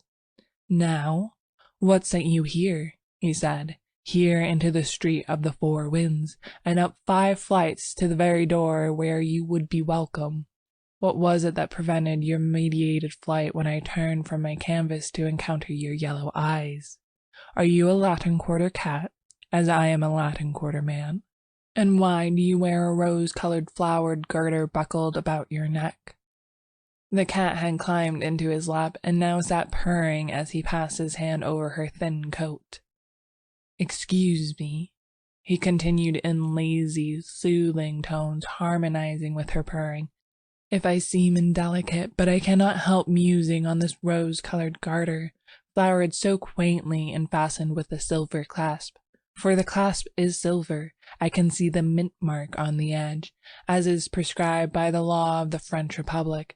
Now, why is this garter woven of rose silk and delicately embroidered?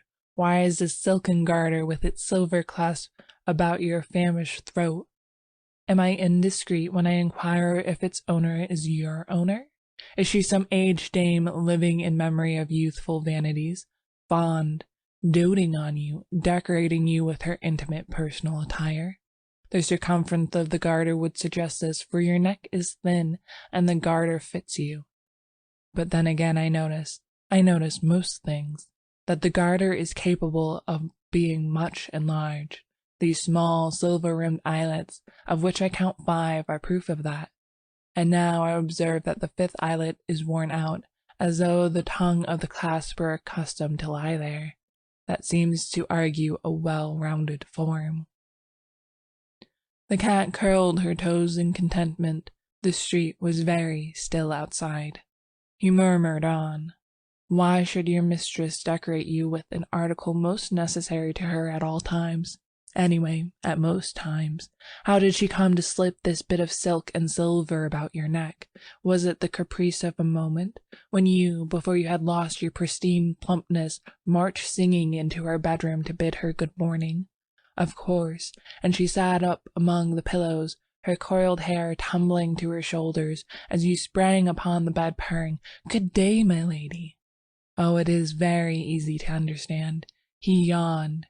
Resting his head on the back of the chair, the cat still purred, tightening and relaxing her padded claws over his knee. "Shall I tell you all about her, cat? She is very beautiful, your mistress," he murmured drowsily, "and her hair is heavy as burnished gold. I could paint her, not on canvas, for I should need shades and tones and hues and dyes more splendid than the iris of a splendid rainbow. I could only paint her with closed eyes, for in dreams alone can such colors as I need be found. For her eyes, I must have their azure from the skies untroubled by a cloud, the skies of dreamland. For her lips, roses from the palaces of slumberland, and for her brows, snowdrifts from the mountains which tower in fantastic pinnacles to the moons. Oh, much higher than our moon here, the crystal moons of dreamland. She is very beautiful, your mistress." The words died on his lips, and his eyelids drooped. The cat, too, was asleep, her cheek turned up upon her wasted flank, her paws relaxed and limp. "It is fortunate," said Severn, sitting up and stretching, "that we have tided over the dinner hour, for I have nothing to offer you for supper but what may be purchased with 1 silver franc." The cat on his knee rose, arched her back, yawned, and looked up at him. "What shall it be? A roast chicken with salad? No. Possibly you prefer beef? Of course. And I shall try an egg with some white bread. Now for the wines. Milk for you? Good. I shall take a little water, fresh from the wood," with a motion toward the bucket in the sink. He put on his hat and left the room. The cat followed to the door, and after he had closed it behind him, she settled down, smelling at the cracks and cocking one ear at every creak from the crazy old building. The door below opened and shut. The cat looked serious, for a moment doubtful, and her ears flattened in nervous expectation. Presently she rose with a jerk of her tail and started on a noiseless tour of the studio. She sneezed at a pot of turpentine, hastily retreating to the table, which she presently mounted, and having satisfied her curiosity concerning a roll of red modeling wax, returned to the door and sat down with her eyes on the crack over the threshold, and then she lifted her voice in a thin plaint. When Severn returned he looked grave, but the cat, joyous and demonstrative, marched around him, rubbing her gaunt body against his legs, driving her head enthusiastically into his hand, and purring until her voice mounted to a squeal. He placed a bit of meat wrapped in brown paper upon the table, and with a penknife cut it into shreds. The milk he took from a bottle, which had served for medicine, and poured it into the saucer on the hearth. The cat crouched before it, purring and lapping at the same time. He cooked his egg and ate it with a slice of bread, watching her busy with the shredded meat, and when he had finished, and had filled and emptied a cup of water from the bucket in the sink, he sat down, taking her into his lap, where she at once curled up and began her toilet. He began to speak again, touching her caressingly at times by way of emphasis. "Cat, I have found out where your mistress lives. It is not very far. It is here, under the same leaky roof, but in the north wing which I had supposed was uninhabited. My janitor tells me this. By chance, he is almost sober this evening. The butcher on the Rue de Seine, where I brought your meat, knows you, and old Caban, the baker, identified you with needless sarcasm. They tell me hard tales of your mistress, which I shall not believe. They say she is idle and vain and pleasure-loving. They say she is harebrained and reckless. The little sculptor on the ground floor, who was buying rolls from the old Carbane, spoke to me tonight for the first time, although we have always bowed to each other. He said she was very good and very beautiful. He has only seen her once, and does not know her name. I thanked him. I don't know why I thanked him so warmly. Caban said, 'Into this cursed street of the four winds. The four winds blow all things evil.' The sculptor looked confused, but when he went out with his rolls, he said to me, 'I am sure, monsieur, that she is good as she is beautiful.'" The cat had finished her toilet, and now springing softly to the floor, went to the door and sniffed.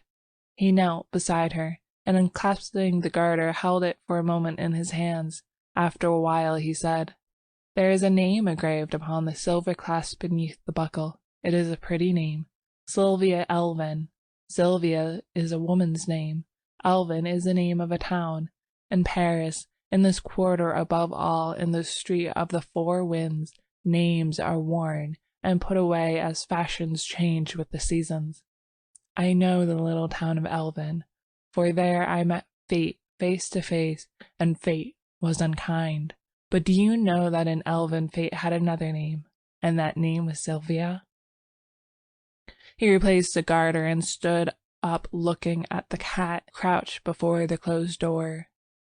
"The name of Elvin has a charm for me. It tells me of meadows and clear rivers. The name of Sylvia troubles me like perfume from dead flowers." The cat mewed. "Yes, yes," he said soothingly. "I will take you back. Your Sylvia is not my Sylvia. The world is wide, and Elvin is not unknown. Yet in the darkness and filth of poorer Paris, in the sad shadows of this ancient house, these names are very pleasant to me." He lifted her in his arms and strode through the silent corridors to the stairs, down 5 flights and into the moonlit court, past the little sculptor's den, and then again in at the gate of the north wing and up the worm-eaten stairs he passed, until he came to a closed door. When he had stood knocking for a long time, something moved behind the door. It opened, and he went in. The room was dark. As he crossed the threshold, the cat sprang from his arms into the shadows. He listened but heard nothing. The silence was oppressive, and he struck a match. At his elbow stood a table, and on the table a candle in a gilded candlestick. This he lighted, then looked around. The chamber was vast, the hangings heavy with embroidery. Over the fireplace towered a carved mantel gray with the ashes of dead fires. In a recess by the deep-set window stood a bed, from which the bedclothes, soft and fine as lace, trailed to the polished floor. He lifted the candle above his head. A handkerchief lay at his feet. It was faintly perfumed. He turned toward the windows. In front of them was a canapé, and over it were flung, pell-mell, a gown of silk, a heap of lace-like garments, white and delicate as spiders' meshes, long crumpled gloves, and, on the floor beneath, the stockings, the little pointed shoes, and one garter of rosy silk, quaintly flowered and fitted with a silver clasp. Wondering, he stepped forward and drew the heavy curtains from the bed. For a moment the candle flared in his hand, then his eyes met 2 others, wide open, smiling. The candle flame flashed over hair heavy as gold. She was pale, but not as white as he. Her eyes were untroubled as a child's, but he stared, trembling from head to foot, while the candle flickered in his hand. At last he whispered, "Sylvia, it is I." Again he said, "It is I." Then, knowing that she was dead, he kissed her on the mouth. And through the long watches of the night, the cat purred on his knee, tightening and relaxing her padded claws until the sky paled above the street of the Four Winds. End of section 9. The Street of the First Shell, Part 1. Be of good cheer, the sullen month will die, and a young moon requite us by and by. Look how the old one, meagre, bent, and wan, with age and fast, is fainting from the sky. The room was already dark. The high roofs opposite cut off what little remained of the December daylight. The girl drew her chair nearer the window, and choosing a large needle, threaded it, knotting the thread over her fingers. Then she smoothed the baby garment across her knees, and bending, bit off the thread and drew the smaller needle from where it rested in the hem.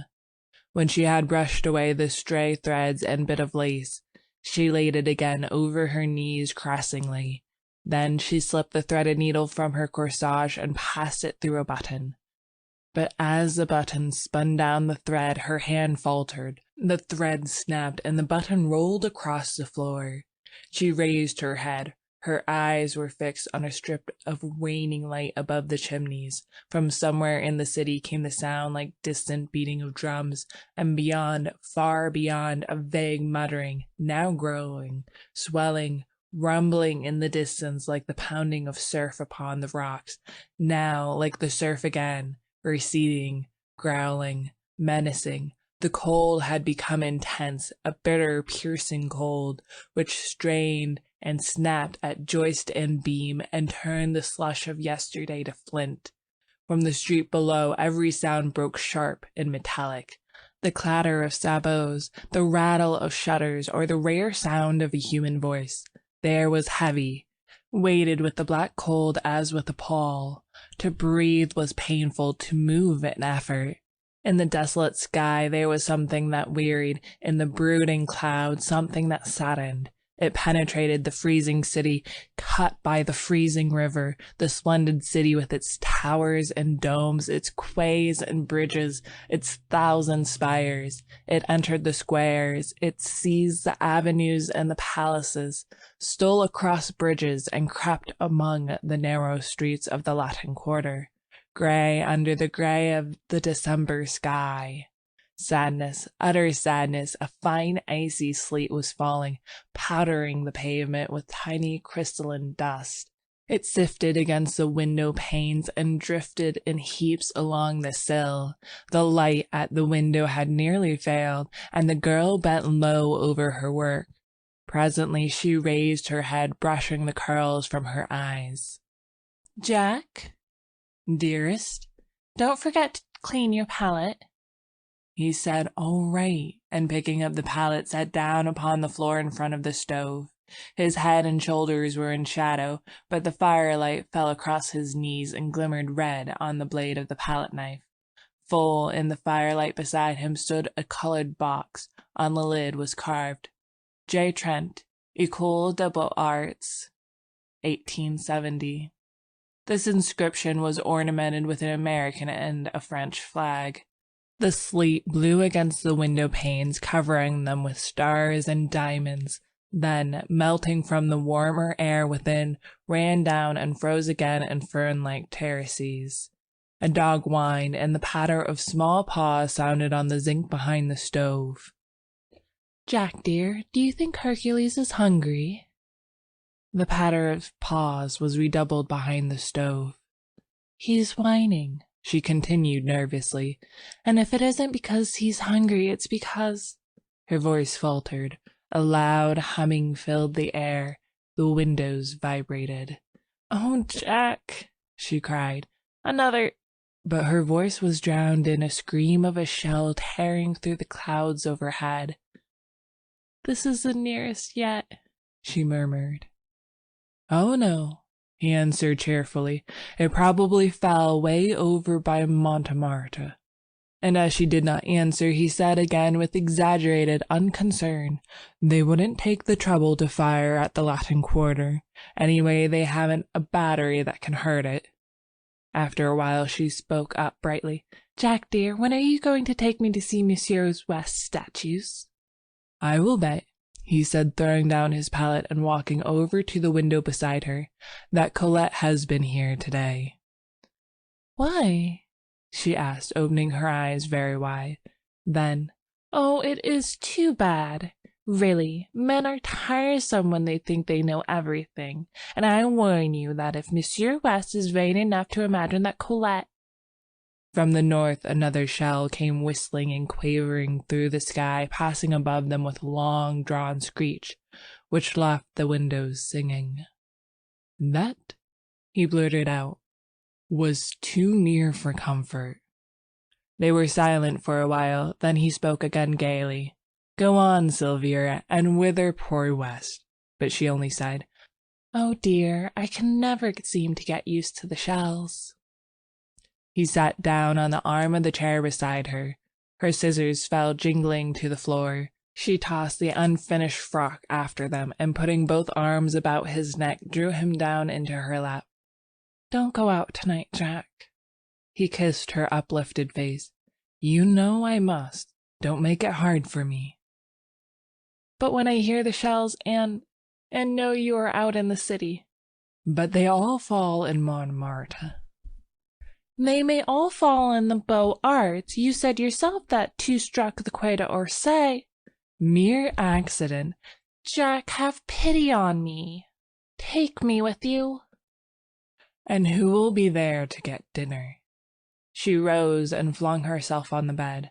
Oh, I can't get used to it, and I know you must go, but I beg you not to be late to dinner.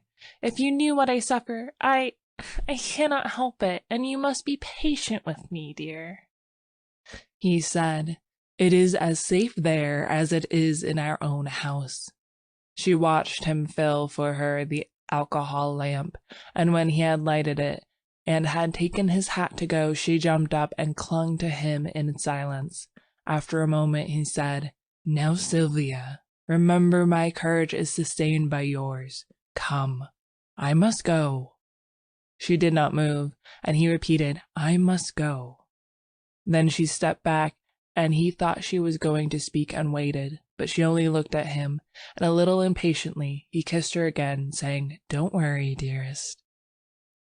When he had reached the last flight of stairs on his way to the street, a woman hobbled out of the housekeeper's lodge, waving a letter and calling, "Monsieur Jack! Monsieur Jack! This was left by Monsieur Fallowby." He took the letter, and leaning on the threshold of the lodge, read it.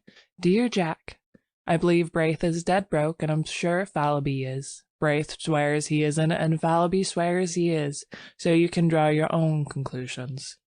I got a scheme for a dinner, and if it works, I will let you fellows in. Yours faithfully, West. P.S. Fallowby has shaken Hartman and his gang, thank the Lord. There is something rotten there. Or it may be he's only a miser. P.P.S. I'm more desperately in love than ever, but I'm sure she does not care a straw for me." "All right," said Trent with a smile to the concierge. "But tell me, how is Papa Cottard?" The old woman shook her head and pointed to the curtained bed in the lodge. "Pierre Cottard," he cried cheerfully. "How goes the wound today?" He walked over to the bed and drew the curtains. An old man was lying among the tumbled sheets. "Better?" smiled Trent. "Better," repeated the man wearily, and after a pause, "Have you any news, Monsieur Jack?"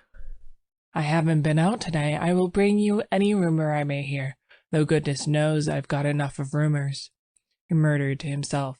Then aloud, "Cheer up, you're looking better." "And the sortie?" "Oh, the sortie.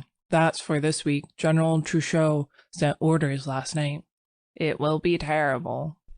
"It will be sickening," thought Trent as he went out into the streets and turned the corner towards the Rue de Seine.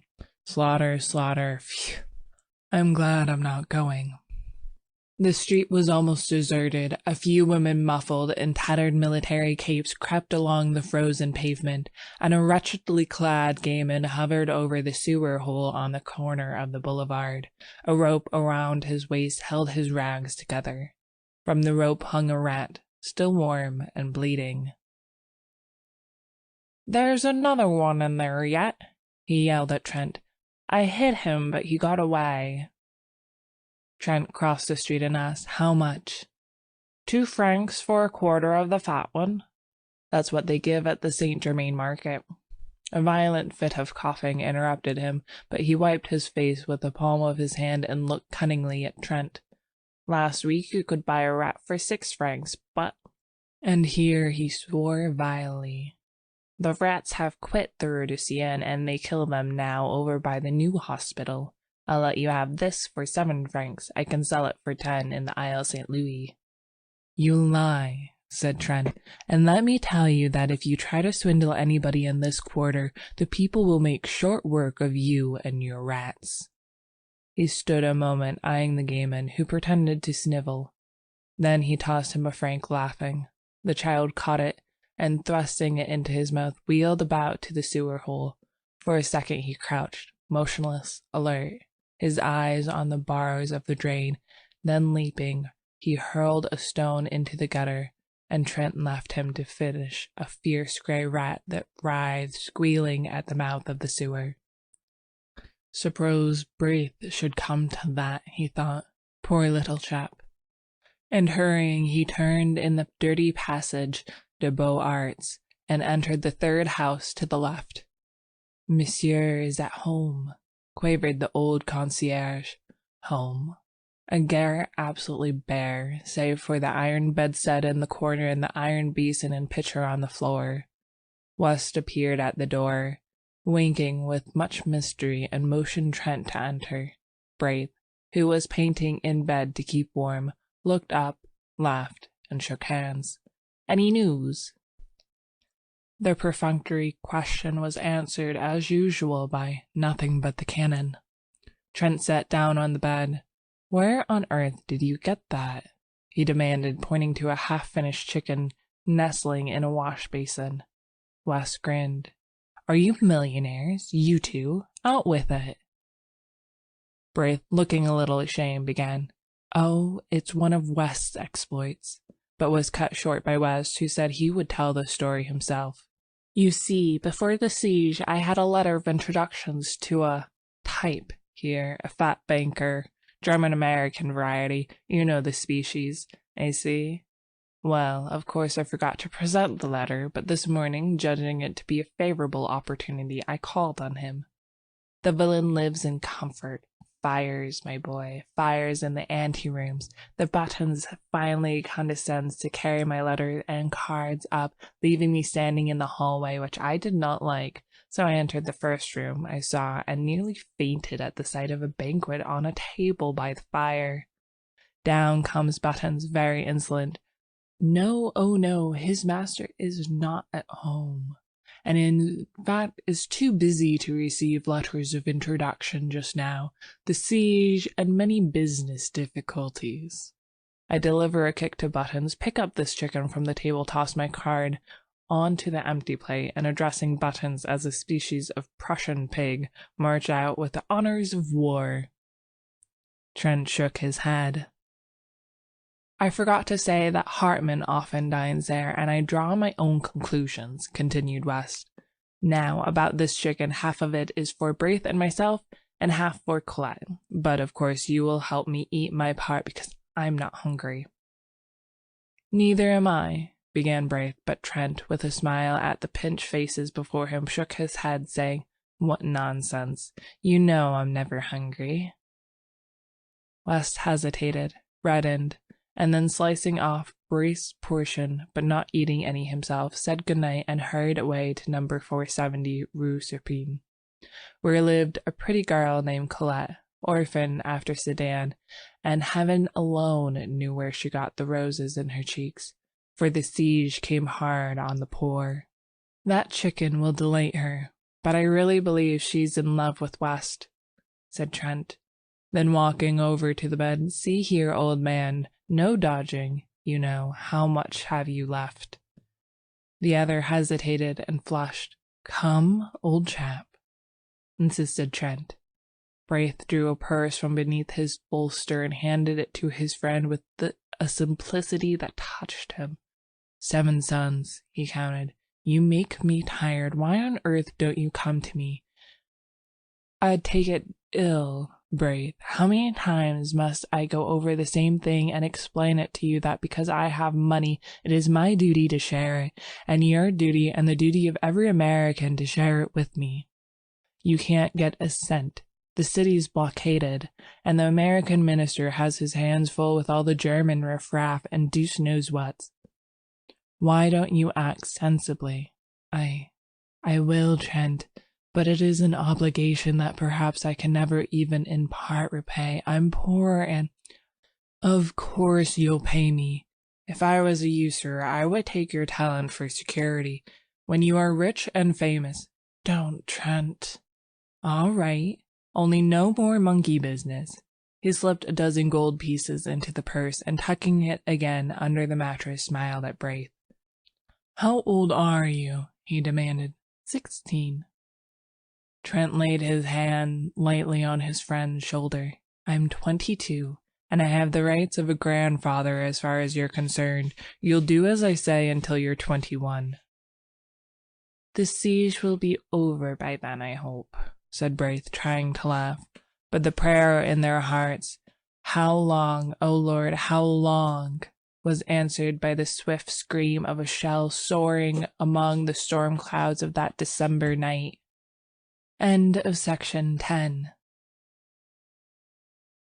The Street of the First Shell, Part 2. Wes, standing in the doorway of a house in the Rue Serpentine, was speaking angrily. He said he didn't care whether Hartman liked it or not. He was telling him, not arguing with him. You call yourself an American, he sneered. Berlin and hell are full of that kind of American. You come loafing about Colette with your pockets stuffed with white bread and beef and a bottle of wine at 30 francs, and you can't really afford to give $1 to the American ambulance and public assistance, which Braith does, and he's half starved. Hartman retreated to the curbstone, but West followed him, his face like a thunder cloud. Don't you dare to call yourself a countryman of mine, he growled. No, nor an artist either.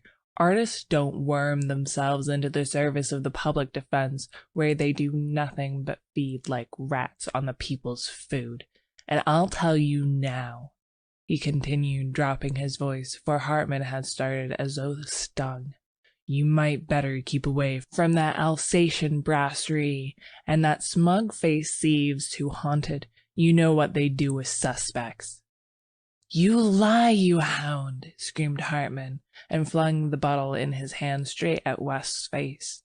West had him by the throat in a second, and forcing him against the dead wall, shook him wickedly.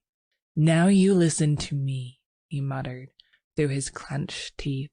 You are already a suspect, and, I swear, I believe you are a paid spy. It isn't my business to detect such vermin, and I don't intend to denounce you, but understand this. Colette don't like you, and I can't stand you, and if I catch you in this street again, I'll make it somewhat unpleasant. Get out, you sleek Prussian. Hartman had managed to drag a knife from his pocket, but West tore it from him and hurled him into the gutter. A gamin who had seen this burst into a peal of laughter, which rattled harshly in the silent street. Then everywhere windows were raised, and rows of haggard faces appeared, demanding to know why people should laugh in the starving city. Is it a victory? Murmured one. Look at that, cried West as Hartman picked himself up from the pavement. Look, you miser, look at those faces. But Hartman gave him a look which he never forgot, and walked away without a word. Trent, who suddenly appeared at the corner, glanced curiously at West, who merely nodded toward his door, saying, Come in. Fallowby's upstairs. What are you doing with that knife? Demanded Fallowby as he and Trent entered the studio. West looked at his wounded hand, which still clutched the knife, but saying, Cut myself by accident, and tossed it into a corner and washed the blood from his fingers. Fallowby, fat and lazy, watched him without comment, but Trent, half divining how things had turned, walked over to Fallowby smiling. I have a bone to pick with you, he said. Where is it? I'm hungry, replied Fallowby with affected eagerness, but Trent, frowning, told him to listen. How much did I advance you a week ago? 380 francs, replied the other with a squirm of contrition. Where is it? Fallowby began a series of intricate explanations which were soon cut short by Trent. I know. You blew it in. You always blow it in. I don't care a rap what you did before the siege. I know you are rich and have a right to dispose of your money as you wish to, and I also know that, generally speaking, it is none of my business. But now it is my business, as I have to supply the funds until you get some more, which you won't until the siege is ended one way or another. I wish to share what I have, but I won't see it thrown out the window. Oh yes, of course I know you will reimburse me, but that isn't the question. And anyway, it's the opinion of your friends, old man, that you will not be worse off for a little abstinence from fleshly pleasures. You are positively a freak in this famine-cursed city of skeletons. I am rather stout, he admitted. Is it true you are out of money? Demanded Trent. Yes, I am, sighed the other. That roast-sucking pig on the Rue d'Honneur. Is it there yet? Continued Trent. What? Stammered the feeble one. Ah, I thought so. I caught you in ecstasy before that sucking pig at least a dozen times. Then laughing, he presented Fallowby with a roll of 20 francs pieces. If these go for luxuries, you must live on your own flesh, and went over to aid West, who sat beside the wash basin, binding up his hand. West suffered him to tie the knot, and then said, You remember yesterday, when I left you and Braith to take the chicken to Colette? Chicken, good heavens, moaned Fallowby. Chicken, replied West, enduring Fallowby's grief. I must explain that things are changed. Colette and I are to be married. What about the chicken? Groaned Fallowby.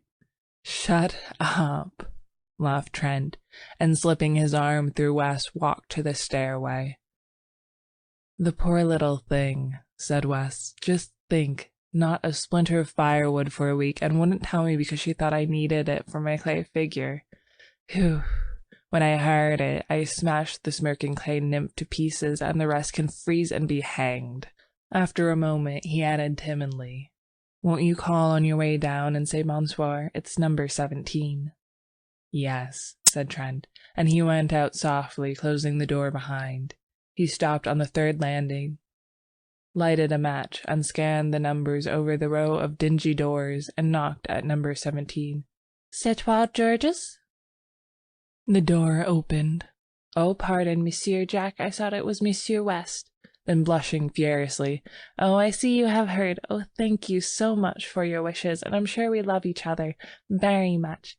And I'm dying to see Sylvia and tell her And what? Laughed Trent. I am very happy, she sighed. He's pure gold, returned Trent, and then gaily, I want you and George to come and dine with us tonight. It is a little treat. You see, tomorrow is Sylvia's fête. She will be 19. I have written to Thorne, and the Grenolacs will come with their cousin Odile. Fallowby has engaged not to bring anybody but himself. The girl accepted shyly, charging him with loads of loving messages to Sylvia, and he said good night. He started up the street, walking swiftly, for it was bitter cold, and cutting across the Rue de la Lune, he entered the Rue de Seine. The early winter night had fallen, almost without warning, but the sky was clear, and myriads of stars glittered in the heavens. The bombardment had become furious, a steady, rolling thunder from the Prussian cannon, punctuated by heavy shocks from the Mount Valérien. The shells streamed across the sky, leaving trails like shooting stars. And now, as he turned to look back, rockets blue and red flared above the horizon from the fort of Issy, and the fortress of the north flamed like a bonfire. Good news! A man shouted over by the boulevard Saint-Germain, as if by magic the streets were filled with people, shivering, chattering. People with shrunken eyes. Jacques! Cried one. The army of the Loire! Eh? Mon vieux, it has come then at last. I told thee, tomorrow, tonight, who knows? Is it true? Is it a sortie? Someone said, Oh God, a sortie, and my son! Another cried, To the Seine, they say one can see the signals of the army of the Loire from the Pont Neuf. There was a child standing near Trent who kept repeating, Mama, Mama. Then tomorrow we may eat white bread? And beside him an old man swang, stumbling, his shriveled hands crusted to his breast, muttering as if insane. Could it be true? Who has heard the news? The shoemaker on the Rue de Boucherie had it from a mobile who heard it from a franctireur, repeated it to a captain of the National Guard. Trent followed the throng surging through the Rue de Seine to the river. Rocket after rocket clove the sky, and now, from Montmartre, the cannon clanged, and the batteries on the Montparnasse joined in with a crash.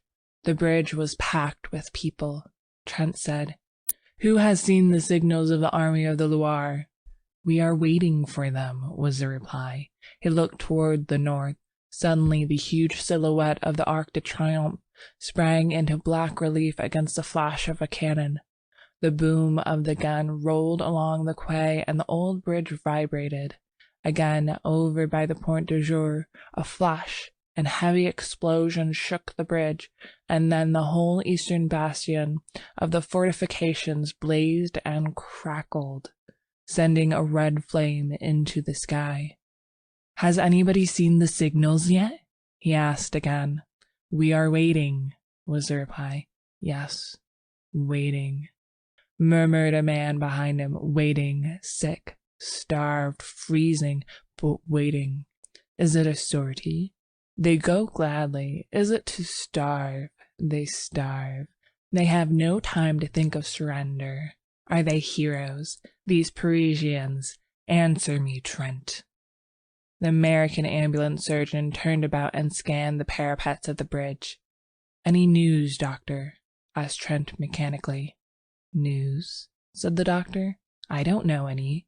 I haven't time to know any. What are these people after?" "They say that the Army of the Loire has signaled Mont Valérien." "Poor devils." The doctor glanced about him for an instant, and then, "I'm so harried and worried that I don't know what to do. After the last sortie we had the work of 50 ambulances on our poor little corps. Tomorrow there's another sortie, and I wish you fellows would come over to headquarters. We may need volunteers. How is Madame?" he added abruptly. "Well," replied Trent, "but she seems to go more nervous every day. I ought to be with her now." "Take care of her," said the doctor. Then, with a sharp look at the people, "I can't stop now. Good night." And he hurried away, muttering, "Poor devils." Trent leaned over the parapet and blinked at the black river surging through the arches. Dark objects, carried swiftly on the breast of the current, struck with a grinding, tearing noise against the stone piers, spun about for an instant, and hurried away into darkness. The ice from the Marne. As he stood staring into the water, a hand was laid on his shoulder. "Hello, Southwark," he cried, turning round. "This is a queer place for you." "Trent, I have something to tell you. Don't stay here. Don't believe in the Army of the Loire." And the attaché of the American legation slipped his arm through Trent's and drew him towards the Louvre. "Then it's another lie," said Trent bitterly.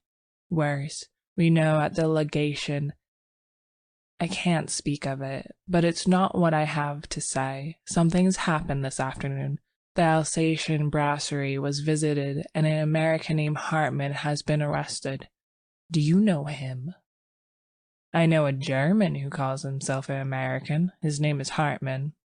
"Well, he was arrested about 2 hours ago. They mean to shoot him." "What?" "Of course we at the legation can't allow them to shoot him offhand, but the evidence seems conclusive." "Is he a spy?" "Well, the papers seized in his rooms are pretty damning proofs, and besides, he was caught, they say, swindling the Public Food Committee. He drew rations for 50. How? I don't know. He claimed to be an American artist here, and we have been obliged to take notice of it at the legation. It's a nasty affair." "To cheat the people at such a time is worse than robbing the poor box," cried Trent angrily. "Let them shoot him." "He's an American citizen." "Yes, oh yes," said the other with bitterness. "American citizenship is a precious privilege when every goggle-eyed German." His anger choked him. Southwark shook hands with him warmly. "It can't be helped. We must own the carrion. I am afraid you may be called upon to identify him as an American artist," he said with a ghost of a smile on his deep-lined face, and walked away through the Cours Lorraine. Trent swore silently for a moment, and then drew out his watch. 7 o'clock. Sylvia will be anxious, he thought, and hurried back to the river. The crowd was still huddled, shivering on the bridge, a somber, pitiful congregation, peering out into the night for the signals of the army of the Loire.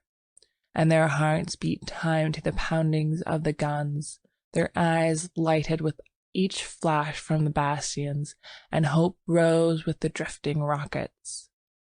A black cloud hung over the fortifications. From horizon to horizon the cannon smoke stretched in wavering bands, now capping the spires and domes with cloud, now blowing in streamers and shreds along the streets, now descending from the housetops, enveloping quays, bridges, and river in a sulphurous mist.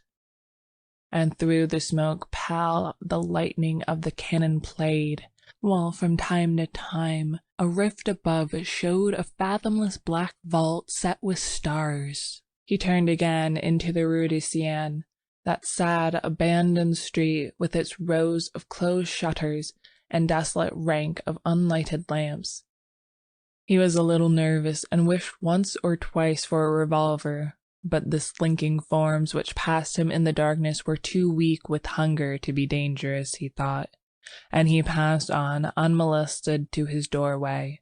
But there somebody sprang at his throat. Over and over the icy pavement he rolled with his assailant, tearing at the noose about his neck, and then with a retch sprang to his feet.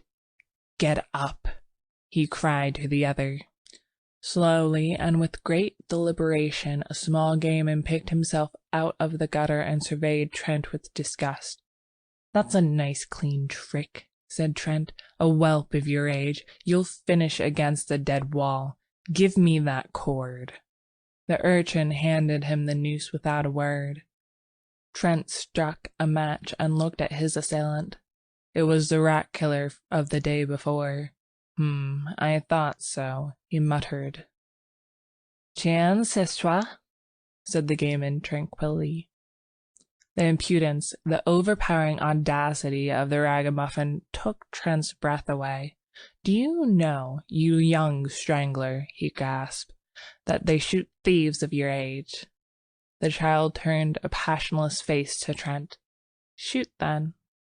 That was too much, and he turned on his heel and entered his hotel. Groping up the unlighted stairway, he at last reached his own landing and felt about in the darkness for the door. From his studio came the sound of voices, West's hearty laugh and Fallowby's chuckle, and at last he found the knob and, pushing back the door, stood a moment confused by the light. "Hello, Jack," cried West. "You're a pleasant creature, inviting people to dine and letting them wait. Here's Fallowby weeping with hunger."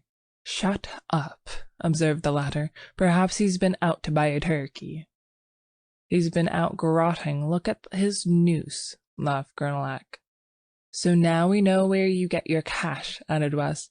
"Vive le coup du Pierre François." Trent shook hands with everybody and laughed at Sylvia's pale face. "I didn't mean to be late. I stopped on the bridge a moment to watch the bombardment. Were you anxious, Sylvia?" She smiled and murmured, "Oh, no." But her hand dropped into his and tightened convulsively. "To the table!" shouted Fallowby, and uttered a joyous whoop. "Take it easy," observed Thorn with a remnant of manners. "You're not the host, you know." Maria Grenelac, who had been chattering with Colette, jumped up and took Thorn's arm, and Monsieur Grenelac drew Adèle's arm through his. Trent, bowing gravely, offered his own arm to Colette. West took in Sylvia, and Fallowby hovered anxiously in the rear. "You march around the table 3 times singing the Marseillaise," explained Sylvia, "and Monsieur Fallowby pounds on the table and beats time." Fallowby suggested that they could sing after dinner, but his protest was drowned in the ringing chorus. "Aux armes, formez vos bataillons." Around the room they marched singing, "Marchons, marchons," with all their might, while Fallowby with very bad grace hammered on the table, consoling himself a little with the hope that the exercise would increase his appetite. Hercules, the black and tan, fled under the bed, from which retreated he yapped and whined until dragged out by Gernelac and placed in Odell's lap. "And now," said Trent gravely when everybody was seated, "listen," and he read the menu.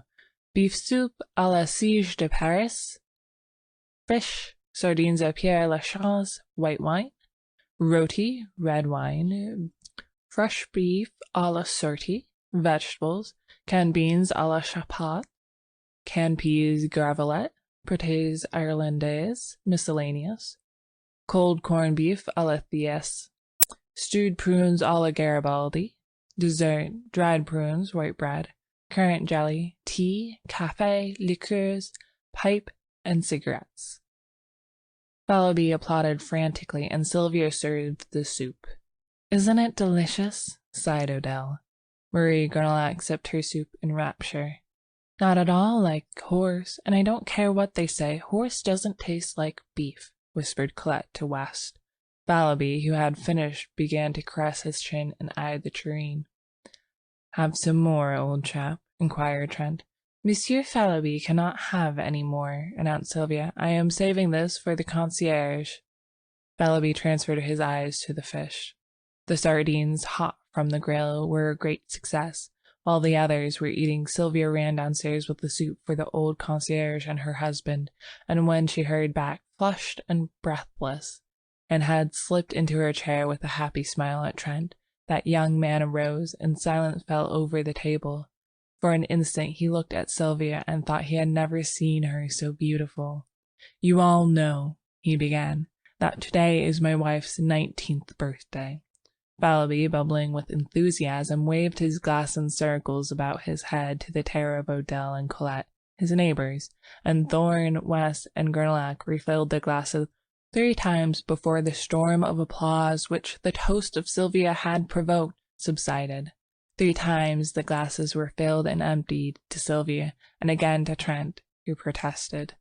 "This is irregular," he cried. "The next toast is to the twin republics, France and America." "To the republics! To the republics!" they cried, and the toast was drunk amid shouts of "Vive la France! Vive l'Amérique! Vive la nation!"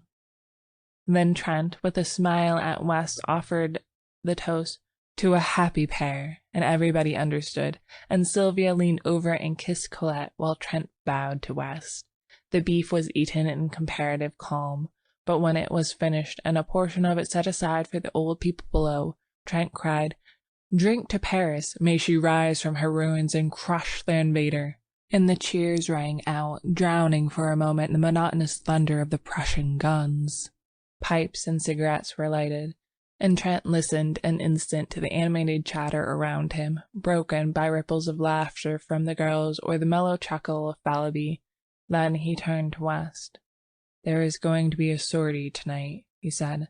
"I saw the American ambulance surgeon just before I came in, and he asked me to speak to you fellows. Any aid we can give him will not come amiss." Then, dropping his voice and speaking in English, "As for me, I shall go out with the ambulance tomorrow morning. There is, of course, no danger, but it is just as well to keep it from Sylvia." West nodded. Thorne and Gernelac, who had heard, broke in and offered assistance, and Fallowby volunteered with a groan. "All right," said Trent rapidly. "No more now, but meet me at ambulance headquarters tomorrow morning at 8. Sylvia and Colette, who were becoming uneasy at conversation in English, now demanded to know what they were talking about. "What does a sculptor usually talk about?" cried West with a laugh. Odell glanced reproachfully at Thorne, her fiancé. "You are not French, you know, and it is none of your business, this war," said Odell with much dignity. Thorne looked meek, but West assumed an air of outraged virtue. "It seems," he said to Fallowby, "that a fellow cannot discuss the beauties of Greek sculpture in his mother tongue without being openly suspected." Colette placed her hand over his mouth and turning to Sylvia murmured, "They are horribly untruthful, these men." "I believe the word for ambulance is the same in both languages," said Marie Gernelac saucily. "Sylvia, don't trust Monsieur Trent." "Jack," whispered Sylvia, "promise me." A knock at the studio door interrupted her. "Come in!" cried Fallowby, but Trent sprang up and, opening the door, looked out. Then, with a hasty excuse to the rest, he stepped into the hallway and closed the door. When he returned, he was grumbling. "What is it, Jack?" cried West. "What is it?" repeated Trent savagely. "I'll tell you what it is. I have received a dispatch from the American minister to go at once and identify and claim, as a fellow countryman and brother artist, a rascally thief and a German spy." "Don't go," suggested Fallowby. "If I don't, they'll shoot him at once." "Let them," growled Thorne. "Do you fellows know who it is?" "Hartman!" shouted West, inspired. Sylvia sprang up, deathly white, but Odile slipped her arm around her and supported her to a chair, saying calmly, "Sylvia has fainted. It is the hot room. Bring some water."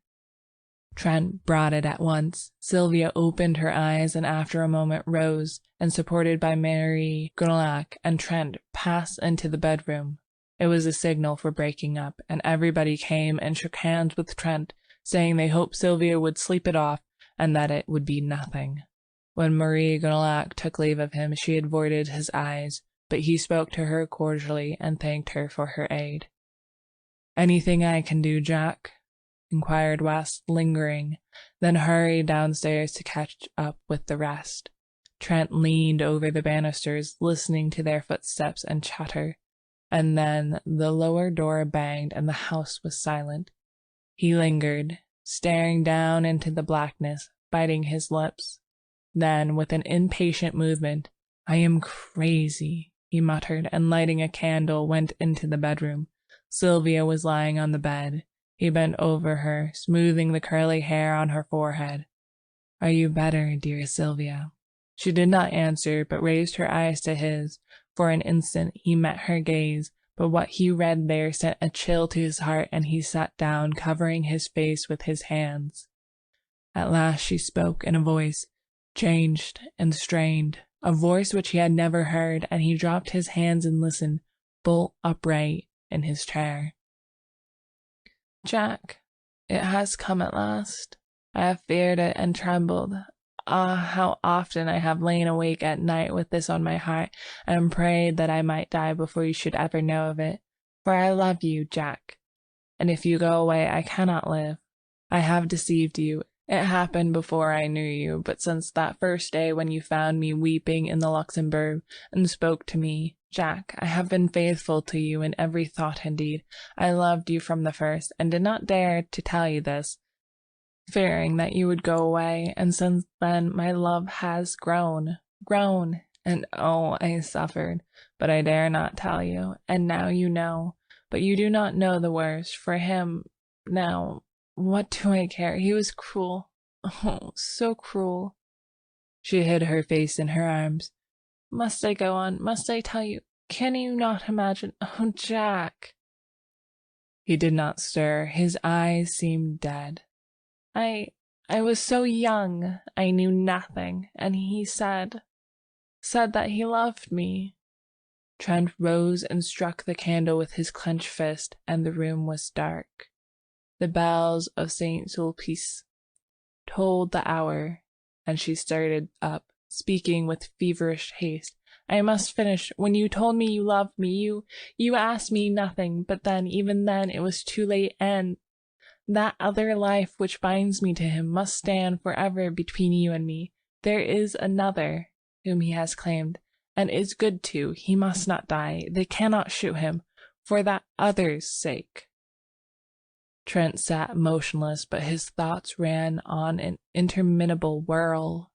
Sylvia, little Sylvia, who shared with him his student life, who bore with him the dreary desolation of the siege without complaint, this slender, blue-eyed girl whom he was so quietly fond of, whom he teased or caressed as the whim suited, who sometimes made him the least bit impatient with her passionate devotion to him.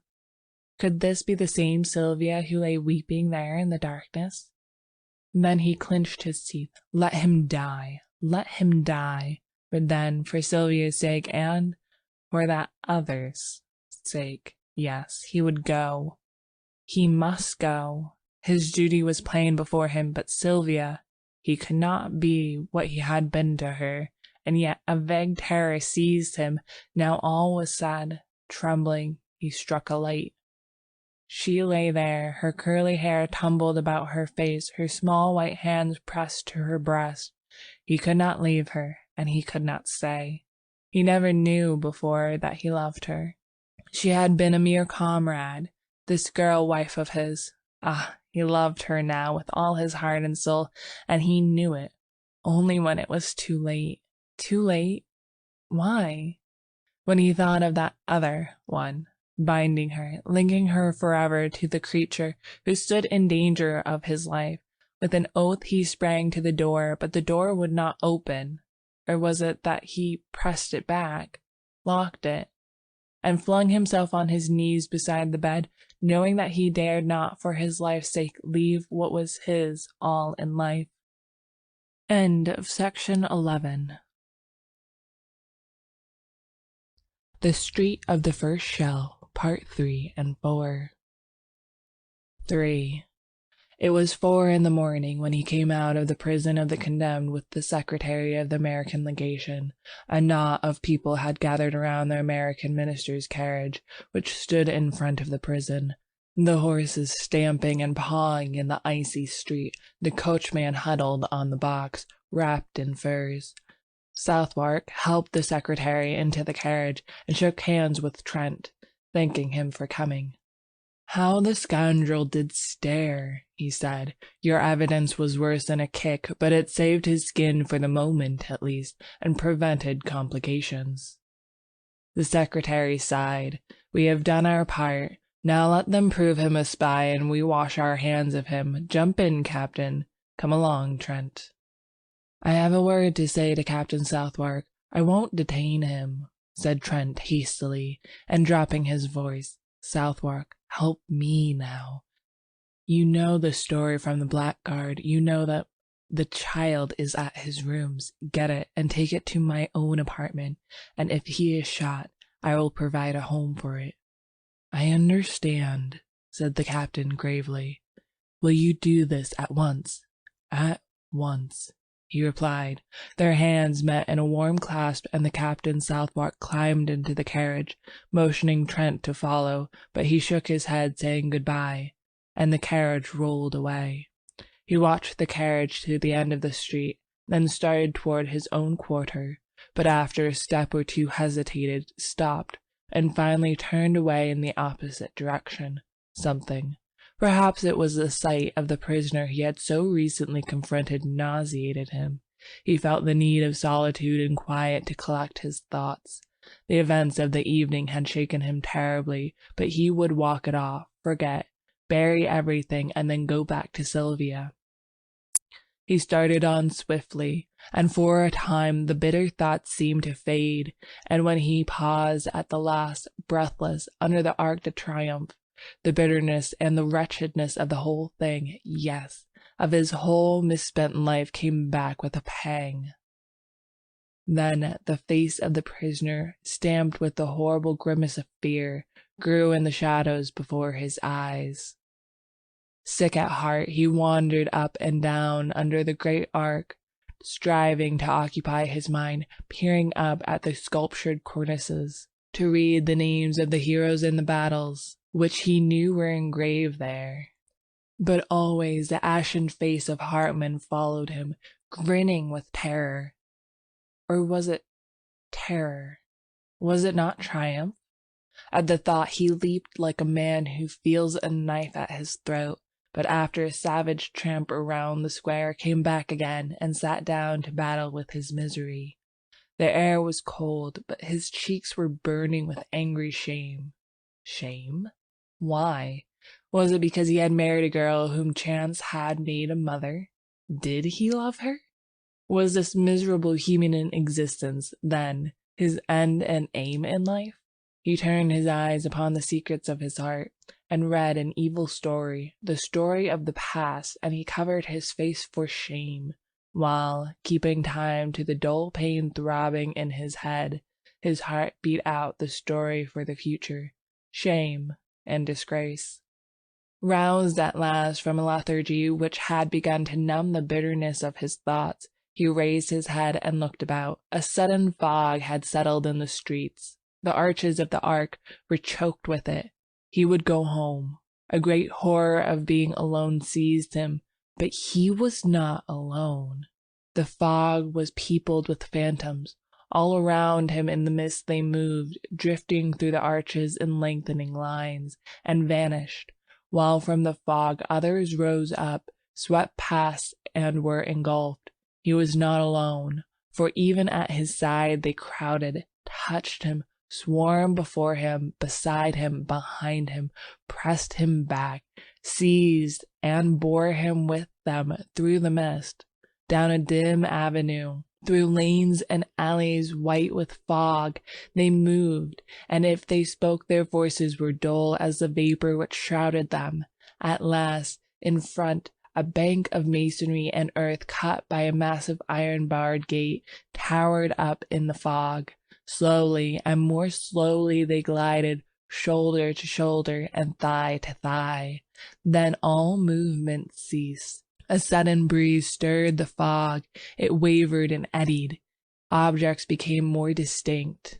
A pallor crept above the horizon, touching the edges of the watery clouds, and drew dull sparks from 1,000 bayonets. Bayonets! They were everywhere, cleaving the fog or flowing beneath it in rivers of steel.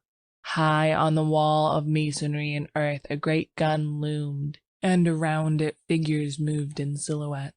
Below, a broad torrent of bayonets swept through the iron-barred gateway, out into the shadowy plain. It became lighter. Faces grew more distinct among the marching masses, and he recognized one. "You, Philip!" The figure turned its head. Trent cried, "Is there room for me?" But the other only waved his arm in vague adieu, and was gone with the rest. Presently the cavalry began to pass, squadron on squadron, crowding out into the darkness, then many cannon, then an ambulance, then again the endless line of bayonets. Beside him a cuirassier sat on his steaming horse, and in front, among a group of mounted officers, he saw a general, with the astrakhan collar of his dolman turned up about his bloodless face. Some women were weeping near him, and one was struggling to force a loaf of black bread into a soldier's haversack. The soldier tried to aid her, but the sack was fastened, and his rifle bothered him, so Trent held it, while the woman unbuttoned the sack and forced in the bread, now all wet with her tears. The rifle was not heavy. Trent found it wonderfully manageable. Was the bayonet sharp? He tried it. Then a sudden longing, a fierce, imperative desire took possession of him. "Chouette!" cried a gayman, clanging to the barred gate. "En quoi mon vous?" Trent looked up, and the rat-killer laughed in his face. But when the soldier had taken the rifle again, and thanking him, ran hard to catch his battalion, he plunged into the throng about the gateway. "Are you going?" he cried to a marine who sat in the gutter, bandaging his foot. "Yes." Then a girl, a mere child, caught him by the hand and led him into the cafe which faced the gate. The room was crowded with soldiers, some, white and silent, sitting on the floor, others groaning on the leather-covered settees. The air was sour and suffocating. "Choose," said the girl with a little gesture of pity. "They can't go." In a heap of clothing on the floor he found a capote and a képi. She helped him buckle his knapsack, cartridge box, and belt, and showed him how to load the chassepot rifle, holding it on her knees. When he thanked her, she started to her feet. "You are a foreigner?" "American," he said, moving toward the door, but the child barred his way. "I am a Breton. My father is up there with the cannon of the marine. He will shoot you if you are a spy." They faced each other a moment. Then sighing, he bent over and kissed the child. "Pray for France, little one," he murmured, and she repeated with a pale smile, "For France, and for you, beau monsieur." He ran across the street and through the gateway. Once outside, he edged into line and shouldered his way along the road. A corporal passed, looked at him, repassed, and finally called an officer. "You belong to the 60th," growled the corporal, looking at the number on his kepe. "We have no use for frontiers," added the officer, catching sight of his black trousers. "I wish to volunteer in place of a comrade," said Trent, and the officer shrugged his shoulders and passed on. Nobody paid much attention to him, one or two merely glancing at his trousers. The road was deep with slush and mud plowed and torn by wheels and hoofs. A soldier in front of him wrenched his foot in an icy rut and dragged himself to the edge of the embankment, groaning. The plain on either side of them was gray with melting snow. Here and there behind dismantled hedgerows stood wagons bearing white flags with red crosses. Sometimes the driver was a priest in a rusty hat and gown, sometimes a crippled mobile. Once they passed a wagon driven by a Sister of Charity. Silent, empty houses, with great rents in their walls and every window blank, huddled along the road. Further on, within the zone of danger, nothing of human habitation remained, except here and there a pile of frozen bricks or a blackened cellar choked with snow.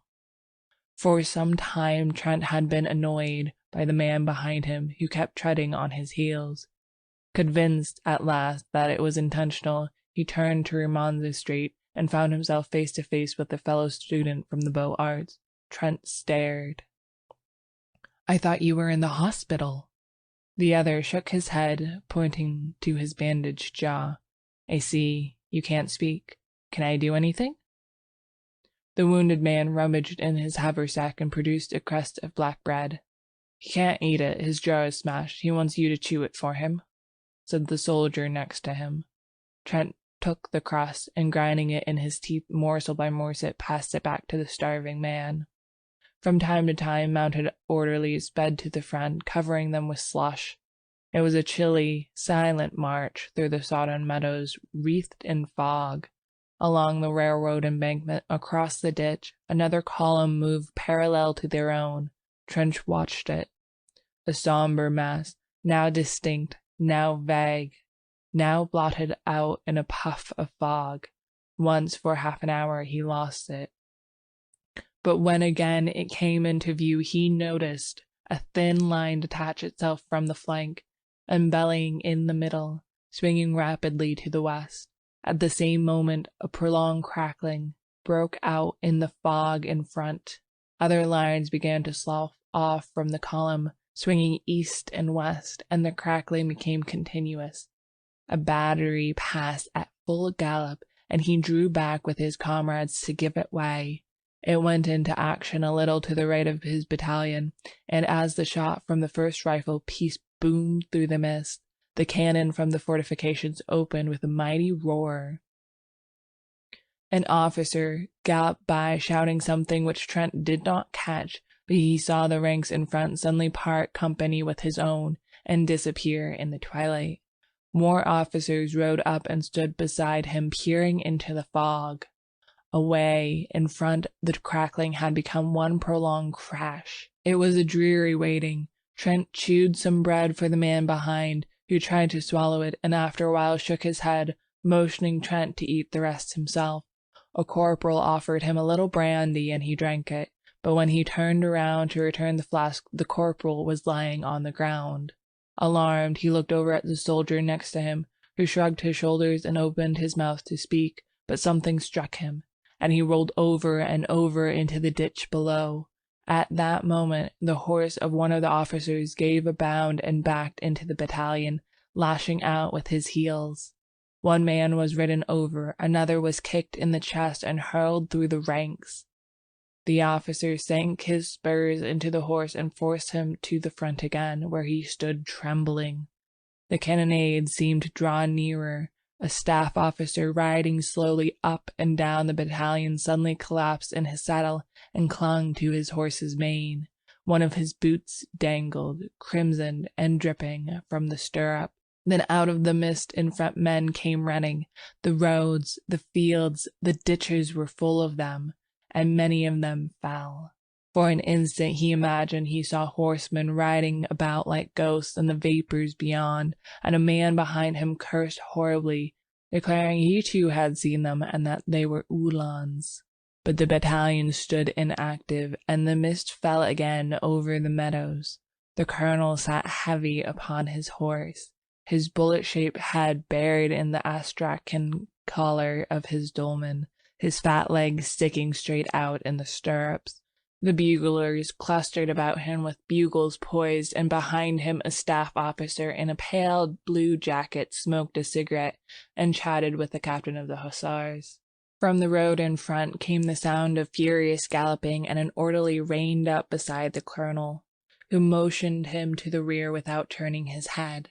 Then, on the left, a confused murmur arose which ended in a shout. A hussar passed like the wind, followed by another, and then the squadron after squadron whirled by them into sheeted mist. At that instant the colonel reared in his saddle, the bugles clanged, and the whole battalion scrambled down the embankment, over the ditch, and started across the soggy meadow. Almost at once Trent lost his cap. Something snatched it from his head. He thought it was a tree branch. A good many of his comrades rolled over in the slush and ice, and he imagined that they had slipped. One pitched right across his path, and he stopped to help him up, but the man screamed when he touched him, and an officer shouted, "Forward! Forward!" So he ran on again. It was a long jog through the mist, and he was often obliged to shift his rifle. When at last they lay panting behind the railroad embankment, he looked about him. He had felt the need of action, of a desperate physical struggle, of killing and crushing. He had seized with a desire to fling himself among the masses and tear right and left. He longed to fire, to use the thin sharp bayonet on his chassepot. He had not expected this. He wished to become exhausted, to struggle and cut until incapable of lifting his arm.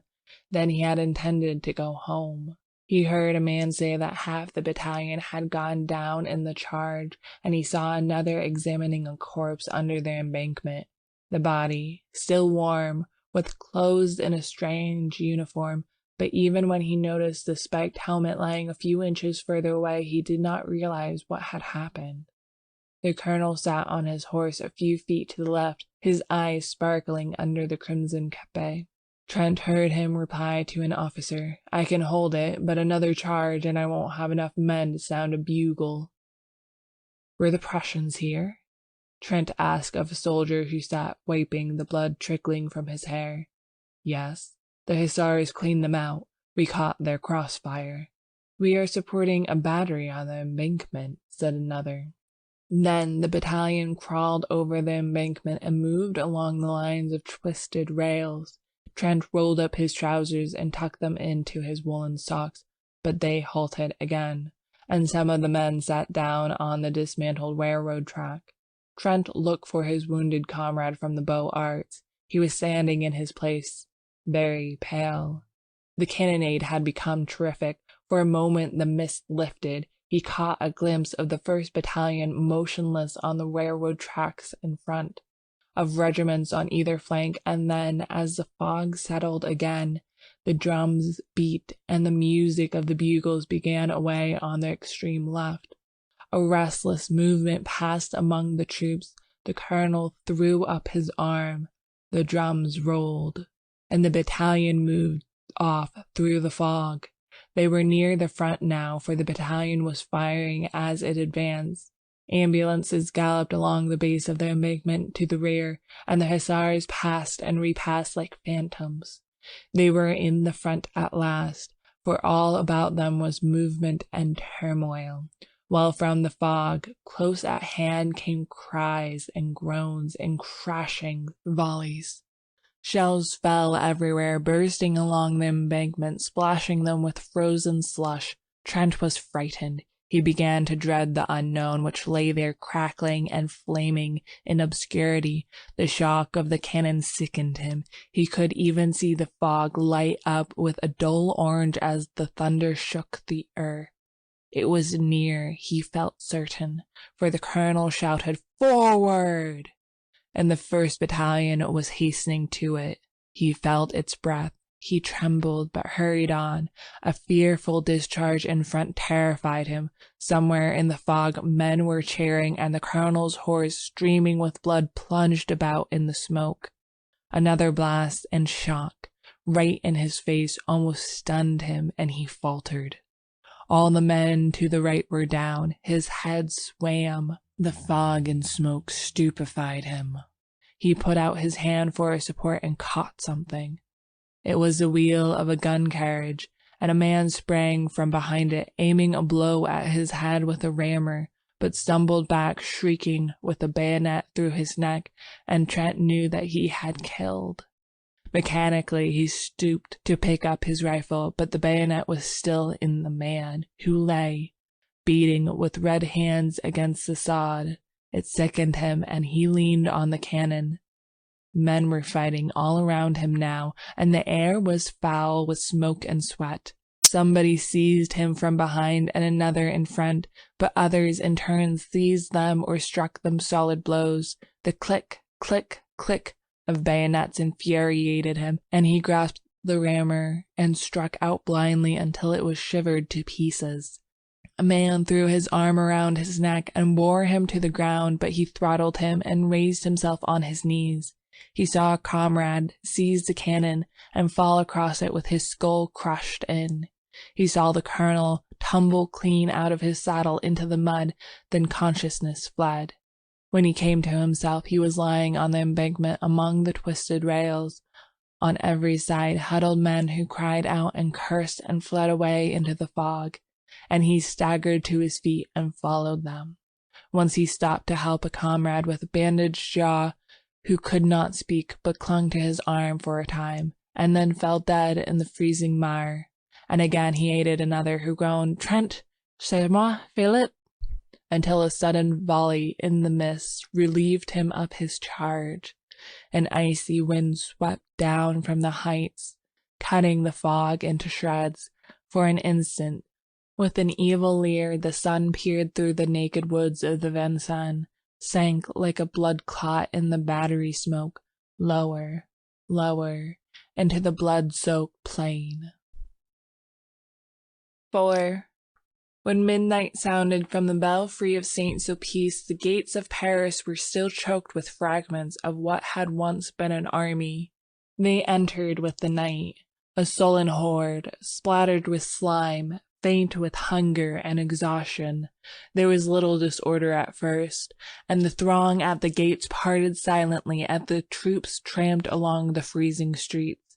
Confusion came as the hours passed, swiftly and more swiftly, crowding squadron after squadron and battery on battery, horses plunging and caissons jolting.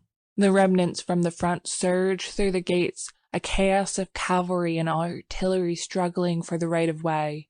Close upon them stumbled the infantry, here a skeleton of a regiment marching with a desperate attempt at order.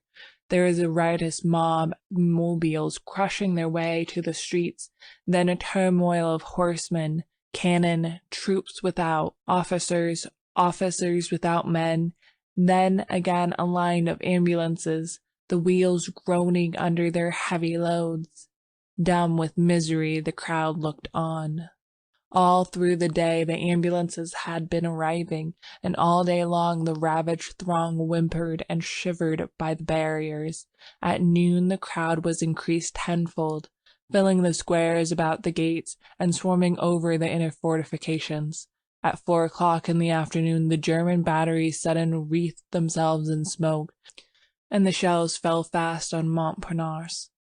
At 20 minutes after 4, 2 projectiles struck a house in the Rue de Bac, and a moment later the first shell fell in the Latin Quarter. Braith was painting in bed when West came in very much scared. "I wish you'd come down. Our house had been knocked into a cocked hat, and I'm afraid that some of the pillagers may take it into their heads to pay us a visit tonight." Braith jumped out of bed and bundled himself into a garment which had once been an overcoat. "Anybody hurt?" he inquired, struggling with a sleeve full of dilapidated lining. No, Colette is barricaded in the cellar, and the concierge ran away to the fortifications. There will be a rough gang there if the bombardment keeps up. You might help us." "Of course," said Braith, but it was not until they had reached the Rue Serpentine and had turned in the passage which led to West Cellar that the latter cried, "Have you seen Jack Trent today?" "No," replied Braith, looking troubled. "He was not at ambulance headquarters. He stayed to take care of Sylvia, I suppose." A bomb came crashing through the roof of a house at the end of the alley and burst in the basement, showering the street with slate and plaster. A second struck a chimney and plunged into the garden, followed by an avalanche of bricks, and another exploded with a deafening report in the next street. They hurried along the passage to the steps which led to the cellar. Here again Braith stopped. "Don't you think I had better run up to see if Jack and Sylvia are well entrenched? I can get back before dark." "No, go in and find Colette, and I'll go." No, let me, there's no danger." "I know it," replied West calmly, and dragging Braith into the alley, pointed to the cellar steps. The iron door was barred. "Colette, Colette!" he called. The door swung inward, and the girl sprang up the stairs to meet them. At that instant, Braith, glancing behind him, gave a startled cry, and pushing the two before him into the cellar, jumped down after them and slammed the iron door. A few seconds later, a heavy jar from the outside shook the hinges. "They are here," muttered West, very pale. "That door," observed Colette calmly, "will hold forever." Braith examined the low iron structure, now trembling with the blows rained on it from without. West glanced anxiously at Colette, who displayed no agitation, and this comforted him. "I don't believe they will spend much time here," said Braith. "They only rummage in cellars for spirits, I imagine." "Unless they hear that valuables are buried here." "But surely nothing is buried here," exclaimed Braith uneasily. "Unfortunately there is," growled West, "that miserly landlord of mine." A crash came from outside, followed by a yell, cut him short. Then blow after blow shook the doors until there came a sharp snap, a clinking of metal, and a triangular bit of iron fell inwards, leaving a hole through which struggled a ray of light. Instantly West knelt, and shoving his revolver through the aperture, fired every cartridge. For a moment the alley resounded with the racket of the revolver. Then absolute silence followed. Presently a single questioning blow fell upon the door, and a moment later another and another, and then a sudden crack zigzagged across the iron plate. "Here," said West, seizing Colette by the wrist. "You follow me, Braith," and he ran swiftly towards a circular spot of light at the further end of the cellar. The spot of light came from a barred manhole above. West motioned Braith to mount on his shoulders. "Push it over, you must." With little effort, Braith lifted the barred cover and scrambled out on his stomach, and easily raised Colette from West's shoulders. "Quick, old chap!" cried the latter. Braith twisted his legs around a fence chain and leaned down again. The cellar was flooded with a yellow light, and the air reeked with the stench of petroleum torches. The iron door still held, but a whole plate of metal was gone, and now they looked. A figure came creeping through, holding a torch. "Quick!" whispered Braith. "Jump!" And West hung dangling until Colette grasped him by the collar and he was dragged out. Then her nerves gave way and she wept hysterically, but West threw his arm around her and led her across the gardens into the next street, where Braith, after replacing the manhole cover and piling some stone slabs from the wall over it, rejoined them. It was almost dark. They hurried through the street, and now only lighted by burning buildings or the swift glare of the shells. They gave wide berth to the fires, but at a distance saw the flitting forms of pillagers among the debris. Sometimes they passed a female fury, crazed with drink, shrieking anathemas upon the world, or some slouching lout whose blackened face and hands betrayed his share in the work of destruction. At last they reached the Seine and passed the bridge, and then Braith said, "I must go back. I am not sure of Jack and Sylvia." As he spoke, he made way for a crowd which came trampling across the bridge and along the river wall by the d'Orsay barracks.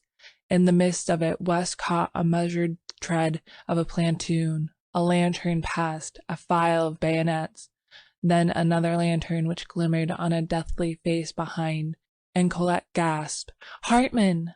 And he was gone. They peered fearfully across the embankment, holding their breaths. There was a shuffle of feet on the quay, and the gate of the barracks slammed.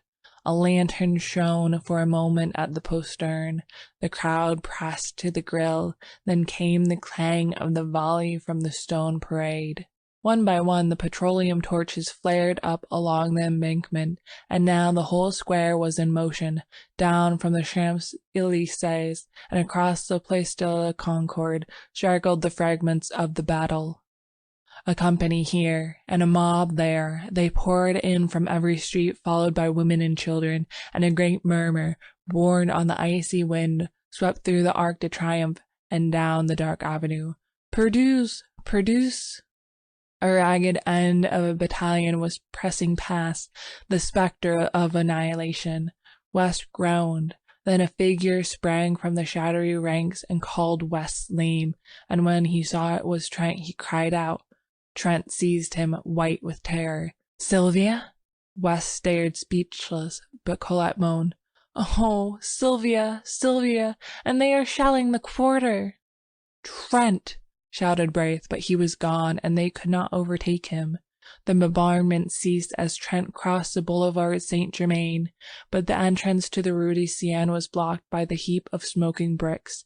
Everywhere the shells had torn great holes in the pavement. The café was a wreck of splinters and glass. The bookstore tottered, ripped from roof to basement, and the little bakery, long since closed, bulged outward above a mass of slate and tin. He climbed over the steaming bricks and hurried into the Rue de Tournon. On the corner a fire blazed, lighting up his own street, and on the bank wall beneath a shattered glass lamp a child was writing with a bit of cinder. Here fell the first shell. The letters stared him in the face.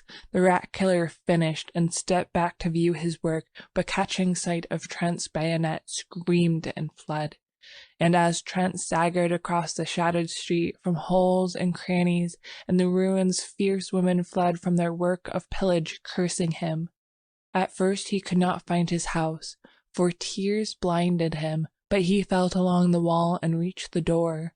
A lantern burned in the concierge's lodge, and the old man lay dead beside it. Faint with fright, he leaned a moment on his rifle, then, snatching the lantern, sprang up the stairs. He tried to call, but his tongue hardly moved. On the second floor he saw plaster on the stairway, and on the third floor was torn, and the concierge lay in a pool of blood across the landing. The next floor was his. Theirs. The door hung from its hinges, the walls gaped. He crept in and sank down by the bed, and there 2 arms were flung around his neck, and a tear-stained face sought his own. "Sylvia! Oh, Jack, Jack, Jack!" From the tumbled pillow beside them a child wailed. "They brought it. It is mine," she sobbed. "Ours," he whispered, with his arms around them both. Then from stairs below came Braith's anxious voice. "Trent! Is all well?" End of section 12. The Street of Our Lady of the Fields. Et tous les jours passés dans le tissus nous sont comptés comme des jours heureux. 1. The street is not fashionable, neither is it shabby. It is a pariah among streets, a street without a quarter. It is generally understood to lie outside the pale of the aristocratic Avenue l'Observatoire. The students of the Montparnasse quarter consider it swell and will have none of it. The Latin quarter, from the Luxembourg, its northern frontier, sneers at its respectability and regards with disfavor the correctly costumed students who haunt it. Few strangers go into it. At times, however, the Latin Quarter students use it as a thoroughfare between the Rue de Rennes and the Boulier.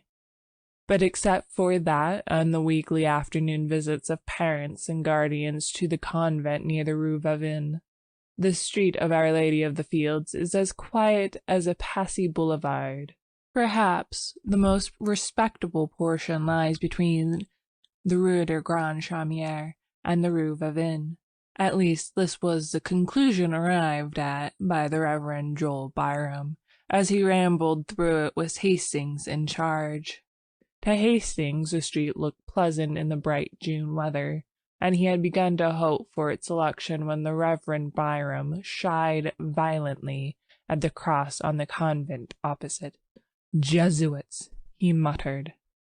"Well," said Hastings warily, "I imagine we won't find anything better. You say yourself that vice is triumphant in Paris, and it seems to me that in every street we find Jesuits or something worse." After a moment he repeated, "or something worse," which, of course, I would not notice except for your kindness in warning me. Dr. Byram sucked in his lips and looked about him.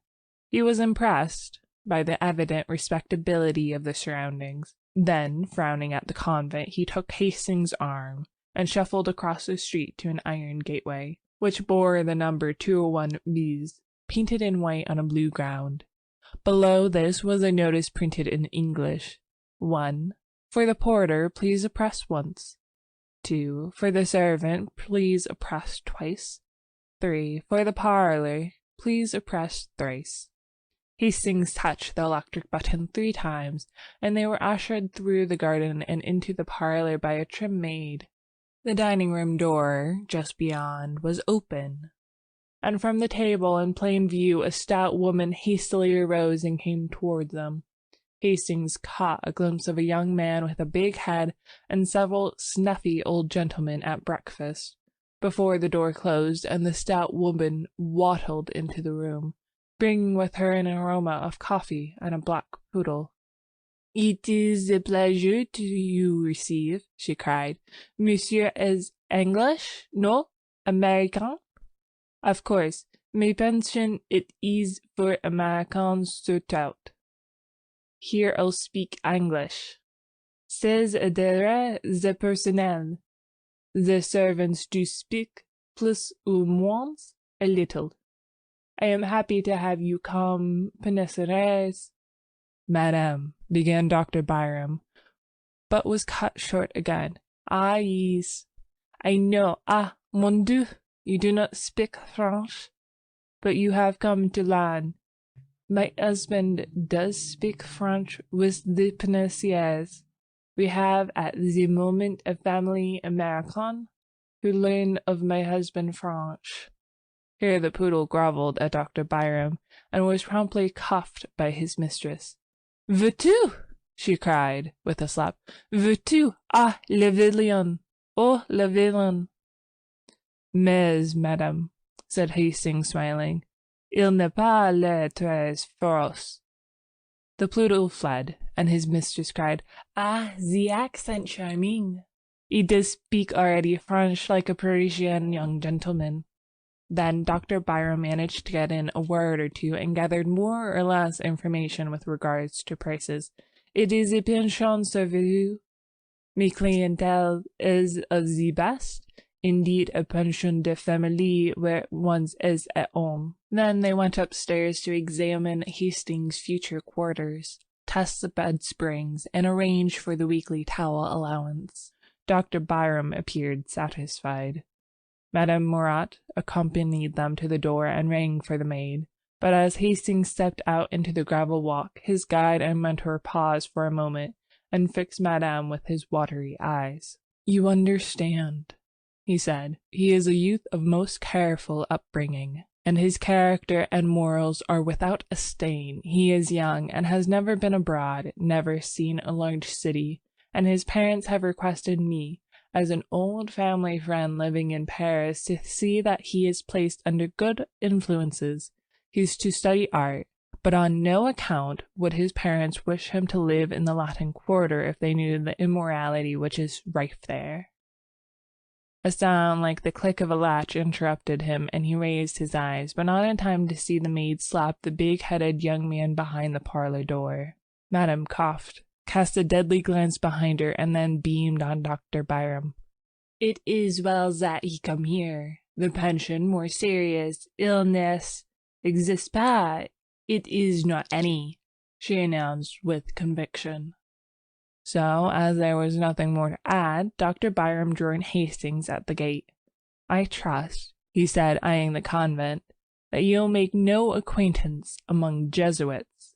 Hastings looked at the convent until a pretty girl passed before the gray facade, and then he looked at her. A young fellow with a paint box and canvas came swinging along, stopped before the pretty girl, and said something during the brief but vigorous handshake, at which they both laughed, and he went his way, calling back, "À demain, Valentine," in the same breath as she cried, "À demain." Valentine, thought Hastings, what a quaint name.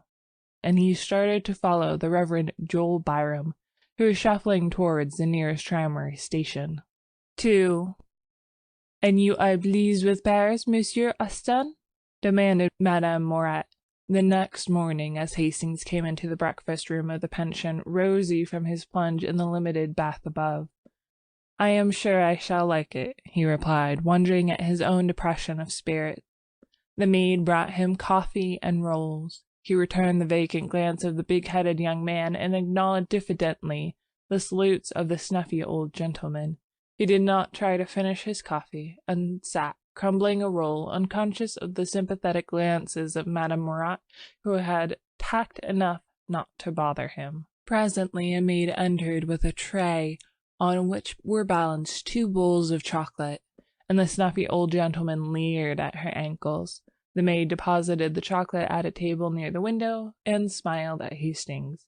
Then a thin young lady, followed by her counterpart, in all except years, marched into the room and took the table near the window. They were evidently American, but Hastings, if he expected any sign of recognition, was disappointed. To be ignored by compatriots intensified his depression. He fumbled with his knife and looked at his plate. The thin young lady was talkative enough. She was quite aware of Hastings' presence, ready to be flattered if he looked at her, but on the other hand she felt her superiority, for she had been 3 weeks in Paris, and he, it was easy to see, had not yet unpacked his steamer trunk. Her conversation was complacent. She argued with her mother upon the relative merits of the Louvre and the Bon Marché, but her mother's part of the discussion was mostly confined to the observation, "Why, Susie!" The snuffy old gentleman had left the room in a body, outwardly polite and inwardly raging. They could not endure the Americans, who filled the room with their chatter. The big-headed young man looked after them with a knowing cough, murmuring, "Gay old birds." "They look like bad old men, Mr. Bladen," said the girl. To this Mr. Bladen smiled and said, "They've had their day," in a tone which implied that he was now having his. "And that's why they all have baggy eyes," cried the girl. "I think it is a shame for young gentlemen." "Why, Susie!" said the mother, and the conversation lagged. After a while, Mr. Bladen threw down the Petit Journal, which he daily studied at the expense of the house, and turning to Hastings, started to make himself agreeable. He began by saying, "I see you are American."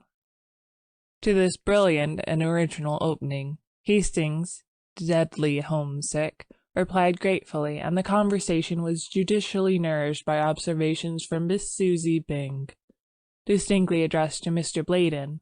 In the course of the events, Miss Susie, forgetting to address herself exclusively to Mr. Bladen, and Hastings replying to her general question, the entente cordiale was established, and Susie and her mother extended a protectorate over what was clearly neutral territory. "Mr. Hastings, you must not desert the pension every evening as Mr. Bladen does.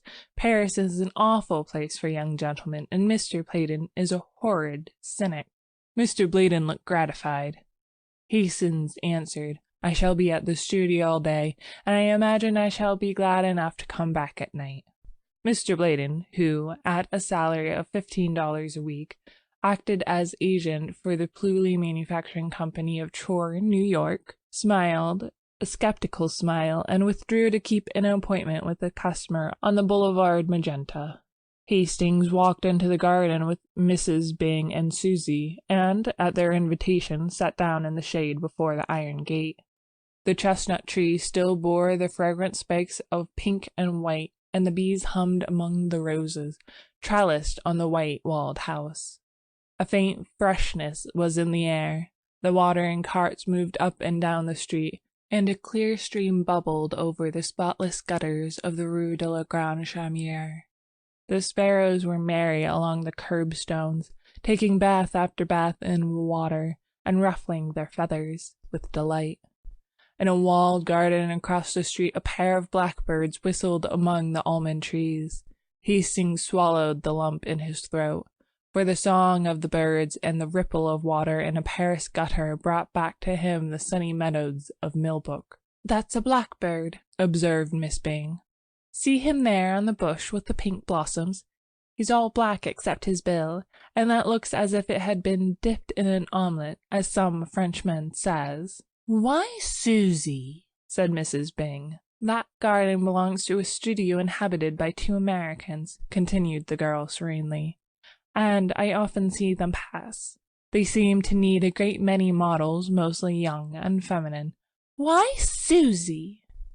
"Perhaps they prefer painting that kind, but I don't see why they should invite 5, with 3 more young gentlemen, and all get into 2 cabs and drive away singing. This street," she continued, "is dull. There is nothing to see except the garden and a glimpse of the boulevard Montparnasse through the Rue de la Grande Chaumière.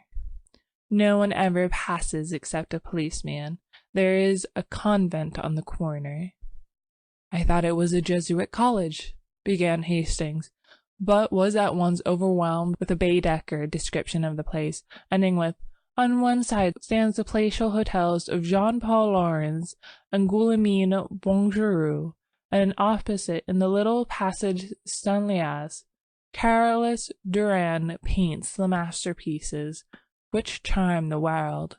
The blackbird burst into a ripple of golden throaty notes, and from some distant green spot in the city an unknown wild bird answered with a frenzy of liquid trills, until the sparrows paused in their ablutions to look up with restless chirps.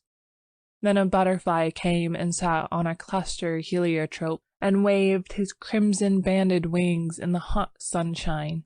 Hastings knew him for a friend, and before his eyes there came a vision of tall mulleins and scented milkweed alive with painted wings, a vision of a white house and woodbine-covered piazza, a glimpse of a man reading and a woman leaning over the pansy bed, and his heart was full. He was startled a moment later by Miss Byng. "I believe you are homesick." Hastings blushed. Miss Byng looked at him with a sympathetic sigh and continued, "Whenever I felt homesick at first, I used to go with Mamma and walk in the Luxembourg Gardens. I don't know why it is, but those old-fashioned gardens seem to bring me nearer home than anything in this artificial city." "But they are full of marble statues," said Mrs. Byng mildly. "I don't see the resemblance myself."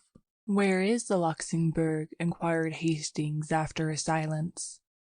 "Come with me to the gate," said Miss Byng. He rose and followed her, and she pointed out to the Rue Vavin at the foot of the street. "You pass by the convent to the right." She smiled, and Hastings went. End of section 13. The Street of Our Lady of the Fields. 3. The Luxembourg was a blaze of flowers. He walked slowly through the long avenues of trees, past mossy marbles and old-time columns, and threading the grove by the bronze lion, came upon the tree-crowned terrace above the fountain. Below lay the basin shining in the sunlight. Flowering almonds encircled the terrace, and, in a greater spiral, groves of chestnuts wound in and out and down among the moist thickets by the western palace wing. At one end of the avenue of trees the observatory rose, its white domes piled up like an eastern mosque. At the other end stood the heavy palace, with every window pane ablaze in the fierce sun of June. Around the fountain children in white white-capped nurses armed with bamboo poles were pushing toy boats, whose sails hung limp in the sunshine. A dark policeman, wearing red epaulets and a dress sword, watched them for a while and then went away to remonstrate with a young man who had unchained his dog. The dog was pleasantly occupied in rubbing grass and dirt into his back, while his legs waved in the air. The policeman pointed at the dog. He was speechless with indignation. "Well, Captain?" smiled the young fellow. "Well, Monsieur Student?" growled the policeman. "What have you come and complained to me for?" "If you don't chain him, I'll take him," shouted the policeman. "What's that to me, mon capitaine?" What? Isn't that bulldog yours? If it was, don't you suppose I'd chain him?" The officer glared for a moment in silence. Then, deciding that as he was a student he was wicked, grabbed at the dog, who promptly dodged. Around and around the flower beds they raced, and when the officer came too near for comfort, the bulldog cut across a flower bed, which perhaps was not playing fair. The young man was amused, and the dog also seemed to enjoy the exercise. The policeman noticed this and decided to strike at the fountainhead of the evil. He stormed up to the student and said, "As the owner of this public nuisance, I arrest you." "But," objected the other, "I disclaim the dog." That was a poser. It was useless to attempt to catch the dog until 3 gardeners lent a hand, but then the dog simply ran away and disappeared in the Rue de Medici. The policeman shambled off to find consolation among the white-capped nurses, and the student, looking at his watch, stood up yawning. Then, catching sight of Hastings, he smiled and bowed. Hastings walked over to the marble, laughing. "Why, Clifford," he said, "I didn't recognize you." "It is my moustache," sighed the other. "I sacrificed it to humor a whim of a friend. What do you think of my dog?" "Then he is yours?" cried Hastings. "Of course, it's a pleasant change for him, this playing tag with policemen. But he is known now, and I'll have to stop it. He's gone home. He always does when the gardeners take a hand. It's a pity. He's fond of rolling on lawns." Then they chatted for a moment of Hastings' prospect, and Clifford politely offered to stand his sponsor at the studio. "You see, old Tabby, I mean Dr. Byram, told me about you before I met you," explained Clifford, "and Elliot and I will be glad to do anything we can." Then, looking at his watch again, he muttered, "I have just 10 minutes to catch the Versailles train. Au revoir," and started to go, but catching sight of a girl advancing by the fountain, took off his hat with a confused smile. "Why are you not at Versailles?" she said with an almost imperceptible acknowledgment of Hastings' presence. I'm going," murmured Clifford. For a moment they faced each other, and then Clifford, very red, stammered, "With your permission, I have the honor of presenting you to my friend, Monsieur Hastings." Hastings bowed low. She smiled very sweetly, but there was something of malice in the quiet inclination of her small Parisian head. "I could have wished," she said, "that Monsieur Clifford might spare me more time when he brings with him so charming an American." Must I go, Valentine?" began Clifford. "Certainly," she replied. Clifford took his leave with very bad grace, wincing when she added, "And give my dearest love to Cecile," and he disappeared in the Rue d'Assas. The girl turned as if to go, but then, suddenly remembering Hastings, looked at him and shook her head. "Monsieur Clifford is so perfectly harebrained," she smiled. "It is embarrassing sometimes. You have heard, of course, all about his success at the Salon." He looked puzzled, and she noticed it. "You have been to the Salon, of course?" "Why, no," he answered. "I only arrived in Paris 3 days ago." She seemed to pay little heed to his explanation, but continued, "Nobody imagined he had the energy to do anything good, but on varnishing day the Salon was astonished by the entrance of Monsieur Clifford, who strolled about as bland as you please, with an orchid in his buttonhole, and a beautiful picture on the line." She smiled to herself at the reminiscence and looked at the fountain. Monsieur Bouguereau told me that Monsieur Julien was so astonished that he only shook hands with Monsieur Clifford in a dazed manner, and actually forgot to pat him on the back. Fancy, she continued with much merriment, fancy Papa Julien forgetting to pat one on the back. Hastings wondered at her acquaintance with the grey Bouguereau, looked at her with respect. "May I ask," he said diffidently, "whether you are a pupil of Bouguereau?" "I?" she said in some surprise. Then she looked at him curiously. Was he permitting himself the liberty of joking on such short acquaintance? His pleasant, serious face questioned hers. "Tiens," she thought, "what a droll man." "Surely you study art," he said. She leaned back on the crooked stick of her parasol and looked at him. "Why do you think so?" "Because you speak as if you did."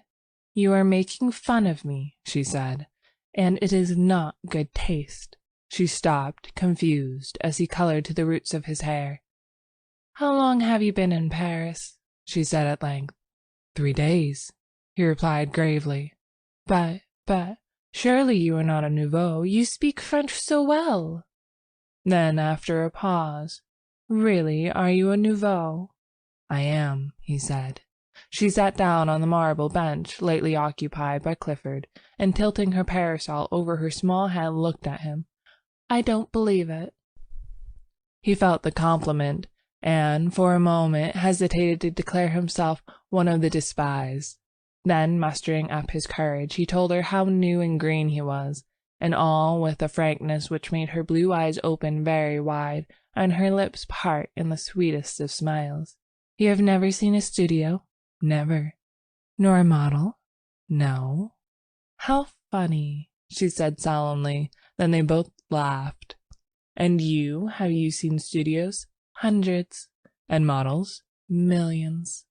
"And you know Bouguereau?"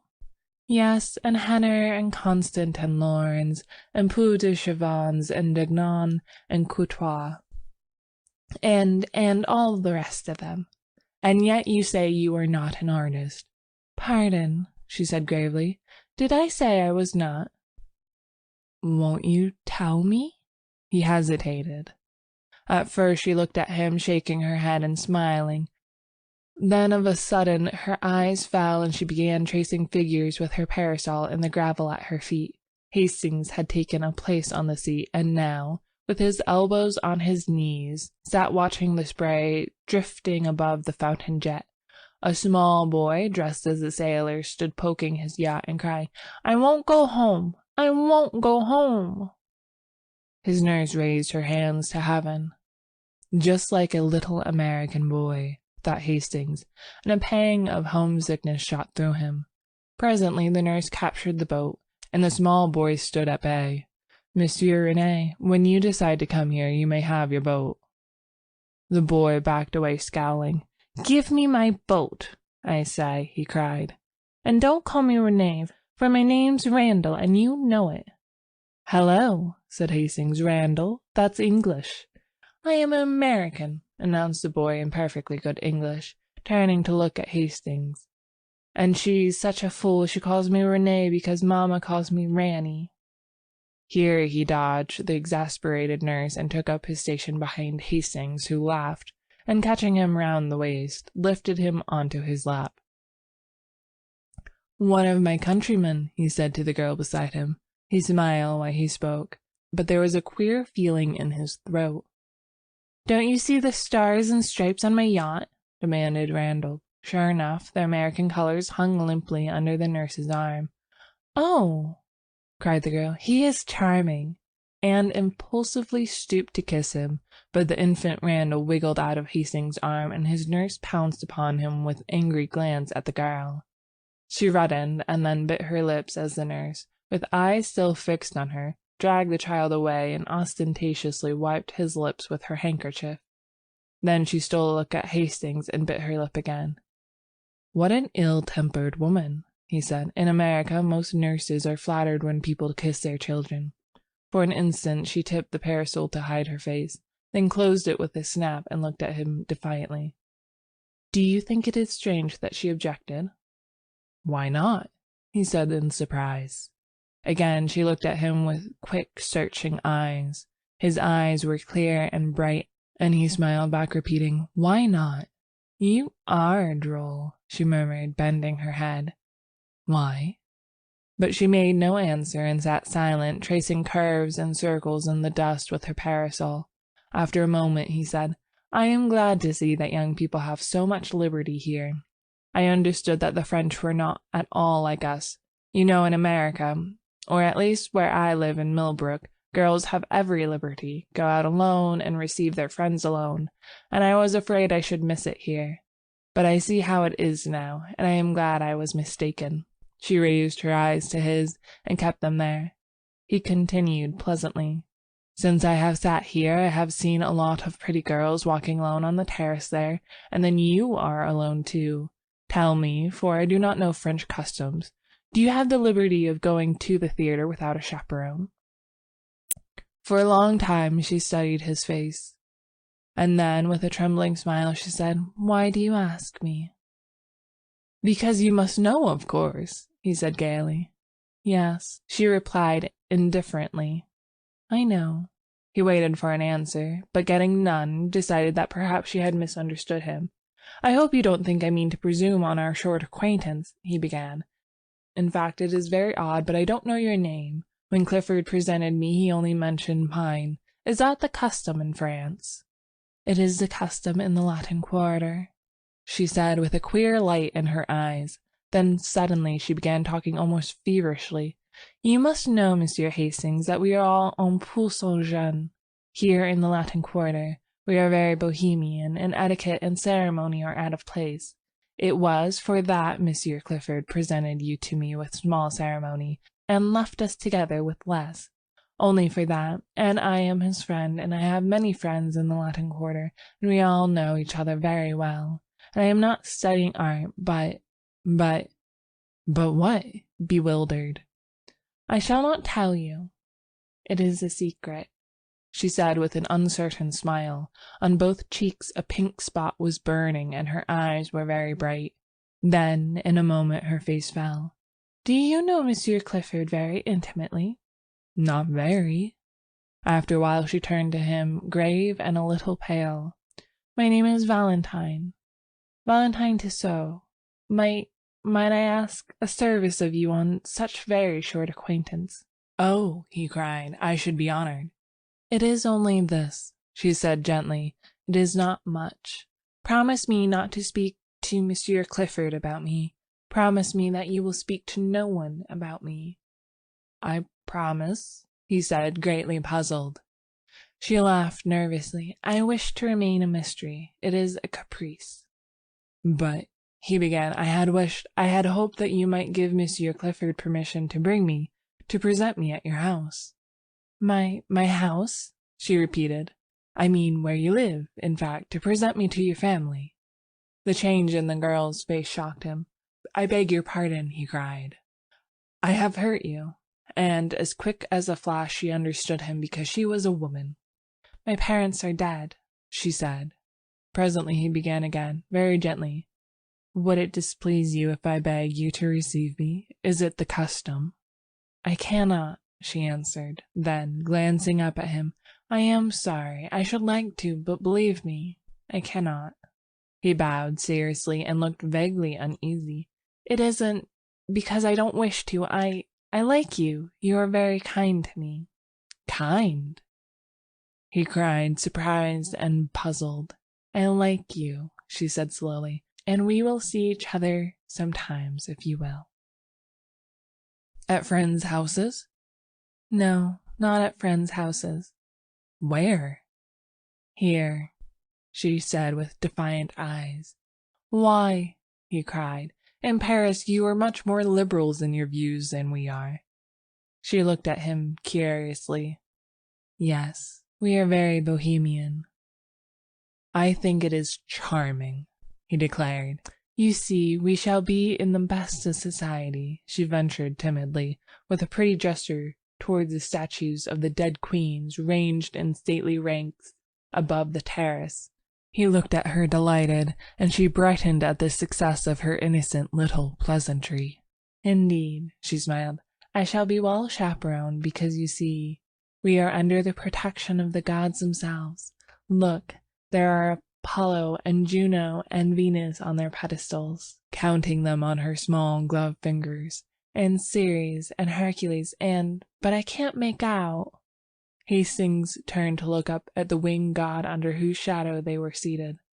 "Why, it is love," he said. "For there is a nouveau here," drawled the fat, leaning around his easel and addressing his friend Bowles.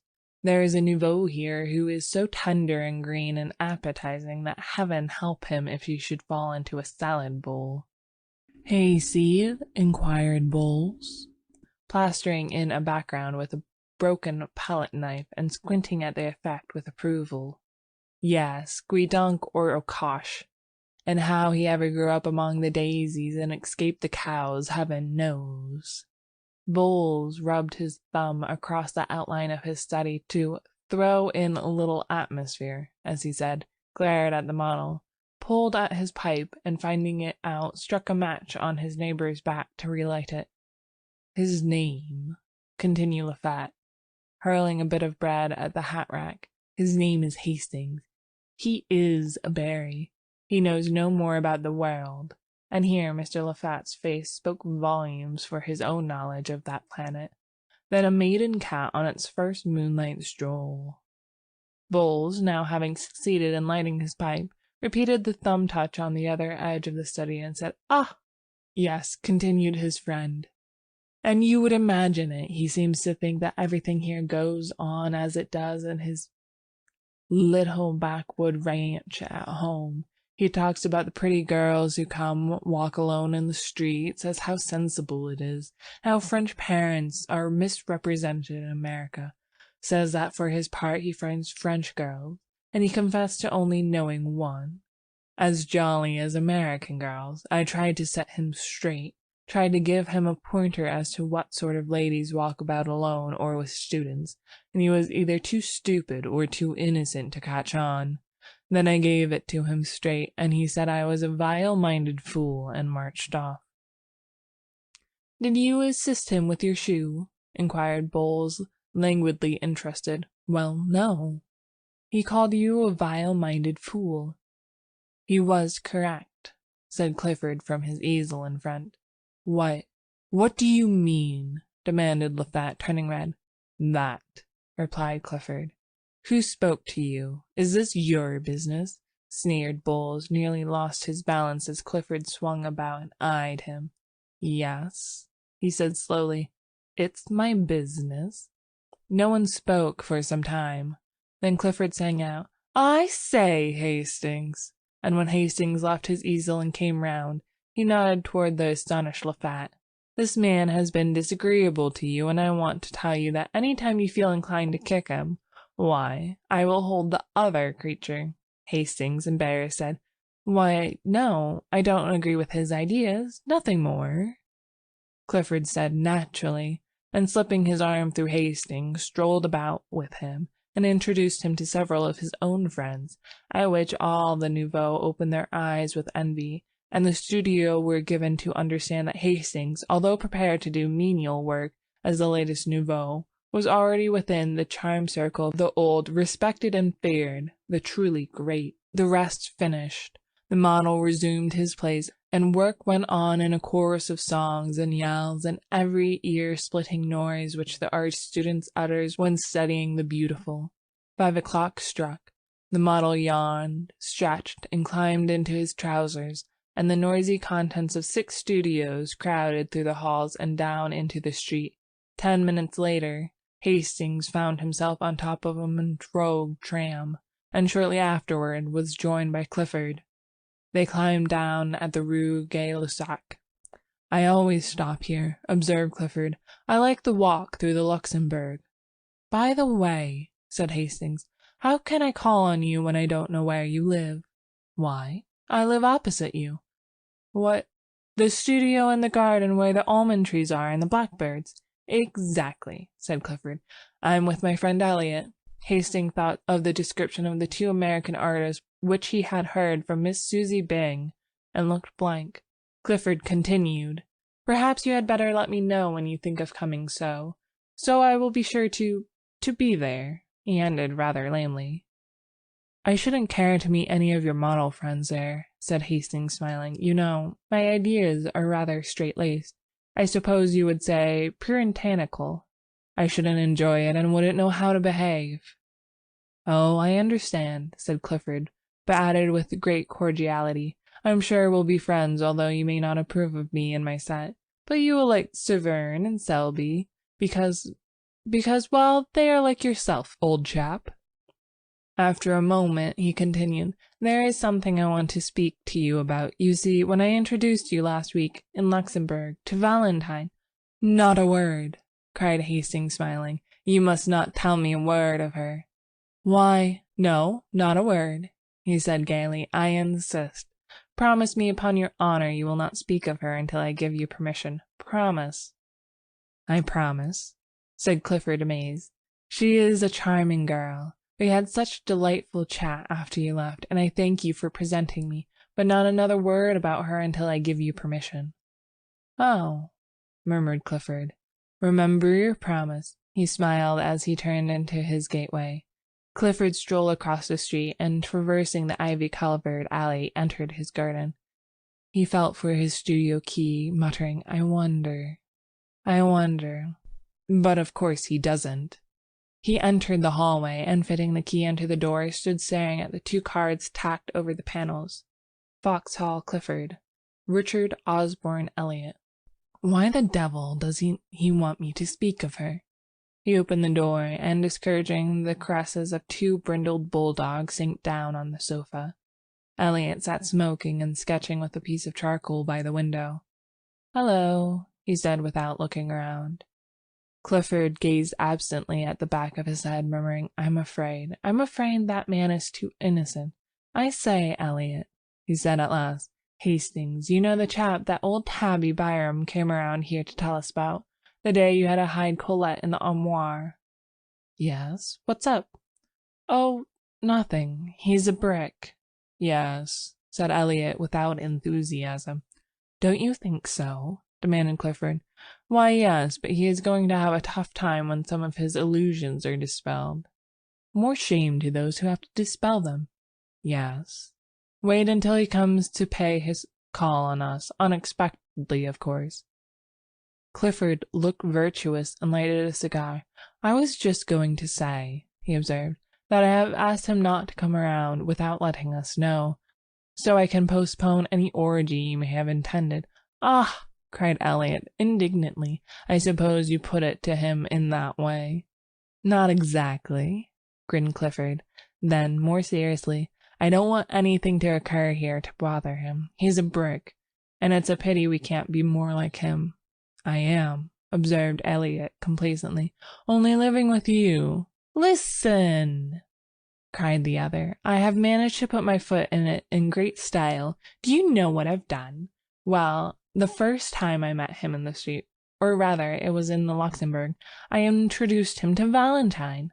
Did he object? Believe me, said Clifford solemnly, this rustic Hastings has no more idea that Valentine is Valentine, than he has that he himself is a beautiful example of moral decency in a quarter where morals are as rare as elephants. I heard enough in conversation between the blackguard Luffat and the little immoral eruption Bowles to open my eyes. I tell you, he sings as a trump. He's a healthy, clean-minded young fellow, bred in a small country village, brought up with the idea that saloons are way stations to hell. And as for women— Well, demanded Elliot. Well, said Clifford, his idea of the dangerous woman is probably a painted Jezebel. Probably, replied the other. He's a trump, said Clifford, and if he swears the world is as good and as pure as his own, I'll swear he's right. Elliot rubbed his charcoal on his file to get a point and turned to his sketch, saying, He will never hear any pessimism from Richard Osborne E. "He's a lesson to me," said Clifford. Then he unfolded a small perfumed note written on rose-colored paper, which had been lying on the table before him. He read it, smiled, whistled a bar or two from Miss Helyet, and sat down to answer it on his best cream-laid note-paper. When it was written and sealed, he picked up his stick and marched up and down the studio 2 or 3 times, whistling. "Going out?" inquired the other without turning. "Yes," he said, but lingered a moment over Elliot's shoulder, watching him pick out the lights in his sketch with a bit of bread. "Tomorrow is Sunday," he observed after a moment's silence. "Well?" inquired Elliot. "Have you seen Colette?" "No, I will tonight. She and Rowden and Jacqueline are coming to Boulant's. I suppose you and Cecile will be there?" "Well, no," replied Clifford. "Cecile dines at home tonight, and I had an idea of going to Mignon's." Elliot looked at him with disapproval. "You can make all the arrangements for La Roche without me," he continued, avoiding Elliot's eyes. "What are you up to now?" "Nothing," protested Clifford. "Don't tell me," replied his chum with scorn. "Fellows don't rush off to Mignon's when they set dine at Boulant's. Who is it now? But no, I won't ask that. What's the use?" Then he lifted up his voice in complaint and beat upon the table with his pipe. "What's the use of ever trying to keep track of you? What will Cecile say? Oh, yes, what will she say? It is a pity you can't be constant. 2 months. Yes, by Jove, and the quarter is indulgent. But you abuse its good nature, and mine too." Presently he arose, and jamming his hat on his head, marched to the door. Heaven alone knows why anyone puts up with your antics, but they all do, and so do I. If I were Cecile or any of the other pretty fools after whom you have toddled and will, in all human probabilities, continue to toddle, I say if I were Cecile, I'd spank you. Now I'm going to Boulant's, and as usual I shall make excuses for you and arrange the affair. I don't care continental where you are going, but by the skull of the studio skeleton, if you don't turn up tomorrow with your sketch kit under one arm and Cecile under the other, if you don't turn up in good shape, I am done with you, and the rest can think what they please. Good night." Clifford said good night with a pleasant smile as he could muster, and then sat down with his eyes on the door. He took out his watch and gave Elliot 10 minutes to vanish, then rang the concierge's call, murmuring, oh dear, why the devil do I do it?" "Alfred," he said, as that gimlet-eyed person answered the call. "Make yourself clean and proper, Alfred, and replace your sabots with a pair of shoes. Then put on your best hat and take this letter to the big white house in the Rue du Dragon. There is no answer, mon petit Alfred." The concierge departed with a snort in which unwillingness for the errand and affection for Monsieur Clifford were blended. Then, with great care, the young man arranged himself in all the beauties of his and Elliot's wardrobe. He took his time about it, and occasionally interrupted his toilet to play his banjo, or make pleasing diversion for the bulldogs by gambling about on all fours. "I've got 2 hours before me," he thought, and borrowed a pair of Elliot's silken footgear, with which he and the dogs played ball until he decided to put them on. Then he lighted a cigarette and inspected his dress coat. When he had emptied it of 4 handkerchiefs, a fan, and a pair of crumpled gloves as long as his arm, he decided it was not suited to add éclat to his charms, and cast about in his mind for a substitute. Elliot was too thin, and, anyways, his coats were now under lock and key. Rowden probably was as badly off as himself. Hastings was the man! But when he threw on a smoking jacket and sauntered over to Hastings' house, he was informed that he had been gone over an hour. "Now, where in the name of all that's reasonable could he have gone?" muttered Clifford, looking down the street. The maid didn't know, so he bestowed upon her a fascinating smile and lounged back to the studio. Hastings was not far away. The Luxembourg is within 5 minutes' walk to the Rue Notre-Dame-des-Champs.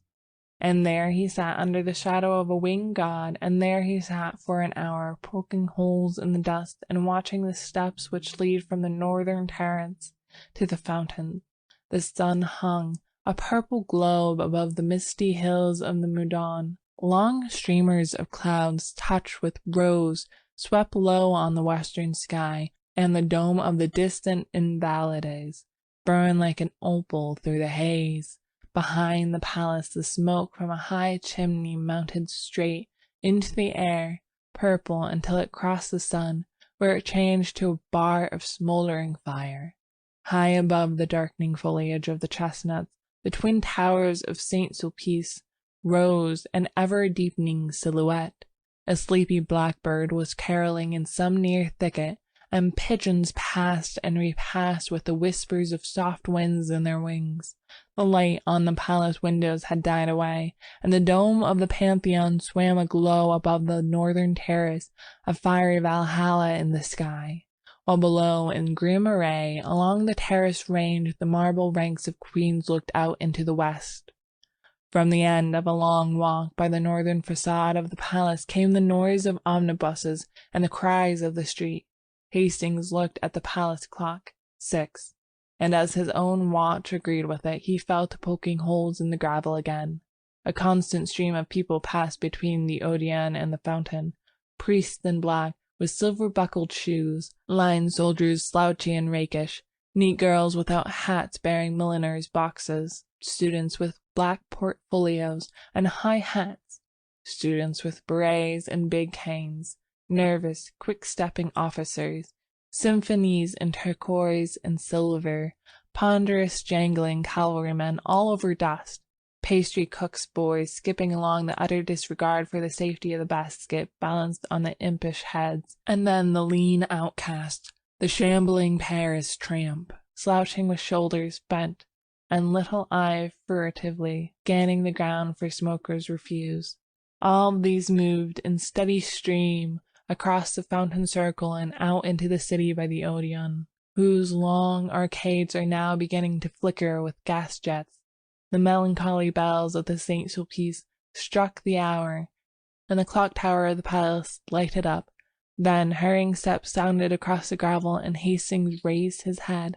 "How late you are," he said, but his voice was hoarse, and only his flushed face told how long had seemed the waiting. She said, "I was kept. Indeed, I was so much annoyed, and I may only stay a moment."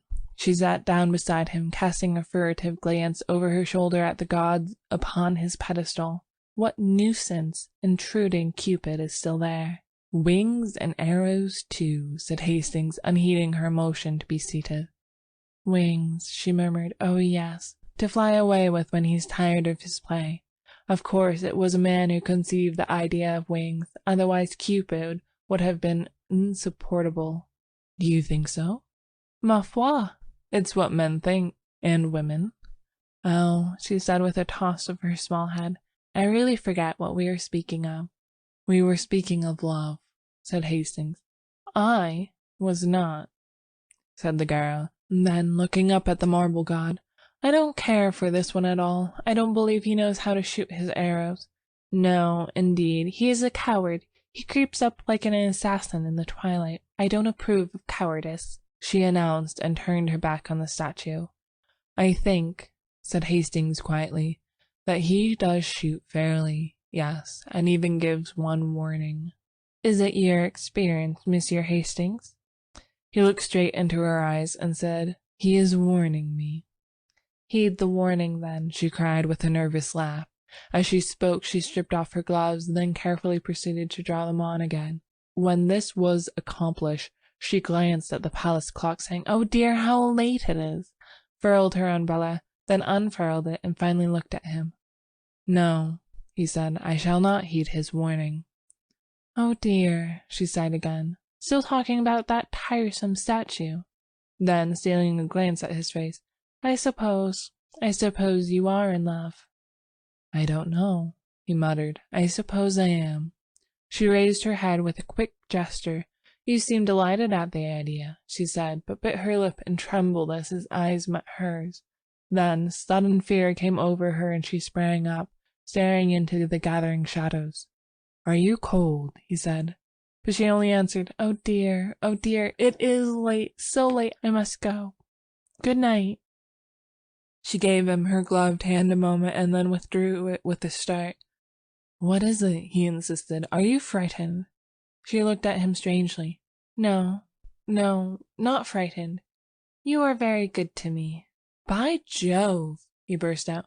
"What do you mean by saying I'm good to you? That's at least the third time, and I don't understand." The sound of a drum from the guardhouse at the palace cut him short. "Listen," she whispered. "They are going to close. It's late. Oh, so late."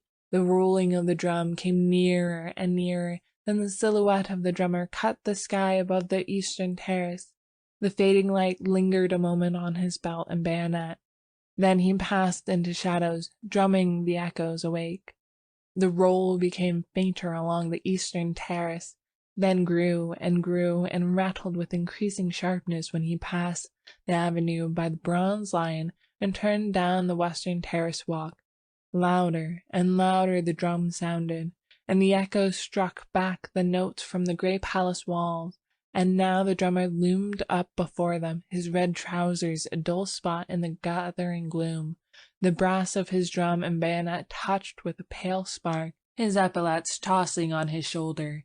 He passed, leaving the crash of the drum in their ears, and far into the alley of trees they saw his little tin cup shining on his haversack. Then the sentinels began the monotonous cry, "On firm, and the bugle blew from the barracks in the Rue de Turon. "On firm, on firm." "Good night," she whispered. "I must return alone tonight." He watched her until she reached the northern terrace, and then sat down on the marble seat until a hand on his shoulder and a glimmer of bayonets warned him away. She passed on through the grove, and turning into the Rue de Medici, traversed it to the boulevard. At the corner she bought a bunch of violets and walked along the boulevard to the Rue des Ecloles. A cab was drawn up before Boulogne, and a pretty girl, aided by Elliot, jumped out. "Valentine!" cried the girl. "Come with us." "I can't," she said, stopping a moment. "I have a rendezvous at Mignon's." "Not Victor!" cried the girl, laughing, but she passed with a little shiver, nodding good night. Then turning to the Boulevard Saint Germain, she walked a little faster to escape a gay party sitting before the Café Cluny, who called to her to join them. At the door of the restaurant Mignon stood a coal-black negro in buttons. He took off his peaked cap as she mounted the carpeted stairs. "Send Eugene to me," she said at the office, and passing through the hallway to the right of the dining room stopped before a row of panelled doors. A waiter passed and she repeated her demand for Eugene, who presently appeared, noiselessly skipping, and bowed, murmuring, "Madame." "Who is here?" "No one in the cabinets, madame. In the half, Madame Madeleine and Monsieur Gay, Monsieur de Clement, Monsieur Clisson, Madame Marie, and their set." Then he looked around and, bowing again, murmured, "Monsieur awaits Madame since half an hour." And he knocked at one of the panelled doors bearing the number 6. Clifford opened the door, and the girl entered. The garçon bowed her in, and whispering, "Will Monsieur have the goodness to ring?" vanished. He helped her off with her jacket and took her hat and umbrella. When she was seated at the little table with Clifford opposite, she smiled and leaned forward on both elbows, looking him in the face. "What are you doing here?" she demanded. "Waiting," he replied, in accents of adoration. For an instant she turned and examined herself in the glass. The wide blue eyes, the curling hair, the straight nose, the short curled lip flashed in the mirror an instant only, and then its depths reflected her pretty neck and back. "Thus I do turn my back on vanity," she said, and then leaning forward again, "What are you doing here?" "Waiting for you," repeated Clifford, slightly troubled. "And Cecile—" "Now don't, Valentine. Do you know," she said calmly, "I dislike your conduct." He was a little disconcerted and rang for Eugene to cover his confusion. The soup was bisque, and the wine Pommery, and the courses followed each other with the usual regularity until Eugene brought coffee, and there was nothing left on the table but a small silver lamp. "Valentine," said Clifford after having obtained permission to smoke. "Is it vaudeville or the Eldorado, or both, or the Nouveau Cirque, or—" "It is here," said Valentine. "Well," he said, greatly flattered, "I'm afraid I couldn't amuse you." "Oh, yes, you are funnier than the Eldorado." "Now see here, don't guy me, Valentines, you always do, and you know what they say, a good laugh kills—" "What?" love and all that." She laughed until her eyes were moist with tears. "Tiens," she cried, "he is dead then." Clifford eyed her with growing alarm. "Do you know why I came?" she said. "No," he replied uneasily, "I don't." "How long have you made love to me?" "Well," he admitted, somewhat startled, "I should say for about a year." "It is a year, I think. Are you not tired?" He did not answer. "Don't you know that I like you too well to ever fall in love with you?" she said. "Don't you know that we are too good comrades, too old friends for that? And were we not, do you think that I do not know your history, Monsieur Clifford?" Don't be so sarcastic," he urged. "Don't be unkind, Valentine." "I'm not. I'm kind. I'm very kind. To you and to Cecile. Cecile is tired of me." "I hope she is," said the girl, "for she deserves a better fate. Tiens, do you know your reputation in the quarter of the inconstant and most inconstant, utterly incorrigible, and no more serious than a gnat on a summer night? Poor Cecile." Clifford looked so uncomfortable that she spoke more kindly. "I like you. You know that. Everybody does. You are a spoiled child here. Everything is permitted you, and everyone makes allowances, but everyone cannot be a victim to caprice." "Caprice!" he cried. "By Jove, if the girls of the Latin Quarter are not capricious—" Never mind about that. You must not sit in judgment. You, of all men. Why are you here tonight?" "Oh," she cried, "I will tell you why. Monsieur receives a little note. He sends a little answer. He dresses in his conquering raiment." "I don't," said Clifford, very red. "You do, and it becomes you," she retorted with a faint smile. Then again, very quietly, "I am in your power, but I know I am in the power of a friend. I have come to acknowledge it to you here, and it is because of that that I am here to beg of you a favor." Clifford opened his eyes, but said nothing. "I am in great distress of mind. It is Monsieur Hastings." "Well?" said Clifford in some astonishment. "I want to ask you," she continued in a low voice, "I want to ask you to, in case you should speak of me before him, not to say, "I shall not speak of you to him," he said quietly. Can you prevent others?" "I might if I was present. May I ask why?" "That is not fair," she murmured. "You know how he considers me, as he considers every woman. You know how different he is from you and the rest. I've never seen a man, such a man as Monsieur Hastings." He let his cigarette go out unnoticed. "I am almost afraid of him, afraid he should know what we all are in the quarter. Oh, I do not wish him to know. I do not wish him to turn from me, to cease from speaking to me as he does. You and the rest cannot know what it has been to me. I could not believe him. I could not believe he was so good and noble. I do not wish him to know so soon. He will find out sooner or later. He will find out for himself, and then he will turn away from me. Why," she cried passionately, "why should he turn away from me and not from you?" Clifford, much embarrassed, eyed his cigarette. The girl rose, very white. "He is your friend. You have a right to warn him." "He is my friend," he said at length. They looked at each other in silence. Then she cried, "By all that I hold to me most sacred, you need not warn him." "I shall trust your word," he said pleasantly. End of section 14. The Street of Our Lady of the Fields. 5. The month passed quickly for Hastings, and left few definitive impressions after it. It did leave some, however. One was a painful impression of meeting Mr. Bladen on the Boulevard des Capucines, in company with a very pronounced young person whose laugh dismayed him, and when at last he escaped from the café where Mr. Bladen had hauled him to join them in a book, he felt as if the whole boulevard was looking at him and judging him by his company. Later, an instinctive conviction regarding the young person with Mr. Bladen sent the hot blood into his cheek, and he returned to the pension in such a miserable state of mind that Miss Byng was alarmed, and advised him to conquer his homesickness at once. Another impression was equally vivid. One Saturday morning, feeling lonely, his wanderings about the city brought him to the Gare Saint-Lazare. It was early for breakfast, but he entered the Hotel Terminus, and took a table near the window. As he wheeled about to give his order, a man passing rapidly along the aisle collided with his head, and looking up to receive the expected apology, he was met instead by a slap on the shoulder and a hearty, "What the deuce are you doing here, old chap?"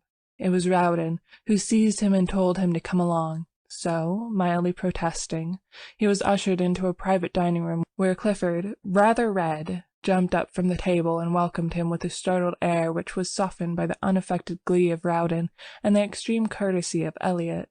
The latter presented him to 3 bewitching girls who welcomed him so charmingly, and seconded Rowden in his demand that Hastings should make one of the party, that he consented at once. While Elliot briefly outlined the projected excursion to the La Roche, Hastings delightedly ate his omelette and returned the smiles of encouragement from Cecile and Colette and Jacqueline. Meantime, Clifford, in a bland whisper, was telling Rowden what an ass he was. Poor Rowden looked miserable until Elliot, divining how affairs were turning, frowned on Clifford and found a moment to let Rowden know that they were all going to make the best of it. "You shut up," he observed to Clifford. "It is fate, and that settles it."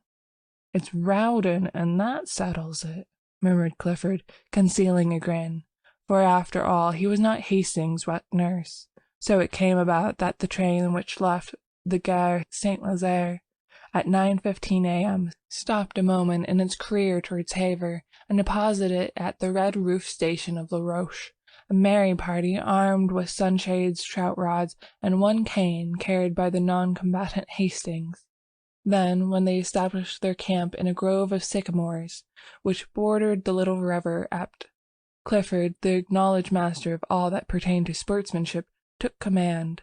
"You, Rowden," he said, "divide your flies with Elliot, and keep an eye on him, or else he'll be trying to put on a float and sinker. Prevent him by force from grubbing about for worms." Elliot protested, but was forced to smile and general laugh. "You make me ill," he asserted. "Do you think this is my first trout?" "I shall be delighted to see your first trout," said Clifford, and dodging a flying hook hurled with intent to hit, proceeded to sort and equip 3 slender rods, destined to bring joy and fish to Cecile, Colette, and Jacqueline. With perfect gravity, he ornamented each line with 4 split shot, a small hook, and a brilliant quill float. "I shall never touch the worms," announced Cecile with a shudder. Jacqueline and Colette hastened to sustain her, and Hastings pleasantly offered to act in the capacity of a general baiter and taker off of fish. But Cecile, doubtless fascinated by the gaudy flies in Clifford's book, decided to accept lessons from him in the true art, and presently disappeared up the Epte with Clifford in tow. Elliot looked doubtfully at Colette. "I prefer gudgeons," said the damsel with decision, "and you and Monsieur Rowden may go away when you please. May they not, Jacqueline?" "Certainly," responded Jacqueline. Elliot, undecided, examined his rod and reel. "You've got your reel on the wrong side up," observed Rowden. Elliot wavered and stole a glance at Colette. I have almost decided not to flip the flies about just now," he began. "There's a pull that Cecile laughed." "Don't call it a pull," corrected Rowden. "Rod, then," continued Elliot, and started off in the wake of the 2 girls, but was promptly collared by Rowden. "No, you don't. Fancy a man fishing with a float and sinker when he has a fly rod in his hand. You come along." Where the placid little Epte flows down between its thickets to the Seine, a grassy bank shadows the haunts of the gudgeon, and on this bank sat Colette and Jacqueline, and chattered and laughed and watched the swerving of the scarlet quills, while Hastings, his hat over his eyes, head on a bank of moss, listened to their soft voices, and gallantly unhooked the small and indolent gudgeon when a flash of a rod and half-suppressed scream announced a catch. The sunlight filtered through the leafy thickets, awakening to song the forest birds. Magpies in spotless black and white flirted about, alighting near by with a hop and bound and twitch of tail. Blue and white jays with rosy breasts shrieked through the trees, and a low-sailing hawk wheeled among the fields of ripening wheat, putting to flight flocks of twittering hedge birds. Across the sun, a gull dropped on the water like a plume. The air was pure and still. Scarcely a leaf moved. Sounds from a distant farm came faintly, the shrill of cock-crow and dull baying. Now and then a steam tug with big raking smoke pipe bearing the name Juep 27 plowed up the river, dragging its interminable train of barges, or a sailboat dropped down with the current toward sleepy Rowan. A faint, fresh odor of earth and water hung in the air, and through the sunlight orange-tipped butterflies danced above the marsh grass. Soft, velvety butterflies flapped through the mossy woods. Hastings was thinking of Valentine.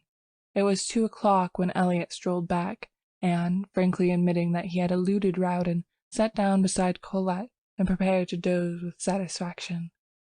"Where are your trout?"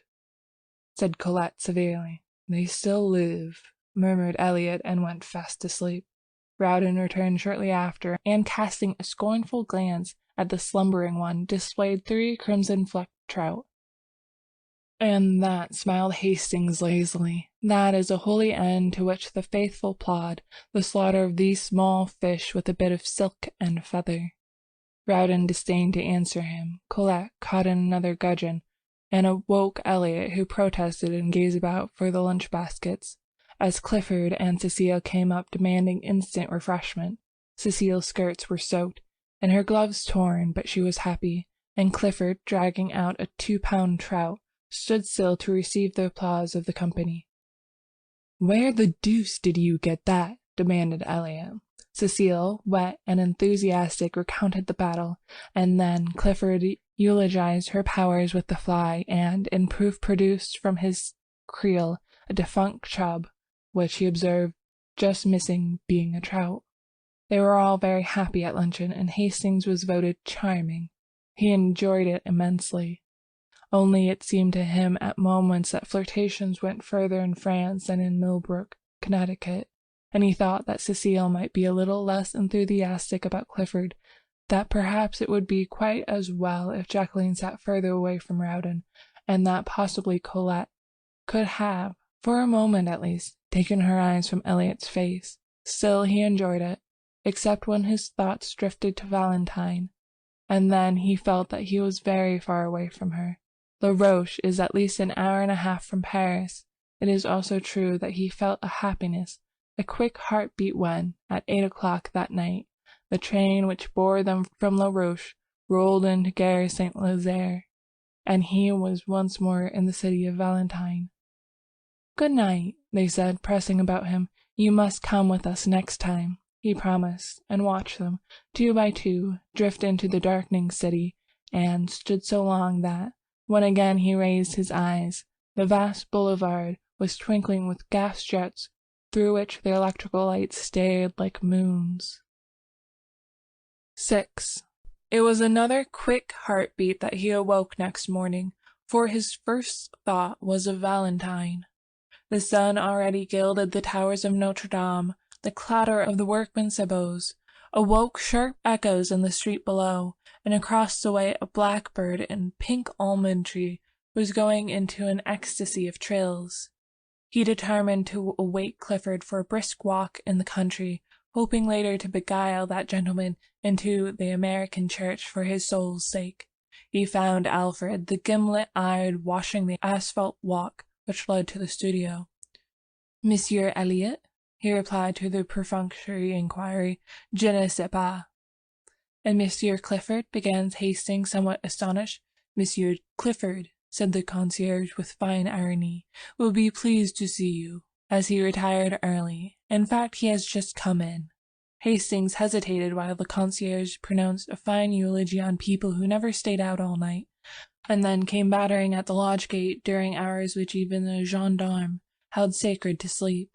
He also discoursed eloquently upon the beauties of temperance, and took an ostentatious draught from the fountain in the court.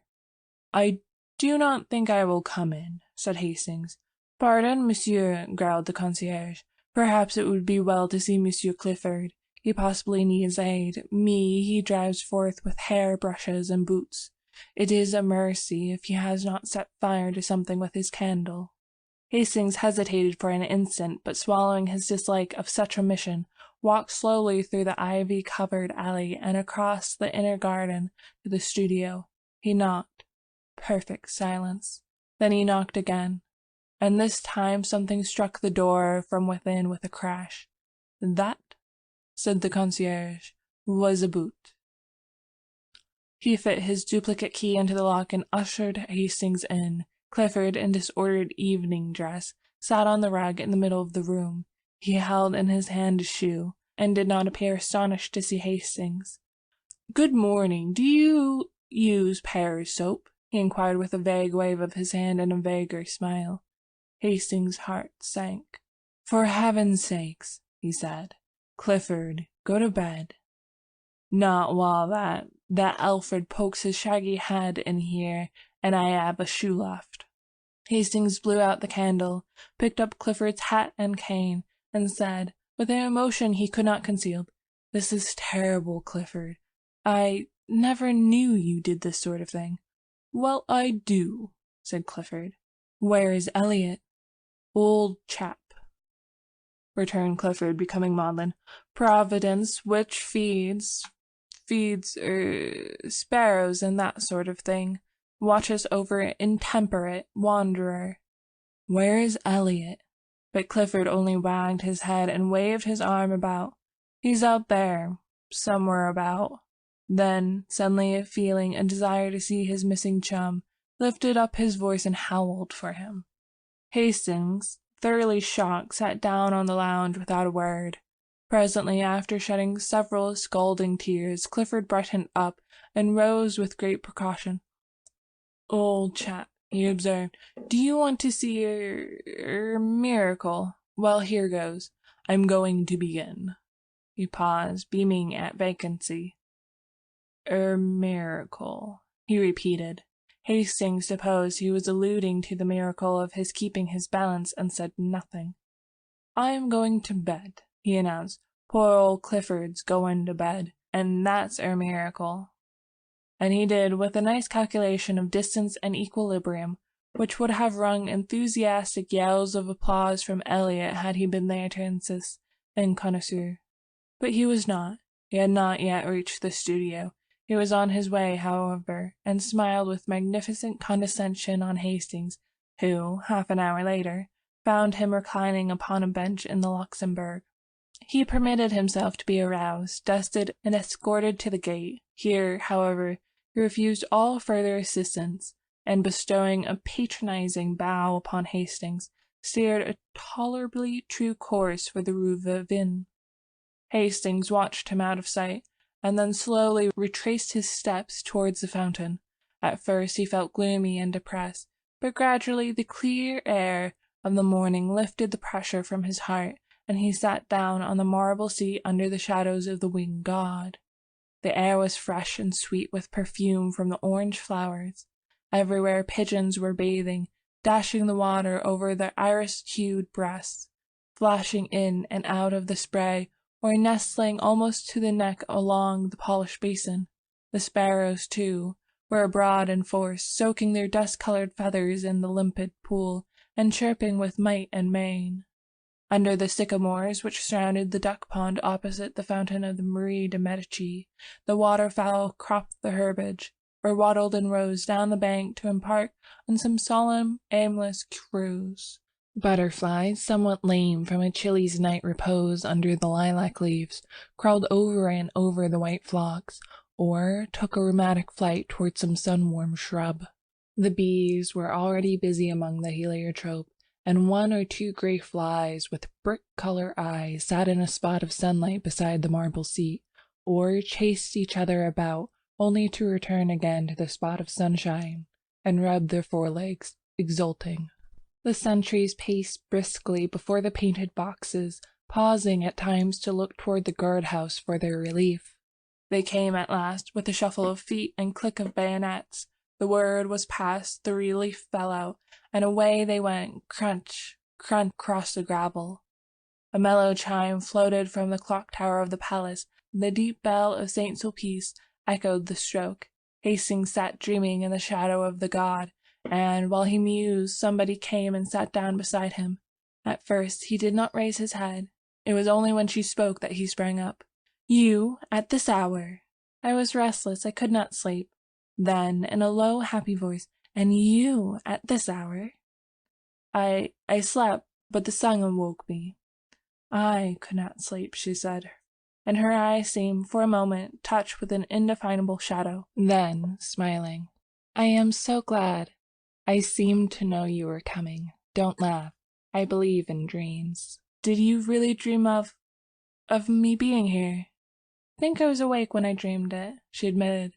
Then, for a time, they were mute, acknowledged by silence the happiness of being together. And after all, the silence was eloquent, for faint smiles and glances born of their thoughts crossed and recrossed, until lips moved and words were formed, which seemed almost superfluous. What they said was not profound. Perhaps the most valuable jewel that fell from Hastings' lips bore direct reference to breakfast. "I have not yet had my chocolate," she confessed. "But what a material man you are!" "Valentine," he said impulsively, I do wish that you would, just for this once, give me the whole day, just for this once." "Oh dear," she smiled, "not only material, but selfish." "Not selfish, hungry," he said, looking at her. "A cannibal too, oh dear." "Will you, Valentine?" "But my chocolate." "Take it with me." "But déjeuner." "Together at St. Cloud." "But I can't." "Together. All day long. Will you, Valentine?" She was silent. "Only for this once." Again, that indefinable shadow fell across her eyes, and when it was gone she sighed. "Yes, together, only for this once." "All day?" he said, doubting his happiness. "All day," she smiled, "and oh, I am so hungry." He laughed, enchanted. "What a material young lady it is!" On the boulevard Saint Michel there was a cremerie, painted white and blue outside and as neat and clean as a whistle inside. The auburn-haired young woman, who speaks French like a native and rejoices in the name of Murphy, smiled at them as they entered, and tossing a fresh napkin over the zinc tête-à-tête table, whisked before them 2 cups of chocolate and a basket full of crisp, fresh croissants. The primrose-colored pats of butter, each stamped with a shamrock in relief, seemed saturated with the fragrance of Normandy pastures. "How delicious!" they said in the same breath, and then laughed at the coincidence. "With but a single thought," he began. "How absurd!" she cried, with cheeks all rosy. "I am thinking I'd like a croissant." "So am I," he replied, triumphant. "That proves it." Then they had a quarrel, she accusing him of behavior unworthy of a child in arms, and he denying it and bringing counter-charges, until Mademoiselle Murphy laughed in sympathy, and the last croissant was eaten under a flag of truce. Then they rose, and she took his arm with a bright nod to Mademoiselle Murphy, who cried them a merry "Bonjour, madame, bonjour, monsieur," and watched them hail a passing cab and drive away. "Dieu, qu'elle est beau!" She sighed, after a moment. "Do they be married? I do not. Ma foi, ils ont bien l'air." The cab swung around the Rue de Medici and turned into the Rue Vaugirard, followed it to where it crosses the Rue de Rennes, and taking that noisy thoroughfare, drew up before the Gare Montparnasse. They were just in time for a train, and scampered up the stairway and out to the cars. As the last note from the starting gong rang through the arched station, the guards slammed the door to their compartment. A whistle sounded, answered by a screech from the locomotive, and the long train glided from the station faster, faster, and spread out into the morning sunshine. The summer wind blew in their faces from the open window, and sent the soft hair dancing on the girl's forehead. "We have the compartment to ourselves," said Hastings. She leaned against the cushioned window seat, her eyes bright and wide open, her lips parted. The wind lifted her hat and fluttered the ribbons under her chin. With a quick movement she untied them, and, drawing a long hatpin from her hat, laid it down on the seat beside her. The train was flying. The color surged in her cheeks, and with each quick-drawn breath, her breath rose and fell under the cluster of lilies at her throat. Trees, houses, ponds danced by, cut by a mist of telegraph poles. "Faster! Faster!" she cried. His eyes never left her, but hers, wide open and blue as the summer sky, seemed fixed on something far ahead, something which came no nearer but fled before them as they fled. Was it the horizon, cut now by the grim fortress on the hill, now by the cross of a country chapel? Was it the summer moon, ghost-like, slipping through the vaguer blue above? "Faster! Faster!" she cried. Her parted lips burned scarlet. The car shook and shivered, and the field streamed by like an emerald torrent. He caught the excitement, and his face glowed. "Oh!" she cried, and with an unconscious movement caught his hand, drawing him to the window beside her. "Look! Lean out with me!" He only saw her lips move. Her voice was drowned in the roar of a trestle, but his hand closed in hers and he clung to the sill. The window whistled in their ears. "Not so far out! Valentine, take care!" he gasped. Below, through the ties of the trestle, a broad river flashed into view and out again, as the train thundered along a tunnel, and away once more through the freshest of green fields. The wind roared about them. The girl was leaning out from the window, and he caught her by the waist, crying, "Not so far!" But she only murmured, "Faster! Faster! Away out of the city, out of land! Faster! Faster! Away out of the world!" "What are you saying all to yourself?" he said, but his voice was broken, and the wind whirled it back into his throat. She heard him, and turning from the window, looked down at his arm about her. Then she raised her eyes to his. The car shook and the windows rattled. They were dashing through a forest now, and the sun swept the dewy branches with running flashes of fire. He looked into her troubled eyes, and he drew her to him and kissed the half-parted lips, and she cried out, a bitter, hopeless cry, "Not that! Not that!" But he held her close and strong, whispering words of honest love and passion, and when she sobbed, "Not that! Not that! I have promised! You must know! I am not worthy!" In the purity of his own heart, her words were to him meaningless then, meaningless forever after. Presently her voice ceased, and her head rested on his breast. He leaned against the windows, his ears swept by the furious wind, his heart in a joyous tumult. The forest was past, and the sun slipped from behind trees, flooding the earth again with brightness. She raised her eyes and looked out into the world from the window. Then she began to speak, but her voice was faint, and he bent his head close to hers and listened. "I cannot turn from you. I am too weak. You were long ago my master, master of my heart and soul. I have broken my word to one who trusted me, but I have told you all. What matters the rest?" He smiled at her innocence, and she worshipped his. She spoke again. "Take me or cast me away. What matters it? Now with a word you can kill me, and it might be easier to die than look upon happiness as great as mine." He took her in his arms. "Hush! What are you saying? Look out at the sunlight, the meadows and the streams. We shall be very happy in so bright a world." She turned to the sunlight. From the window, the world below seemed very fair to her. Trembling with happiness, she sighed, "Is this the world? Then I have never known it." "Nor have I, God forgive me," he murmured. "Perhaps it was our gentle Lady of the Fields who forgave them both." End of section 15. Rue Barré.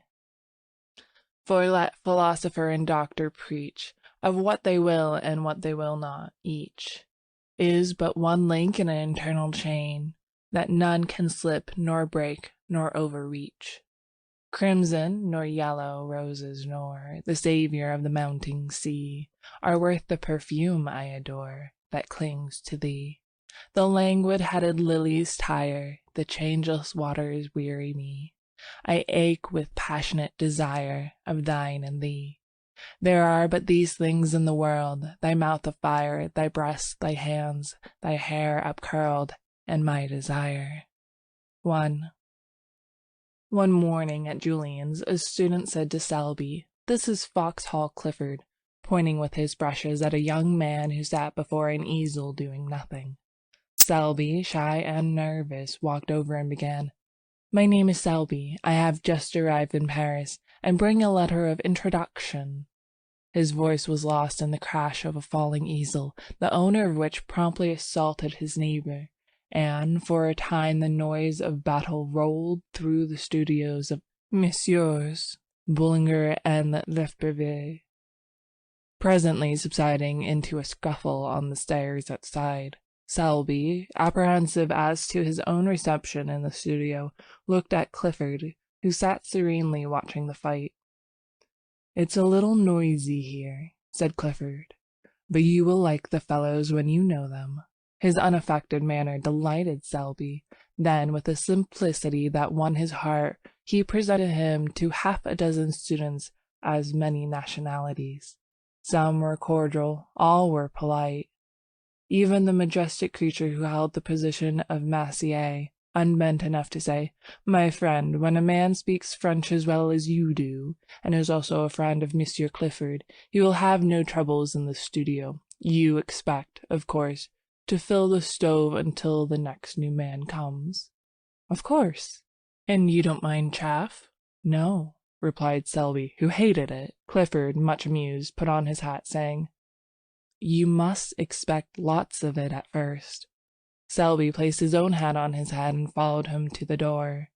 As they passed the model stand there with a furious cry, "A chapeau! Chapeau!" and a student sprang from his easel menacing Selby, who reddened but looked at Clifford. "Take off your hat for them," said the latter, laughing. A little embarrassed, he turned and saluted the studio. "Et moi?" cried the model. "You are charming," replied Selby, astonished at his own audacity. But the studio rose as one man, shouting, "He has done well! He's all right!" While the model, laughing, kissed her hand to him and cried, "Au demain, beau jeune homme!" All that week Selby worked at the studio unmolested. The French students christened him l'enfant prodigue, which was freely translated the prodigious infant, the Kid Selby, and Kidby. But the disease soon ran its course from Kidby to kidney, and then naturally to Tidbits, where it was arrested by Clifford's authority and ultimately relapsed to Kid. Wednesday came, and with it Monsieur Bullinger. For 3 hours the students writhed under his biting sarcasms. Among others, Clifford, who was informed that he knew even less about a work of art than he did about the art of work. Selby was more fortunate. The professor examined his drawing in silence, looked at him sharply, and passed on with a non-committal gesture. He presently departed arm in arm with Bergerot, to the relief of Clifford, who was then at liberty to jam his hat on his head and depart. The next day he did not appear, and Selby, who had counted on seeing him at the studio, a thing which he later learned it was vanity to count on, wandered back to the Latin Quarter alone. Paris was still strange and new to him. He was vaguely troubled by its splendor. No tender memories stirred his American bosom at the Place du Châtelet, nor even by Notre Dame.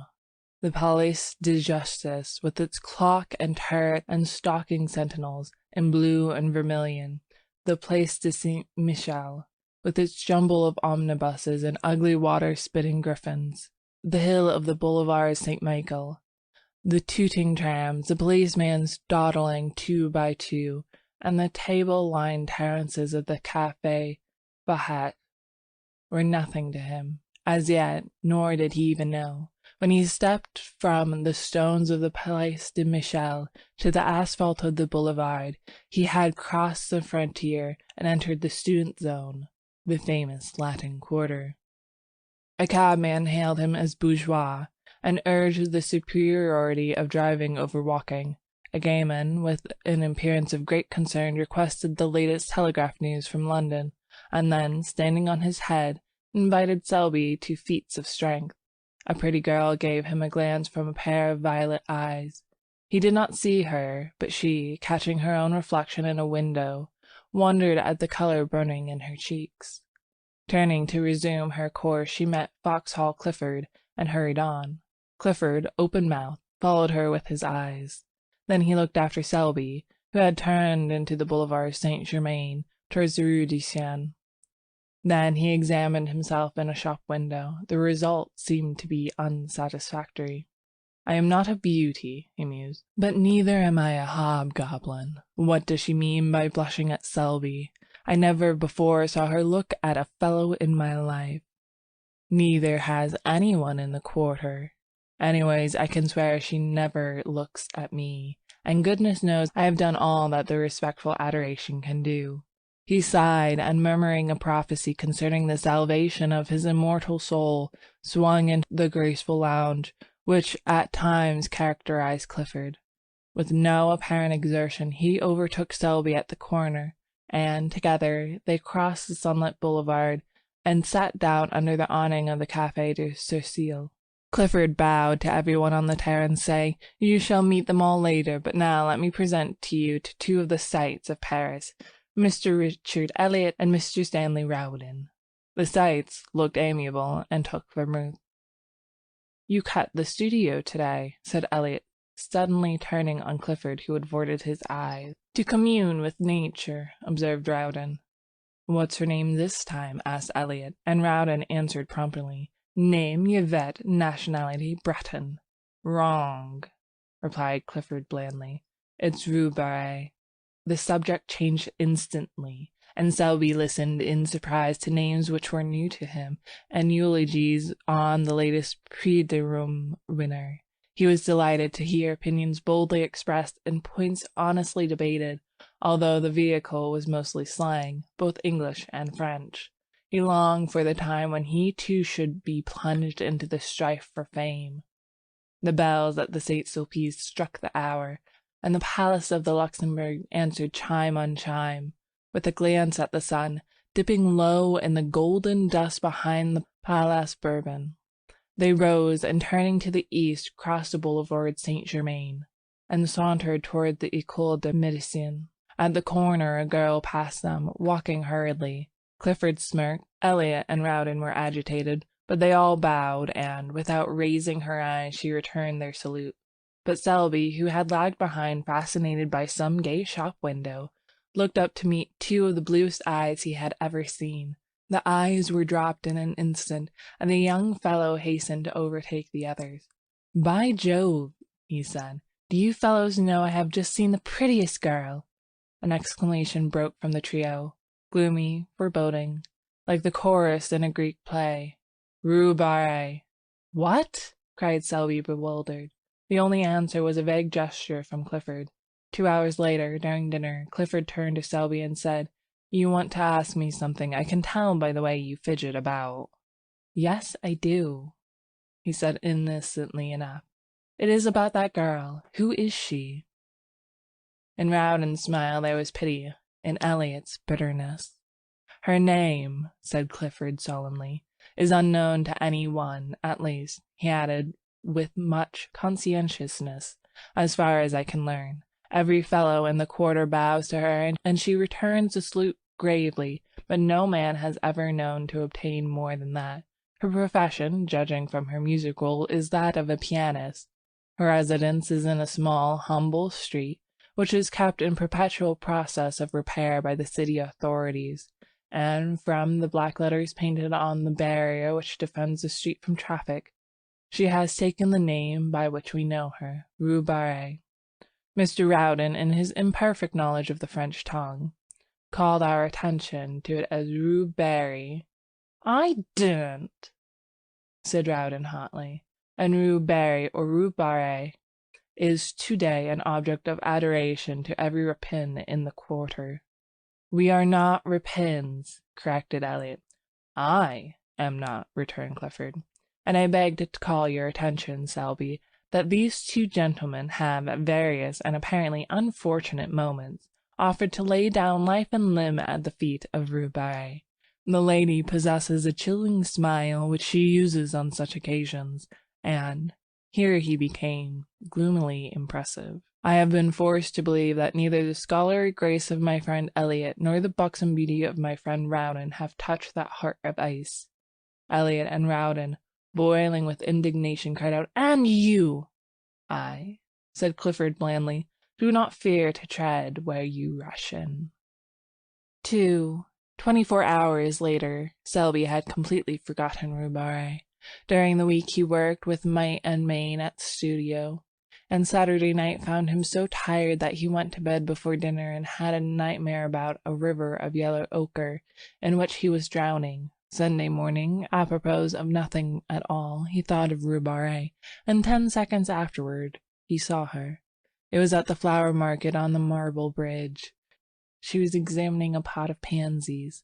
The gardener had evidently thrown heart and soul into the transaction, but Rue Barré shook her head. It was a question whether Selby would have stopped then and there to inspect a cabbage rose, had not Clifford unwound for him the yarn of the previous Tuesday. It is possible that his curiosity was piqued, for, with the exception of a hen turkey, a boy of 19 is the most openly curious biped alive. From 20 until death he tries to conceal it, but, to be fair to Selby, it is also true that the market was attractive. Under a cloudless sky, the flowers were packed in heap along the marble bridge to the parapet. The air was soft. The sun spun a shadowy lacework among the palms and glowed in the hearts of 1,000 roses. Spring had come, was in full tide. The watering carts and sprinklers spread freshness over the boulevard. The sparrows had become vulgarly obtrusive, and the credulous sun angler anxiously followed his gaudy quill floating among the soapsuds of the lavoie. The white spiked chestnuts, clad in tender green, vibrated with the hum of bees. Shoddy butterflies flaunted their winter rags among the heliotrope. There was a smell of fresh earth in the air, an echo of the woodland brook in the ripple of the sun, and swallows soared and skimmed among the anchored river craft. Somewhere in a window a caged bird was singing its heart out to the sky. Selby looked at the cabbage rose and then at the sky. Something in the song of the caged bird may have moved him, or perhaps it was that dangerous sweetness in the air of May. At first he was hardly conscious that he stopped. Then he was scarcely conscious why he had stopped. Then he thought he would move on. Then he thought he wouldn't. Then he looked at Rue Barré. The gardener said, "Mademoiselle, this is undoubtedly a fine pot of pansies." Rue Barré shook her head. The gardener smiled. She evidently did not want the pansies. She had bought many pots of pansies there, 2 or 3 every spring, and never argued. What did she want then? The pansies were evidently a feeler towards more important transaction. The gardener rubbed his hands and gazed about him. "These tulips are magnificent," he observed, "and these hyacinths." He fell into a trance at the mere sight of the scented thickets. "That," murmured Rue, pointing to a splendid rose bush with her furled parasol, but in spite of her voice trembled a little. Selby noticed it, more ashamed to him that he was listening, and the gardener noticed it, and burying his nose in the roses scented a bargain. Still, to do him justice, he did not add centime to the honest value of the plant, for after all, Rue was probably poor, and anyone could see that she was charming. 50 francs, mademoiselle." The gardener's tone was grave. Rue felt that argument would be wasted. They both stood silent for a moment. The gardener did not eulogize his prize. The rose tree was gorgeous, and anyone could see it. "I will take the pansies," said the girl, and drew 2 francs from a worn purse. Then she looked up. A teardrop stood in the way, refracting the light like a diamond. but as it rolled into a little corner of her nose, a vision of Selby replaced it, and when a brush of the handkerchief had cleared the startled blue eyes, Selby himself appeared, very much embarrassed. He instantly looked up into the sky, apparently devoured with a thirst for astronomical research, as he continued his investigations for fully 5 minutes. The gardener looked up too, and so did a policeman. Then Selby looked at the tips of his boots, the gardener looked at him, and the policeman slouched on. Ruby had been gone some time.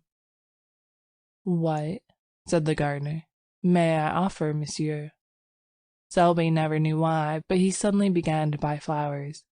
The gardener was electrified. Never before had he sold so many flowers, never at such satisfying prices, and never with the absolute unanimity of opinion with the customer. But he missed the bargaining, the arguing, the call of heaven to witness. The transaction lacked spice. "These tulips are magnificent." "They are," cried Selby warmly, "but alas, they are dear. I will take 'em." "Do," murmured the gardener in perspiration. "He's madder than most Englishmen. This cactus is gorgeous. Alas! Send it with the rest." The gardener braced himself against the river wall. "That splendid rose bush," he began faintly. "That is a beauty. I believe it is 50 francs." He stopped, very red. The gardener relished his confusion. Then a sudden cool self-possession took the place of his momentary confusion, and he held the gardener with his eyes, and bullied him. "I'll take the bush. Why did not the young lady buy it?" "Mademoiselle is not wealthy." "How do you know?" "Dame, I sell her pansies. Pansies are not expensive." "Those are the pansies she bought." "These, monsieur, the blue and gold." "Then you intend to send them to her?" "At midday after the market." "Take this rose bush with them, and—" Here he glared at the gardener. "Don't you dare say from whom they came." The gardener's eyes were like saucers, but Selby, calm and victorious, said, "Send the others to the Hotel de Senet, 7 Rue de Tournon. I will leave directions with the concierge." Then he buttoned up his glove with much dignity and stalked off. But when he was well around the corner and hidden from the gardener's view, the conviction that he was an idiot came home to him in a furious blush. 10 minutes later he sat in his room in the Hotel de Senet, repeating with an imbecile smile, "What an ass am I! What an ass!" An hour later found him in the same chair, the same position, his hat and gloves still on, his stick in his hand, but he was silent, apparently lost in contemplation of his boot toes, and his smile was less imbecile, and even a bit retrospective. 3. About 5 o'clock that afternoon, the little sad-eyed woman who fills the position of concierge at the Hotel du Senet held up her hands in amazement to see a wagon-load of flower-bearing shrubs draw up before the doorway. She called Joseph, the intemperate garçon, who, while calculating the value of the flowers in petits verres, gloomily disclaimed any knowledge as to the destination. "Voyons," said the little concierge. "Charons la femme." "You?" he suggested. The little woman stood a moment pensive, and then sighed. Joseph caressed his nose, a nose which for gaudiness could vie with any floral display. Then the gardener came in, hat in hand, and a few minutes later Selby stood in the middle of his room, his coat off, his shirt sleeves rolled up. The chamber originally contained, beside the furniture, about 2 square feet of walking room, and now this was occupied by a cactus. The bed groaned under crates of pansies, lilies, and heliotropes. The lounge was covered with hyacinths and tulips, and the washstand supported a species of young tree warranted to bear flowers at some time or other. Clifford came in a little later, fell over a box of sweet peas, swore a little, apologized, and then the full splendor of the floral fete burst upon him. Sat down in astonishment upon a geranium. The geranium was a rat, but Selby said, "Don't mind," and glared at the cactus. "Are you going to give a ball?" demanded Clifford. "No, I'm very fond of flowers," said Selby, but the statement lacked enthusiasm. I should imagine so. And then, after a silence, that's a fine cactus. Selby contemplated the cactus, touched it with an air of the connoisseur, and pricked his thumb. Clifford poked a pansy with his stick. Then Joseph came in with the bill, announcing the sum total in a loud voice, partly to impress Clifford, partly to intimidate Selby into disgorging a pourboire which he would share, if he chose, with the gardener. Clifford tried to pretend that he had not heard, while Selby paid bill and tribute without a murmur. Then he lounged back into the room with an attempted indifference which failed entirely when he tore his trousers on the cactus. Clifford made some commonplace remark, lighted a cigarette, and looked out the window to give Selby a chance. Selby tried to take it, but getting as far as, "Yes, spring is here at last," froze solid. He looked at the back of Clifford's head. It expressed volumes. Those little perked-up ears seemed tingling with suppressed glee. He made a desperate effort to master the situation, and jumped up to reach for some Russian cigarettes as an incentive to conversation, but was foiled by the cactus, to whom again he fell a prey. The last straw was added. Damn the cactus! This observation was wrung from Selby against his will, against his own instinct of self-preservation, but the thorns on the cactus were long and sharp, and at their repeated prick his pent-up wrath escaped. It was too late now. It was done, and Clifford had wheeled around. "See here, Selby, why the deuce did you buy those flowers?" "I'm fond of them," said Selby. "What are you going to do with them? You can't sleep here." "I could if you help me take the pansies off the bed." "Where can you put them?" "Couldn't I give them to the concierge?" As soon as he said it, he regretted it. What in heaven's name would Clifford think of him? He heard the amount of the bill. Would he believe that he invested in these luxuries as a timid declaration to his concierge? And would the Latin Quarter comment upon it in their own brutal fashion? He dreaded ridicule and knew Clifford's reputation. Then somebody knocked. Selby looked at Clifford with a hunted expression which touched that young man's heart. It was a confession and at the same time a supplication. Clifford jumped up, threaded his way through the floral labyrinth, putting an eye to the crack of the door, and said, "Who the devil is it?" This graceful style of reception is indigenous to the Quarter. "It's Elliot," he said, looking back, "and Rowden too, and their bulldogs." Then he addressed them through the crack. "Sit down on the stairs. Selby and I are coming out directly. Discretion is a virtue. The Latin Quarter possesses few, and the discretion seldom figures on the list." They sat down and began to whistle. Presently Rowden called out, "I smell flowers." They feast within. "You ought to know Selby better than that," growled Clifford behind the door, while the other hurriedly exchanged his own torn trousers for others. "We know Selby," said Elliot with emphasis. "Yes," said Rowden. "He gives receptionists with floral decorations and invites Cliffords while we sit on the stairs." "Yes, while the youth and beauty of the Quarter revel," suggested Rowden.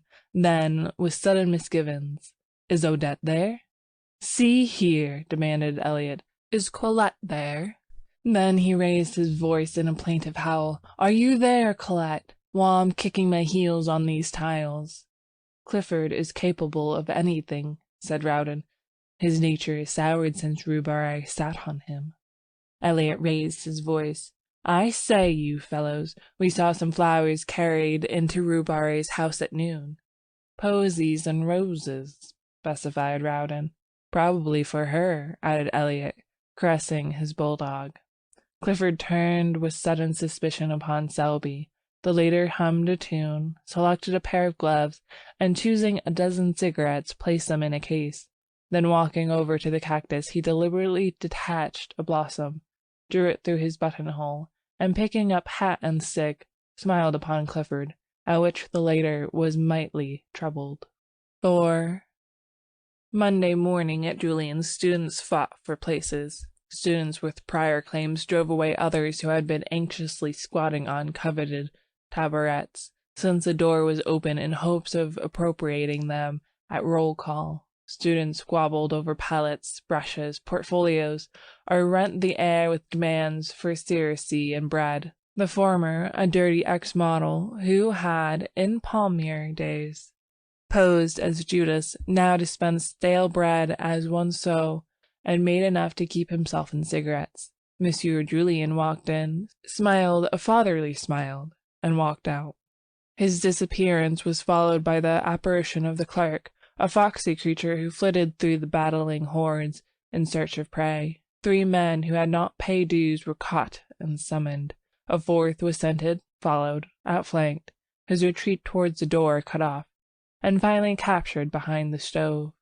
About that time, the revolution assuming an acute form, howls rose for Jules. Jules came, umpired 2 fights with a sad resignation in his big brown eyes, shook hands with everybody, and melted away in the throng, leaving an atmosphere of peace and goodwill. The lions sat down with the lambs. The massiers marked the best places for themselves and friends, and, mounting the model stands, opened the roll calls. The word was passed. They begin with C this week. They did. Clisson. Clisson jumped like a flash and marked his name on the floor in chalk before a front seat. Karen. Karen galloped away to secure his place. Bang went an easel. Nom de Dieu in French. Where are you going? In English. Crash. A paint box fell, with brushes and all on board. Do-da-do-da. Spat. A blow. A short rush. A clinch and a scuffle. And the voice of the massier, stern and reproachful. Coach on. Then the roll call was resumed. Clifford. The massier paused and looked up, one finger between the leaves of the ledger. Clifford. Clifford was not there. He was about 3 miles away, and a direct line and every instant increased the distance. Not that he was walking fast. On the contrary, he was strolling with that leisurely gait peculiar to himself. Elliot was beside him, and 2 bulldogs covered the rear. Elliot was reading the Gil Blas, from which he seemed to extract amusement, but deeming boisterous mirth unsuitable to Clifford's state of mind, subdued his amusement to a series of discreet smiles. The latter, moodily aware of this, said nothing, but leading the way into the Luxembourg Gardens, installed himself upon a bench by the northern terrace and surveyed the landscape with disfavor. Elliot, according to the Luxembourg regulations, tied the 2 dogs, and then, with an interrogative glance towards his friend, resumed the Gil Blas and the discreet smiles. The day was perfect. The sun hung over Notre Dame, settling the city in a glitter. The tender foliage of the chestnut cast a shadow over the terrace and flecked the paths and walked with tracery so blue that Clifford might here have found encouragement for his violent impressions, had he but looked. But as usual in this period of his career, his thoughts were anywhere except in his profession. Around about, the sparrows quarrelled and chattered their courtship songs. The big, rosy pigeons sailed from tree to tree, the flies whirled in the sunbeams, and the flowers exhaled 1,000 perfumes, which stirred Clifford with languorous wistfulness. Under this influence he spoke. "Elliot, you are a true friend. You make me ill," replied the latter, folding his paper. "It's just as I thought. You were tagging after some new petticoat again. And," he continued wrathfully, "if this is what you've kept me away from Julian's for, if it's to fill me up with the perfections of some little idiot—" "Not idiot," remonstrated Clifford gently. "See here," cried Elliot.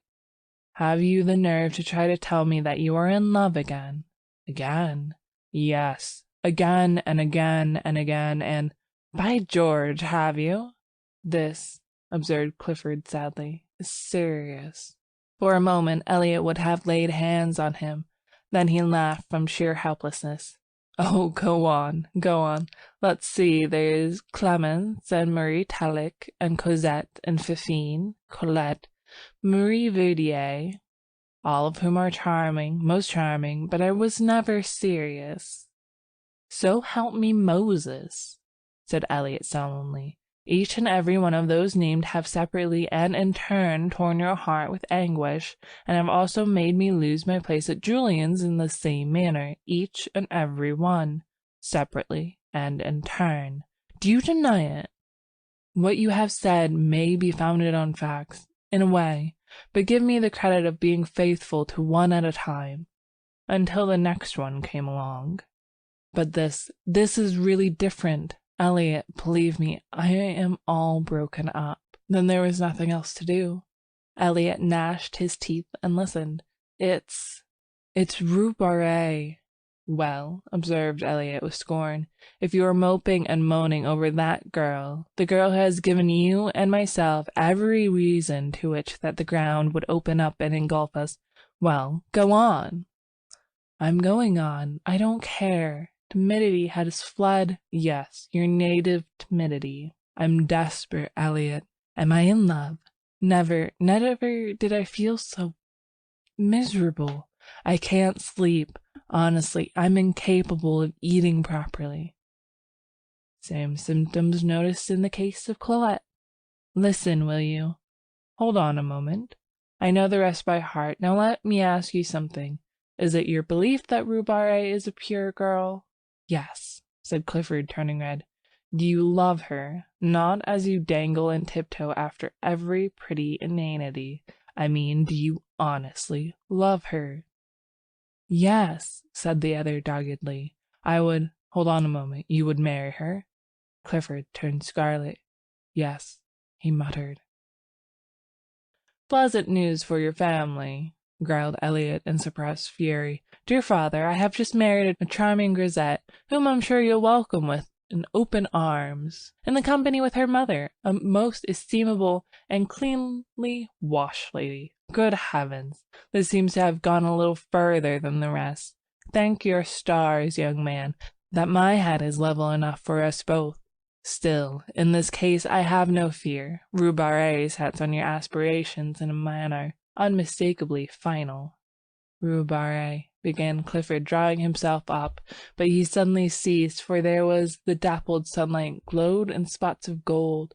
Among the sun-flecked path tripped Rue Barré. Her gown was spotless. Her big straw hat, tipped a little from the white forehead, threw a shadow across her eyes. Elliot stood up and bowed. Clifford removed his head covering with an air so plaintive, so appealing, so utterly humble that Rue Barré smiled. The smile was delicious, and when Clifford, incapable of sustaining himself on his legs from sheer astonishment, toppled slightly, she smiled again, in spite of herself. A few moments later she took a chair on the terrace, drawing a book from her music roll, turned the pages, found the place, and then, placing it open downward in her lap, sighed a little, smiled a little, and looked over the city. She had entirely forgotten Vauxhall Clifford. After a while she took up her book again, but instead of reading began to adjust a rose in her corsage. The rose was big and red. It glowed like fire there over her heart, and like fire it warmed her breast, now fluttering under the silken petals. Rue Barré sighed again. She was happy. The sky was so blue, the air was so soft and perfumed, the sunshine so caressing, and her heart sang within her, sang to the rose in her breast. This is what it sang. Out of the throng of passer-bys, out of the world of yesterday, out of the millions passing, one has turned aside to me. So her heart sang under his rose on her breast. Then two big mouse-colored pigeons came whistling by and alighted on the terrace, where they bowed and strutted and bobbed and turned until Rue Barré laughed in delight, and looking up beheld Clifford before her. His hat was in his hand, and his face was wreathed in a series of appealing smiles, which would have touched the heart of a Bengal tiger. For an instant Rue Barré frowned, then she looked curiously at Clifford. Then, when she saw the resemblance between his bows and the bobbing pigeons, in spite of herself, her lips parted in the most bewitching laugh. Was this Rue Barré? So changed that she did not know herself. But oh, that song in her heart which drowned all else, which trembled on her lips, struggling for utterance, which rippled forth in a laugh at nothing, at a strutting pigeon, and Mr. Clifford. "And you think, because I return the salute of the students in the quarter, that you may be received in particular as a friend. I do not know you, monsieur, but vanity is man's other name. Be content, Monsieur Vanity. I shall be punctilious, oh, most punctilious, in returning your salute. But I beg, I implore you to let me render you that homage which has so long— oh dear, I don't care for homage. Let me only be permitted to speak to you now and then, occasionally, very occasionally. And if you, why not another? Not at all. I will be discretion itself. Discretion. Why?"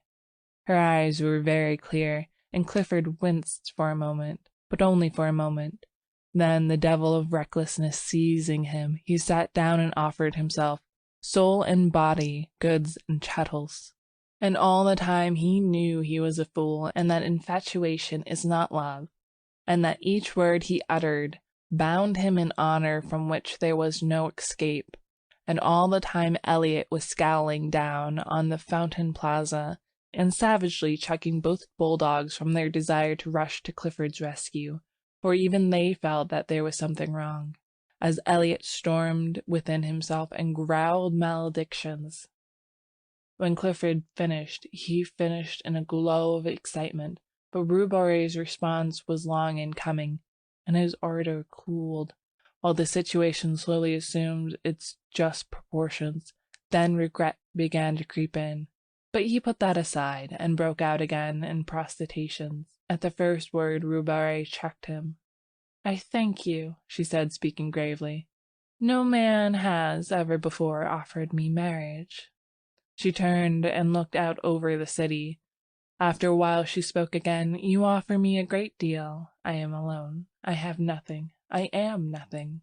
She turned again and looked at Paris, brilliant, fair. In the sunshine of a perfect day, he followed her eyes. "Oh," she murmured, "it is hard, hard to work always, always alone, with never a friend you can have in honor. And the love that is offered means the streets, the boulevard, when passion is dead. I know it. We know it. We others who have nothing, have no one, and who gives ourselves unquestioning when we love, yes, unquestioning, heart and soul, knowing the end." She touched the rose at her breast. For a moment she seemed to forget him, then quietly, "I thank you. I am very grateful." She opened the book, and, plucking a petal from the rose, dropped it between the leaves. Then, looking up, she said gently, "I cannot accept." 5. It took Clifford a month to entirely recover, although at the end of the first week he was pronounced convalescent by Elliot, who was an authority, and his convalescence was aided by the cordiality with which Rue Barré acknowledged his solemn salutes.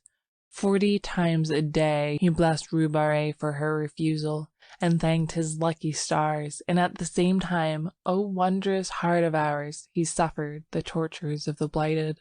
Elliot was annoyed, partly by Clifford's reticence, partly by the unexplainable thaw and frigidity of Rue Barré, at their frequent encounters when she, tripping along the Rue de Seine, with music roll and big straw hat, would pass Clifford and his familiars steering an easterly course to the Café Vachette, and at respectful uncovering of the band would color and smile at Clifford.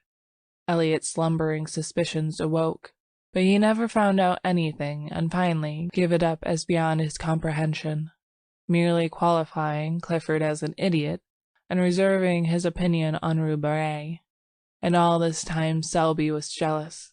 At first he refused to acknowledge it to himself, and cut the studio for a day in the country, but the woods and fields of course aggravated his case, and the brooks babbled of Rue Barré, and the mowers calling to each other across the meadow, ending in a quavering Rue Barré.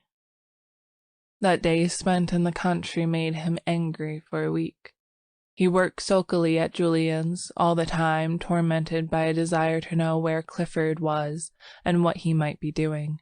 This culminated in an erratic stroll on Sunday, which ended at the flower mark on the Pont de Change, began again, was gloomily extended to the morgue, and again ended at the marble bridge. It would never do, and Selby felt it, so he went to see Clifford, who was convalescent on mint juleps in his garden. They sat down together and discussed morals and human happiness, and each found the other most entertaining. Only Selby failed to pump Clifford, to the other's unfeigned amusement. But the julep spread balm on the sting of jealousy, and trickled hope to the blighted. And when Selby said he must go, Clifford went too. And when Selby, not to be outdone, insisted on accompanying Clifford back to his door, Clifford determined to see Selby back halfway.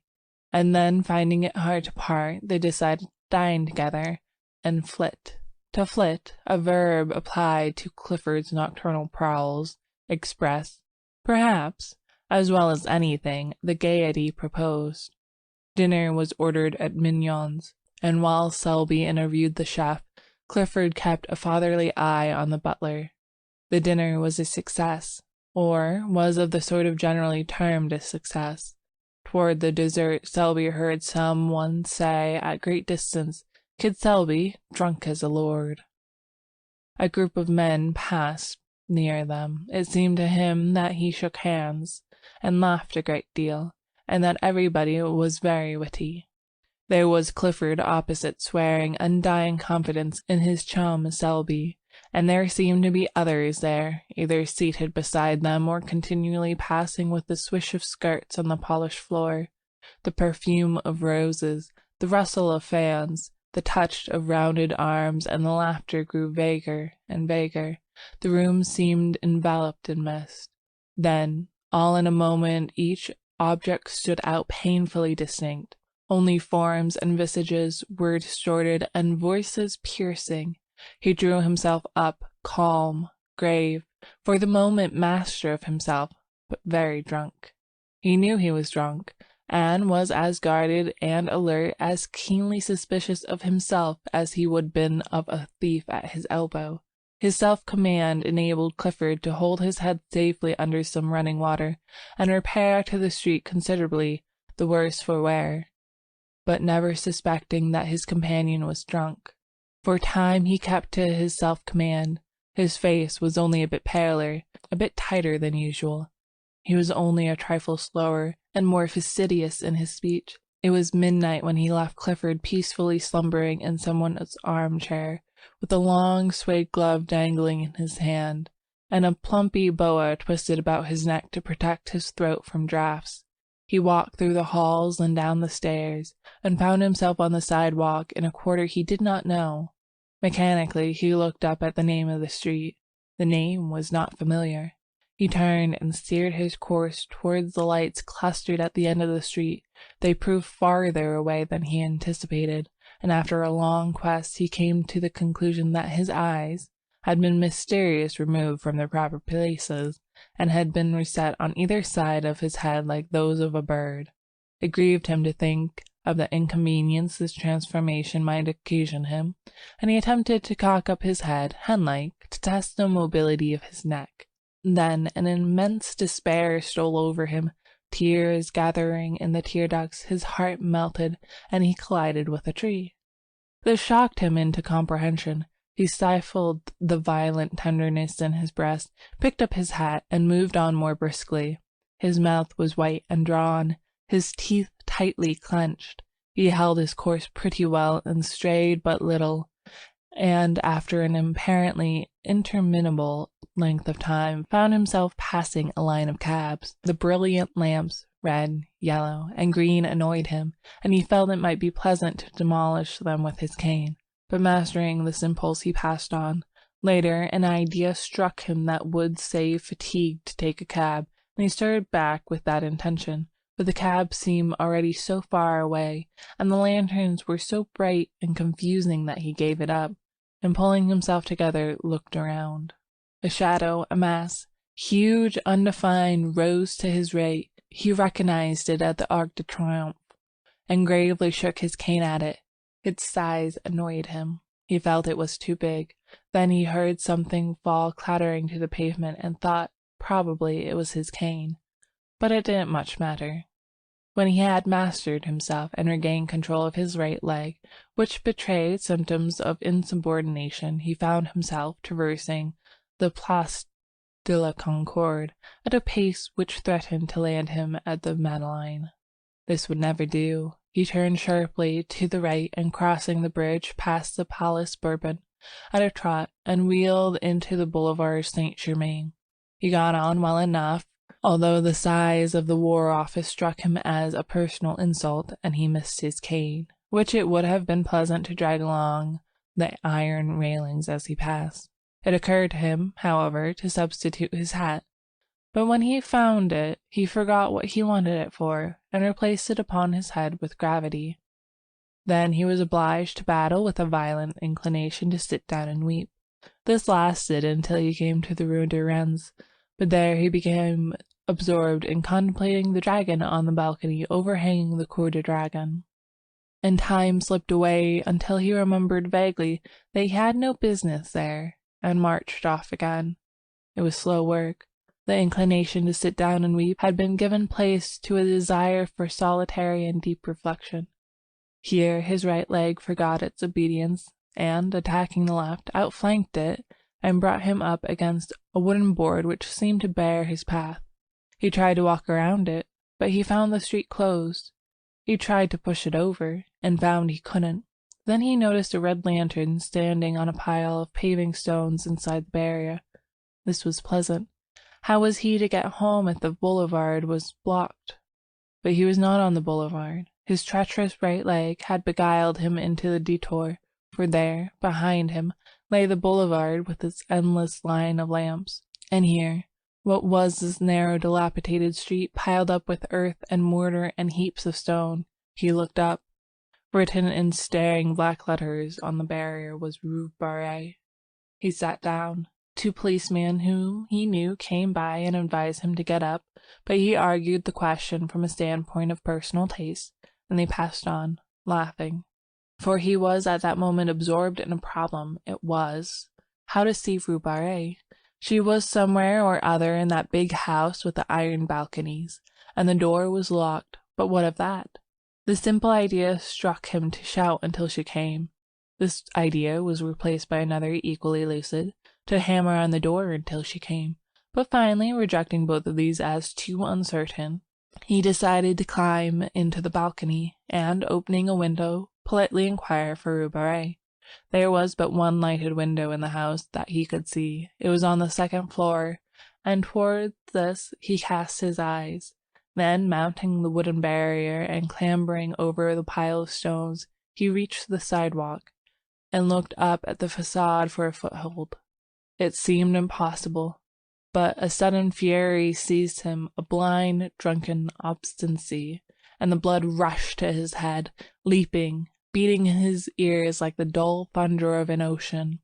He set his teeth, and springing at a window-sill, dragged himself up and hung to the iron bars.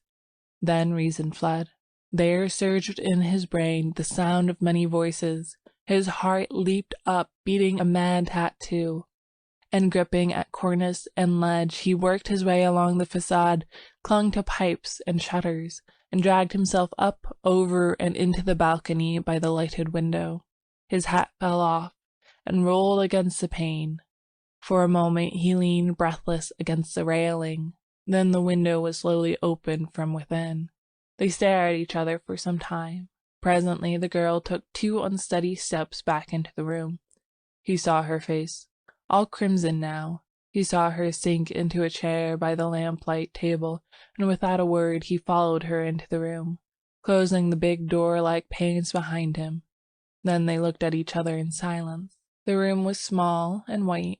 Everything was white about it. The curtained bed, the little washstand in the corner, bare walls, the china lamp, and his own face, had he known it. But the face and neck of Rue were surging in the colors that dyed the blossoming rose tree there on the hearth beside her. It did not occur to him to speak.